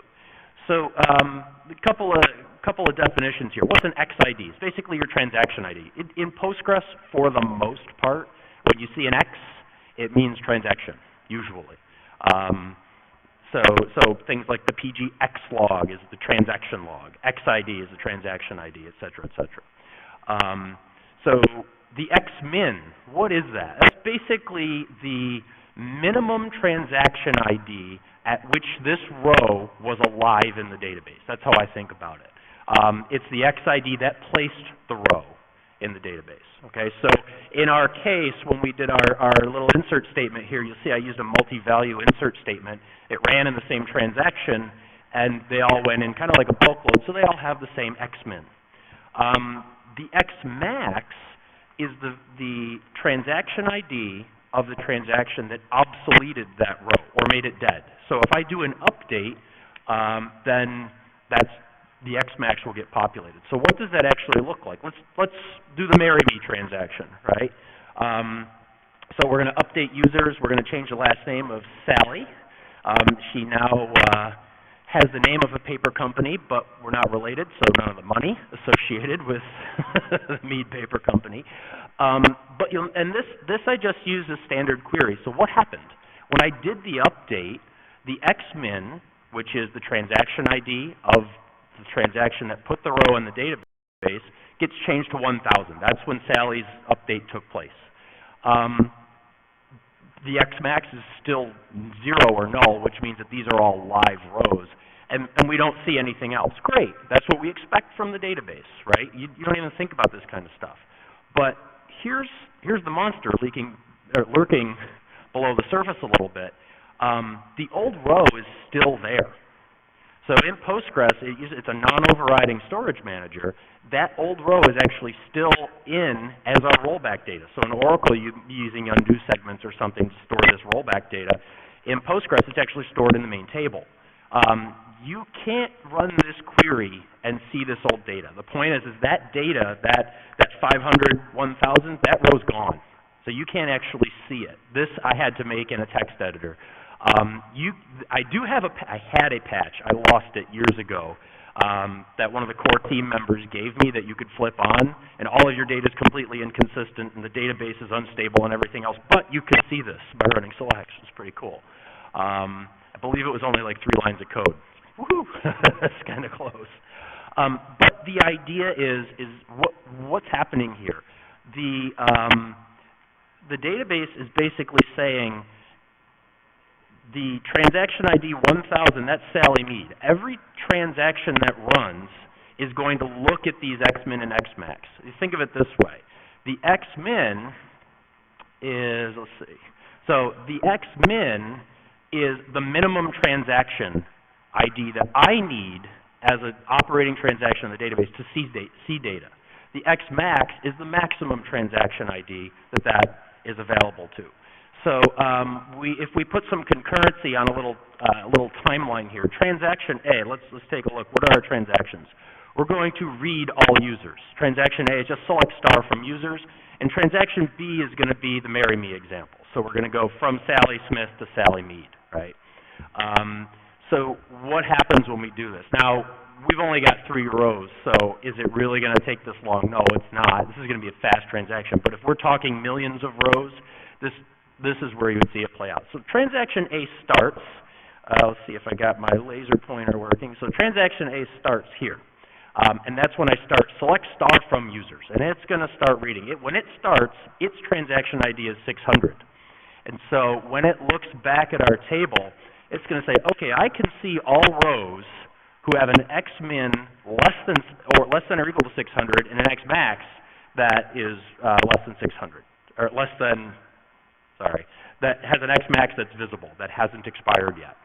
So when we look at what's going to happen, we're going to start reading with an XID of 600. When the update runs, it gets a transaction ID of 1,000, which is greater than 600. So that transaction happened in the future of our read everything. So we basically can't see it. We still see the original data. This is how Postgres manages multi-version concurrency control. Now again, I know I'm going fast, but the point of this talk isn't multi-version concurrency control. The point of this talk is vacuum. So after all of that, we talked about the internals of the database. Wait a second, why do I have to vacuum? Well, that Sally Smith, that original row, is in the main table. It's there forever. Nobody can see it. As soon as we move off of its transaction ID, it's completely invisible. You can't see it unless you open up the blocks in a hex editor and go digging for them. And they're taking up space, they're taking up time, they're part of the index, they're everything else. So it's fragmentation, it's bloat at this point. It's extra data that I don't need laying around. Question? Yes. So a delete will do the same thing, it just doesn't create the new row. So it leaves that old slot laying around. By the way, I didn't say this, and now there's some more people here. Thank you. But if you have questions, please ask. I really hate being a talking head. And when I said that, I realized I had my tiara on. That was a surprise. All right. So dead rows. So we said, why are we vacuuming? Well, vacuum takes care of these dead rows for us. That basically can go in, it marks them, and it can make them available for reuse later. The other reason that we need a vacuum is something called transaction ID wraparound. So we're using these transaction IDs. Every single XID picks it, and I do them very simply. As I start at 0, or it actually starts at 3, I believe, is the first available transaction ID. And it goes on, it's a counter. But wait a second, we have data types and all things. How big is this counter? Well, the problem is, it is an unsigned 32-bit integer, so you've got 4 billion transactions until it has to start again. And if we don't protect ourselves against that, if we did the update of Sally Smith at transaction 4 billion, and then the counter wrapped back to 0, I can't see that anymore. I have complete and total corruption and failure, and my database is useless and everything else. So Postgres has a method for dealing with this. It's very complicated under the covers, but what you need to know about it is you need to do a vacuum freeze. That takes care of it for you. So vacuum is the reason why we have to vacuum is because of the way the storage manager works for deletes and updates. It leaves the old data there. And to deal with our transaction ID wraparound issue. If you've ever run into transaction ID, has anybody ever had a transaction ID wraparound problem? Couple of you. It's really nasty. The database stops accepting connections. You have to shut it down, load it in single user mode and vacuum, and you usually have 5 levels of executives right here staring at your keyboard while it's happening. There's no progress bar on that. Right? You don't know how long it's going to take. So making sure you don't hit it is important. So what is vacuum, right? So it does all this stuff, but as a DBA, I love free space, right? Systems administrators, DBAs, we're doing storage, we deal with data and extents and everything else. I love free space because I don't have to ask for more. I don't have to go back to the operating system. I don't have to go back to the disk and allocate it. Free space is great. Too much can be a problem, right? If I've got one row in a table, I've actually seen this, one row in a table, but the table is reading as 150 gig, that's a problem when the row is a few bytes, right? That's a big issue. That's a little too much free space even for me. But we do want free space because as we're doing really high transaction volumes, we don't have to allocate it again, right? So vacuum finds these dead rows that are no longer visible to anybody, and it marks them, it tombstones them. It's actually, if you read, I don't remember the guys that wrote the paper on this, but the actual paper for the algorithm itself refers to it as tombstoning. It finds the tombstone row, and it marks it so that future transactions, future updates and inserts can actually use that space. It uses something called the flying spaghetti monster. That is the FSM, the free space map. So every table and index in Postgres has a free space map. It's basically a small bitmap that says, this block has free space, go use it. So future updates don't have to go back to the OS and get more. We can take that fragmentation and use it, right? And that usually, if you look at databases, you kind of load them up, you get to a certain size, and then as you start doing updates, the size will stop growing. It'll kind of hold steady. And there's always going to be a little bit of bloat and fragmentation in there, especially for update-delete workloads. But that's good. That's healthy because you're not going back and asking, you're not going back to the well. The other thing that vacuum does, it's a special operation, special mode. It's called freeze. When we do a freeze, that's actually what fixes up our XIDs so that when we hit 4 billion and change, we don't lose all of our data. The actual way it does this, it's it's not mind-bending, but essentially there's a special XID called the frozen XID. So I told you that, we're an unsigned 32-bit integer, but we don't start counting at 0. The first transaction ID, I believe, is number 3, integer 3. And 0, 1, and 2 are reserved for special things. And I believe the last time I checked, the number 2 is the frozen XID. So when I do a vacuum freeze, I read every single row, and that xmin value gets set to the number 2. So when I wrap from 4 billion, I wrap to 3. Hey, 2 is less than 3, I can see the data. Right? So Postgres protects you because if you get to that wraparound situation, it shuts down. So you don't lose your data, but you do have to do maintenance to make sure that you can get the system up and query it. Again, I know I'm going really fast through the transaction IDs are a little more complicated than that because they use modulo 2 arithmetic. So there's always a certain number of transactions in the future, always in the past, and then in the middle there's this weird dead zone and all kinds of stuff. But I don't have 3 days of time with you guys, so we're going to skip over that. But what you need to know for vacuum is freeze is the magical way to save your job because transaction ID shutdown is usually a resume generating event, right? And we don't like those. Okay, so we've talked about vacuum, right? We talked about the fact that when Postgres does updates and deletes, we're fragmenting the database. We're creating this dead space or these old rows. We've talked about how vacuum finds them and makes them available for new data. That's great. We're also going to talk about transaction ID wraparound. That's great. And in the past, way in the past, I guess I'm getting old now, but back in the 8.1 series, I don't remember when auto vacuum got flipped on by default. You were basically responsible for vacuuming yourself. There was auto vacuum, but it didn't work that well. It was disabled by default, and there wasn't a lot of tuning for it. So you were basically responsible for cron jobbing a vacuum yourself for every single table in every single one of your databases. Now we have auto vacuum. So what is auto vacuum? This is really what we're here is to be strategic about our auto vacuum strategy.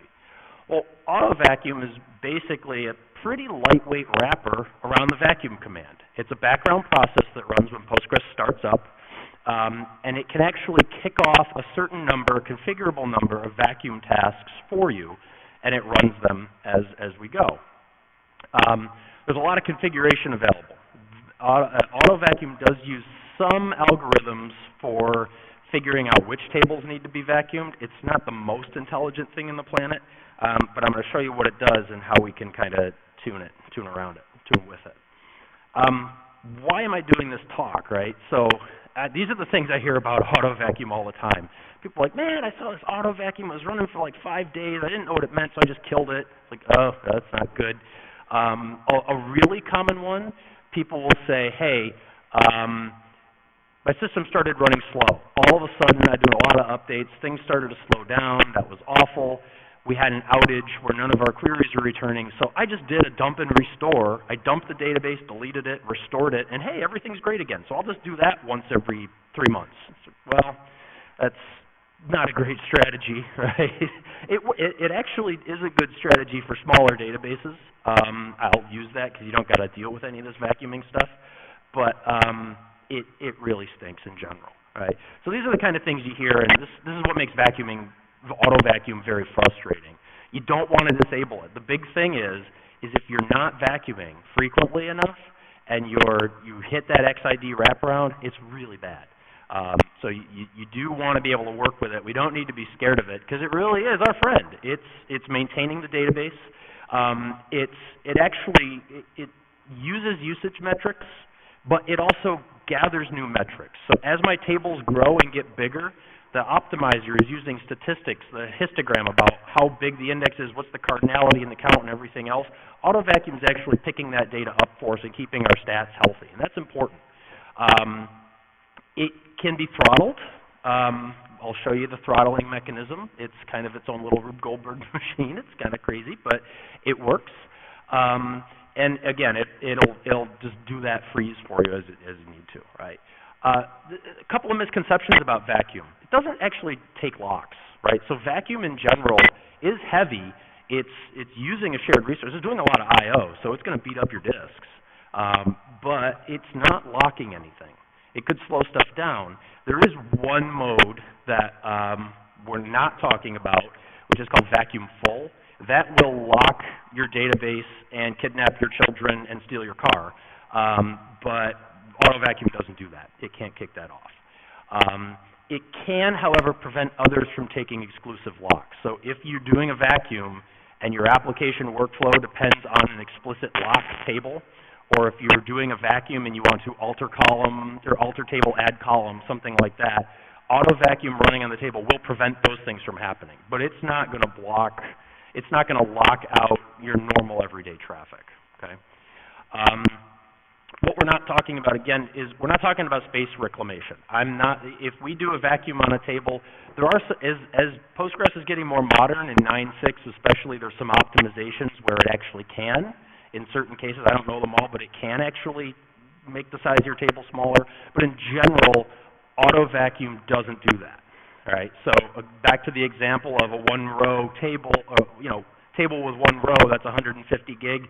It's not going to be able to reclaim that space. That would be a vacuum full or PG repack. PG repack is a really great module. If you haven't used it and you're using Postgres, you should. It saves the day and can online repack your stuff without locking. It's really nice. Okay. So what is auto vacuum? It's a DBA in a box. It's basically what would we do, or what would a DBA do if they were tasked with manually vacuuming the whole database? You're going to look at your busy tables. You're going to say who's the busiest, who needs to be vacuumed right now, and you're going to start a vacuum sweep. So what is it that auto vacuum is doing? We have a couple of defaults. I think they're extremely conservative, and this is normal with Postgres in general. It's very, very conservative defaults. By default, it doesn't even listen on the network for connections, right? So what do we have? We've got the vacuum threshold. This is basically the number of changes, updates or deletes, that have to take place in a table before the table is going to be considered for vacuuming. So if you have a table that receives one update, auto vacuum is not going to consider it until you hit the XID wraparound case. It's just going to ignore it completely. So if I want auto vacuum to be active on a table, that's what's going to start it. And the SCaLE factor, it actually says, okay, it's 50 plus 20% change of the table. So it's not quite as low as 50, but these two things play in. When you configure these, that's what kicks it off. And then the cost delay of 20 milliseconds, I'm going to show you how the throttling works, but this is actually how auto vacuum is throttled, is this vacuum cost delay. Basically says do some stuff and then sleep for 20 milliseconds. So if you set 20 milliseconds, it's going to throttle it pretty hard. It's going to be slow. If you set that to 0, it's going to just go right at the disk and vacuum away. So there's a lot more configuration options. We're going to get to them in just a minute. But what kind of things do we configure with auto vacuum? When to vacuum? I just showed you how many changes to a relation have to take place before you vacuum. How to vacuum, the number of simultaneous vacuums I can run. This is a really nice feature, is now instead of auto vacuum doing one thing at a time, it can do N, and I get to configure that. How aggressively to vacuum or throttling, and then the most important one, maybe because I'm talking last in the day, it's the last talk of the day, I felt that the last slot was the most important, but logging.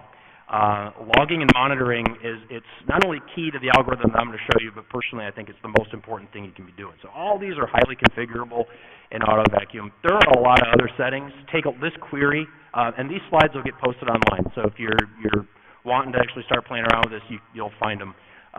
But this query will actually show you all the settings that your instance has available for vacuum. And there's controls available, things that I haven't shown yet, of when to analyze, when to freeze, how much memory to use. Again, there's a lot of throttling stuff that we'll talk about. So again, when to vacuum, we talked about these, right? 50 updates or deletes to the table, and then we're going to scale it by 20% of the total relation. That's the number of things that have to change before auto vacuum is going to put a table in the hit list as it runs. So it basically wakes up once every 60 seconds by default. It looks and says, show me the list of tables that have been updated, and it says, has this one 50? If it is, then great, I'll consider it for vacuum, and away it goes. How to vacuum, the number of workers. So if I want, the default is 3. which seems a little low, but you gotta be very careful with that number. And then the nap time. How frequently do I wake up and look for the list of tables? But why do I say you have to be careful with that number 3? Remember, vacuum is actually scanning your tables.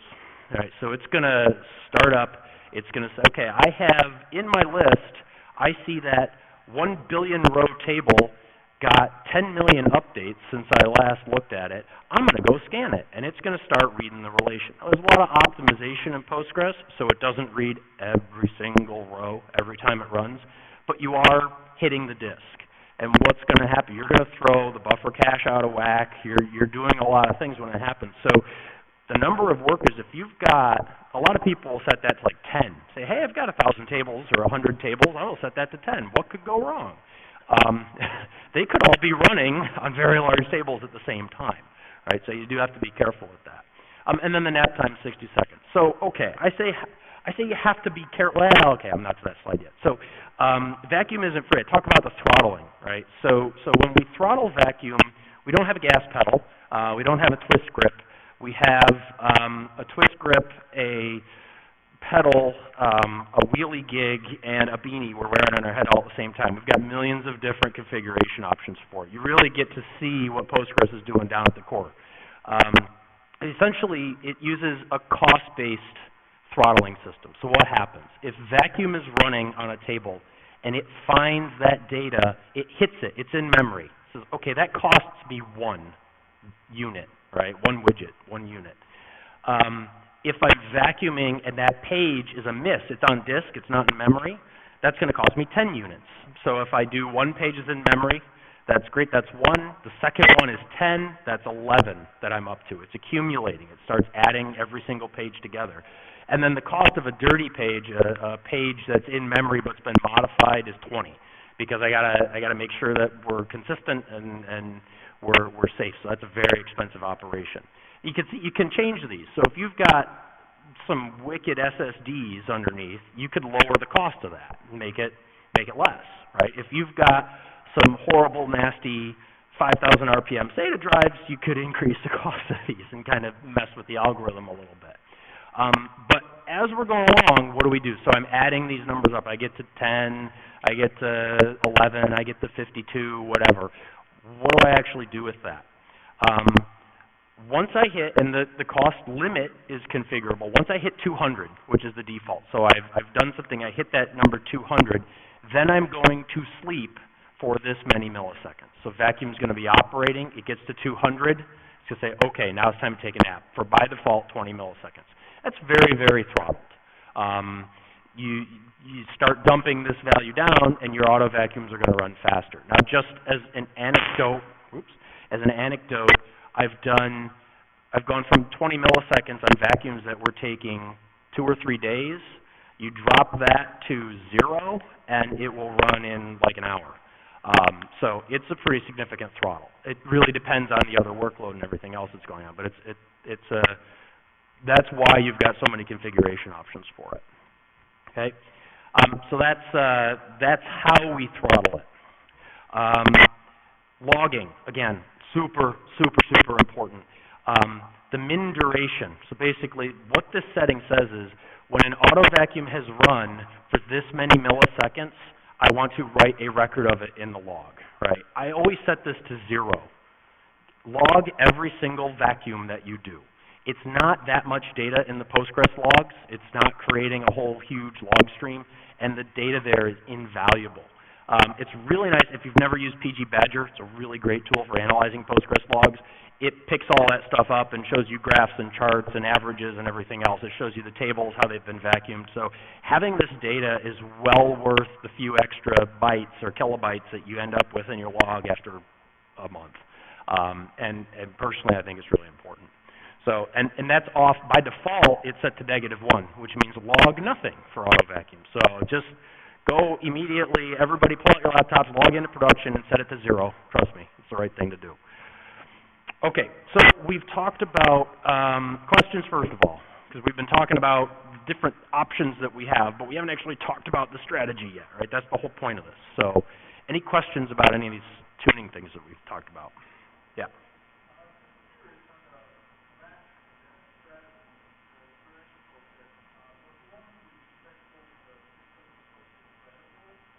Yeah.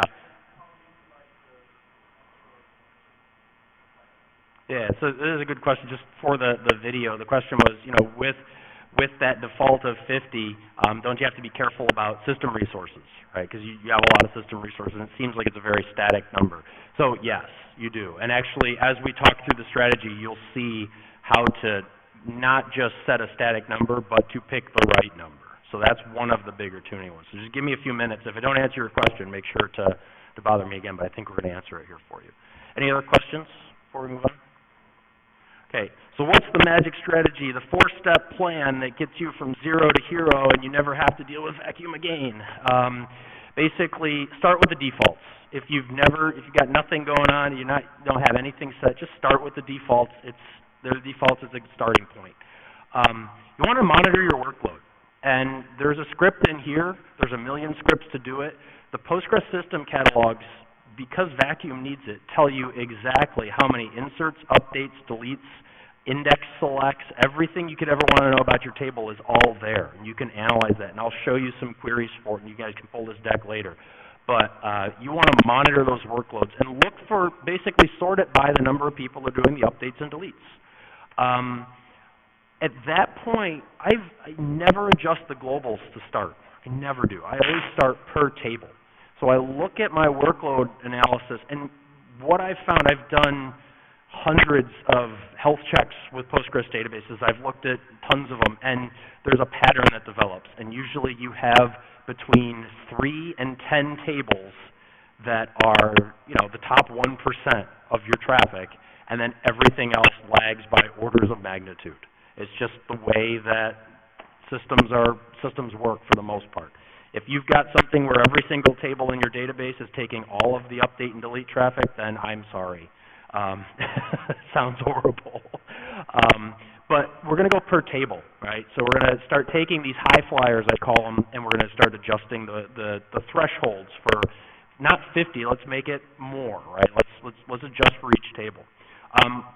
Once we've made those adjustments per table, I'm going to go back to monitoring the workload again.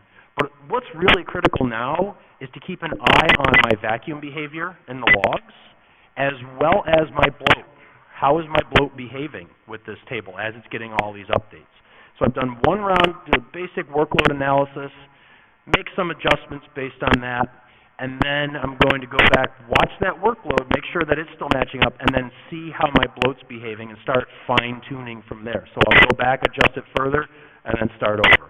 And we just kind of do this, and then it takes a while, but after you get into it, all of a sudden, you're not worried about specific tables anymore. And the great thing is once you get this down to a science, and you look at those auto vacuum reports, hey, do I have any long-running vacuums? If you see one, you can usually tie it to like a new application deployment.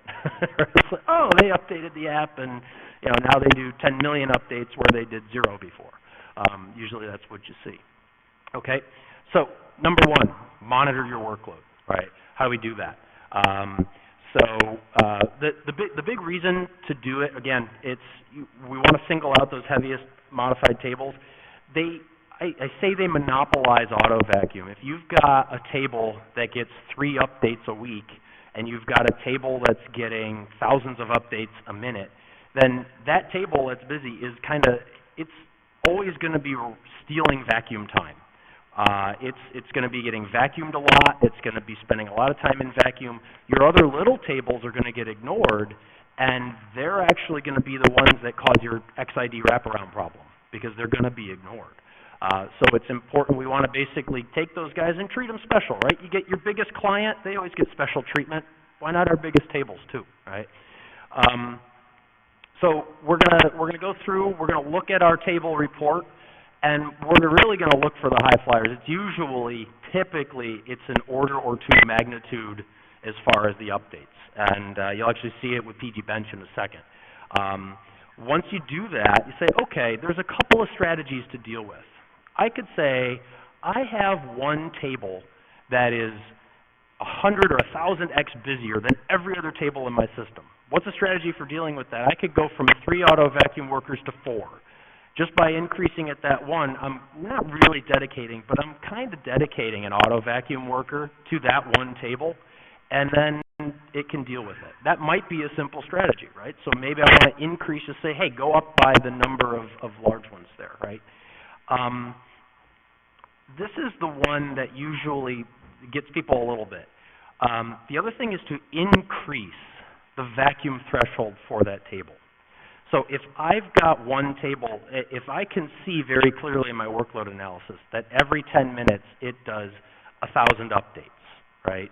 I could say, okay, that's pretty consistent. Why don't we move that threshold from 50 to 10,000 or 20,000? It's so busy that we're going to spread it out a little bit. Increase that threshold just for that table, and it's going to basically, it'll get vacuumed as it needs to be, but it's going to give auto vacuum time to deal with all the rest of the tables in your database. So it gives you some breathing room, right? So then we're going to go back to monitoring. So it's like, okay, we're going to say I'm going to adjust this one table. I'm going to make him, he's not going to get vacuumed as frequently, or this table, you know, she's going to get an dedicated auto vacuum back end, basically. So then I'm going to continue my workload monitoring. The next thing to look for is tables that aren't getting vacuumed. This is explicitly in the next step, but I want to say, hey, who is not getting attention from auto vacuum? So I've looked at my high flyers, and now I'm going to say, all right, let's just say 7 days. It's an arbitrary number. I picked it, but it's a week, right? We operate on business weeks. The databases kind of follow us for the most part. So let's just say, hey, show me all the tables that haven't been vacuumed in the last 7 days. Those are the ones that are being completely ignored. And we have to figure out why they're being ignored and optimize the algorithm so that they get vacuumed, right? The other thing we're going to do is look at the logs. We want to see from our PG Badger reports, how long are they taking? Are the auto vacuums behaving as they should? Are they taking too long? Are they too frequent? What's going on? Again, if you've never used PG Badger, do it. It's amazing, okay?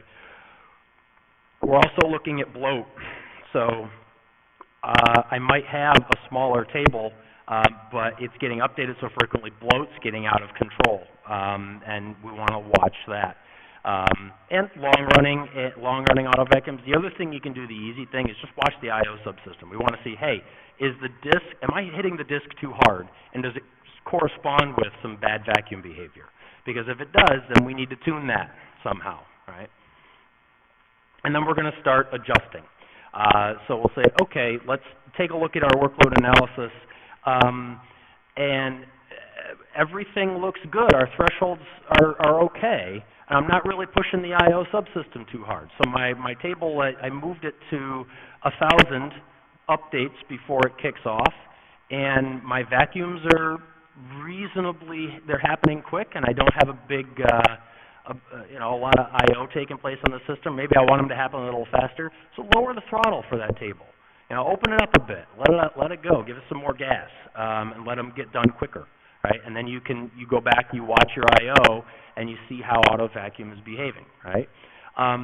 If you notice that at that point, oh man, my big table went from being vacuumed as frequently as it needed, pretty frequently, to now it's getting ignored, lower the threshold. You went too high, right? So dump it back down. Right? That's kind of the basic strategy, right? Super ultra high flyers. So if you're at 10,000 or 100,000 or 1,000,000x the number of updates over everybody else, they do need special attention, and usually you're going to pull them out of auto vacuum and do it manually with a cron job or something else that you've written. The best man at my wedding has a strategy for this. It's VLAMP. Vacuum like a mad fellow. Right? Just vacuum constantly. And what you'll see is there are some tables where, hey, if I vacuum it back to back to back, the vacuum on this table takes 5 minutes. Great, no problem. If I miss a sweep for 15 minutes, now that vacuum could take 2 hours. I've seen that kind of behavior. It basically, once you've gone through a couple of rounds of adjusting those thresholds, you're adjusting the number of updates that it takes before vacuum will take place on a table, and you're adjusting the delay, the cost delay. Once you've gone those rounds and you can't really get it to do what you want, it's probably time to look at an outside strategy for dealing with that one table. Take it out of the list, let the rest of your tables be managed with automation, and just put that sucker on a cron job to do its thing. And when you're talking about cron jobs, some people will say, okay, I've got, business California time ends at, 6 p.m. and California time, so at 8 p.m. I'm going to start a vacuum on that table and let it run until the morning. The nice thing about vacuum is if you start a vacuum and you kill it after some period, even if it doesn't complete, you're not losing everything. So you can do that. If you've got a long-running vacuum and you cancel it, you don't want to continually cancel them. It's got to finish eventually, but you can cancel them and you're not completely losing the effect of what was going on. Other tables, logging tables. I really hate logging tables. It depends on the logging table. If it's pure insert, woohoo! I don't have to vacuum it. You do for XID wraparound, but it's not going to be as big an issue. The problem is most logging tables have a purge associated with them. And if you're logging millions of rows a day, and then once a day you delete a ton of rows, now you've got all that extra space that needs to be vacuumed. It can cause some problems. So how you deal with that? Partition, if you can. For logging tables, if you get them into partitions, instead of using a delete statement, which creates all this churn and all these extra dead rows and everything, you can just truncate the old. So if I do a daily partition, I could truncate, from 90 days back, I could just drop the tables and poof, they go away, no vacuuming required. It's a great, easy way to do it. It's beautiful. So that's how you kind of do it. So again, we've gone through. Let's look at the strategy just one more time here, right? So from a high level, monitor, adjust per table, monitor your workload, vacuum and bloat, and then go back to do some more adjusting and throttling. Once you've gone through this a couple of times, then it's time to start looking at things like logging tables. It's time to look at your really high flyers and move them to separate jobs. But by the time you get there, you're going to find that you're a lot less worried about vacuum in general, right? Okay, so that's the strategy. That's wonderful.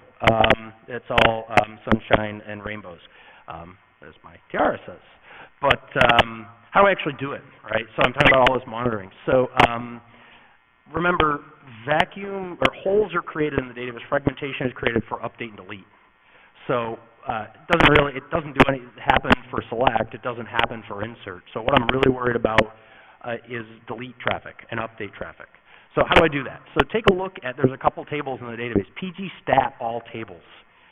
This is my second favorite table in all of Postgres because it shows you the number of tuples inserted, the number of tuples updated, deleted, and there's a lot more rows here. It shows you selects, index selects, sequential scans, everything against the table you could ever want to know. But this actually gives you the data that's important. Now the other note that I make here, there's actually two catalog tables. There's PGStat all tables, and then there's PGStat user tables, which is a view on all tables. What's the difference? In all tables, I see the catalog. So the PG catalog tables, PG class, things like that. Why does that matter? Because every time you do an alter table, it's an update to the PG catalog. If I create table, drop table, any of those operations do updates and deletes in the Postgres catalogs, and guess what? They're not special. They're taking bloat too. So my favorite was the guys that were doing transactional DDL at the rate of thousands of tables per second they were creating and destroying, and their catalog, their PG class table was a terabyte. They didn't have that much data in the database, but their metadata was that huge because they were going so fast. So don't ignore your catalogs. It's important. And again, I'm sorting here by the number of updates and deletes added together, right? Because that's what really matters. So when you get that data set back, we take a look. I did some PG benching just to see what was going on. And our PG bench tables, again, this is the standard. And yeah, I had an empty database and it was quiet. I wasn't doing anything else. But this is very common to have somewhere between 2 and 10 tables that are orders of magnitude busier than everybody else, right? So you want to look at that and then start making your adjustments based on this. Okay? what I would, one of the things you'd say, okay, I've got 3 tables here, I've got 3 auto vacuum workers, maybe I just need to go to 4 auto vacuum workers to let it take care of all the stragglers. Let those 3 get their thing, right? That's one of the ways to deal with that. Again, we can optimize, that's what I basically just said. So how do we actually modify, maybe we want to adjust the threshold, maybe the number of workers, whatever. You can actually, instead of going in and doing it globally, just do an alter table. And you can set it's a storage parameter, and you can say, hey, auto vacuum threshold for this table is 1,000. And now you've not had to modify the globals, and you just modify that one table. So take a look at these alter table, these storage parameters in the docs. This is how you do all that per table. It's kind of nice. It's easy to do. You can see it inside the database. It's not in config files, right? And then again, you could add another worker or 2 or 3, right? You just got to be careful because the thresholds. If I make the threshold too big and vacuums don't run frequently enough, when a vacuum does run, it's going to take a long time because I've done a lot of updates. It's going to put more. It's going to take longer. It's going to put more demand on the I/O system. And you just got to be careful with it, right? And the number of workers, it's just the number of concurrent vacuumers that are going to suck up your time. I only have 5 minutes, so I'm getting close here. But what are the things you want to monitor? Again, workload, tables not vacuumed within 7 days, the logs. Please look at your logs. Long running auto vacuum and bloat. Okay, so how do we do that? So for the workload, I already showed you this query, right? Look at all of the data from our tables. How do I see tables that haven't been vacuumed in 7 days? How is that even a thing? It's not gorgeous, but you can pull it right out of my second favorite table, PGStat user tables or PGStat all tables. It actually gives you the timestamp, the last time the vacuum took place. It gives you a counter, the number of times it's been vacuumed. There's a lot of stuff there, right? Your auto vacuum logs, they show you, I don't think I have one in here, I don't have an example, but it shows you how long the vacuum took, how much it vacuumed, how much space it found, and it gives you a lot of nice rich data there, okay? Long-running auto vacuums, this is pretty easy. This is my number 1 favorite table in the database, PGStat activity. This one you can just say, hey, show me everything in the database that's been running for more than an hour, right? And I could then say where it's like auto vacuum, and I could actually see them, right? So just watching those as they're running is important. That's going to help you give feedback in your system. Bloat. This one I'm probably going to run right up to my time with because this is really important. Bloat. Calculating bloat sucks, not just in Postgres, but in general. The problem is that if I want an accurate view, right, of the actual bloat in the database, I have to look at every single row in the table and see if it's alive or dead, and then I have to count it, and then I get a report. So that's great for small tables, and I do have the PGStat tuple module in Postgres will do this for you. It scans everything, it sees all the dead rows. Hey, here's what your bloat is. It can take a really long time. So I usually don't use that. I stick with the estimate method. Now, there's multiple ways to estimate. As a matter of fact, after I did this, PGStat tuple, I realized, has an estimate as well. So it can give that to you. But my favorite query, by the way, these are the estimate queries are horrible and scary looking, and I don't even know who did them. Well, I do know who did them, and I give much love and joy to them because I could not write one. What you're basically doing is it looks at the catalogs and it tries to figure out how much bloat it thinks is there based on the statistics in the system. So take a look at, this is my favorite one, the PGSQL bloat estimation. But there's also the de facto Nagios plugin for Postgres called check_postgres.pl has a bloat estimator in it. The query for that is like, it prints out on like 4 pages. It's horrifying. But run those, and this top one especially will very quickly come back and say, hey, it looks like this table is bloated by approximately this much. It shows it right to you, so it's a great way to look and see what's going on. Okay, so stick to estimates, but they are estimates, right? If you want to calculate it, you've got some work to do. You've got some tables to scan. Okay. And then again, looking at your tables, I say 7 days. You're going to get more sophisticated with that number as you've been tuning these things, as you start feeding back and say, okay, maybe I don't care 7 days, maybe it's more like 20, whatever your number is. But just keep an eye on that because you want to make sure everybody's getting vacuumed. Okay. And then you can adjust, as I showed you, per table. You can adjust not only when should I vacuum after 1,000, but I could adjust the delay, the throttle, for just that single table. So hey, for this table, you've got the disks. Go, man, take it and run as fast as you can. A couple of other things, and then I've got 30 seconds left, and this is basically it. For extremely high bloat, right, or if you do, again, for space reclamation, PG repack, or you've got to basically dump and restore the table, or create table as select, or vacuum full, which is horrible, or the cluster command, which is horrible. So use PG repack. It's a great module for doing it. It works very easy. The funny thing about high bloat is remediation, right? I'm a DBA I'm a sysadmin in DBA. So what does that mean? I hate developers, right? I really hate them. So number one remediation is stop doing that. Do something else, man. That couldn't be a problem, right? But lower the throttles, get some separate disks, right? Move those tables or those indexes to faster disks. It'll speed up your vacuum. And again, disabling auto vacuum and moving to cron is actually a good strategy. It's useful.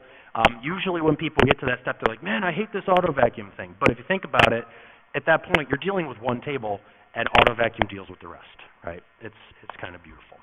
So again, the four-step program to success. Start with the defaults, monitor your workload, go per table. Don't try to go global at first. Eventually, you'll be comfortable enough. You say, you know what, I can go globally, and away I go. It's monitor, adjust, and then be happy because you don't have to worry about vacuum. Okay, that's it. So, any questions? Awesome. May the vacuum be with you. Thank you, everybody.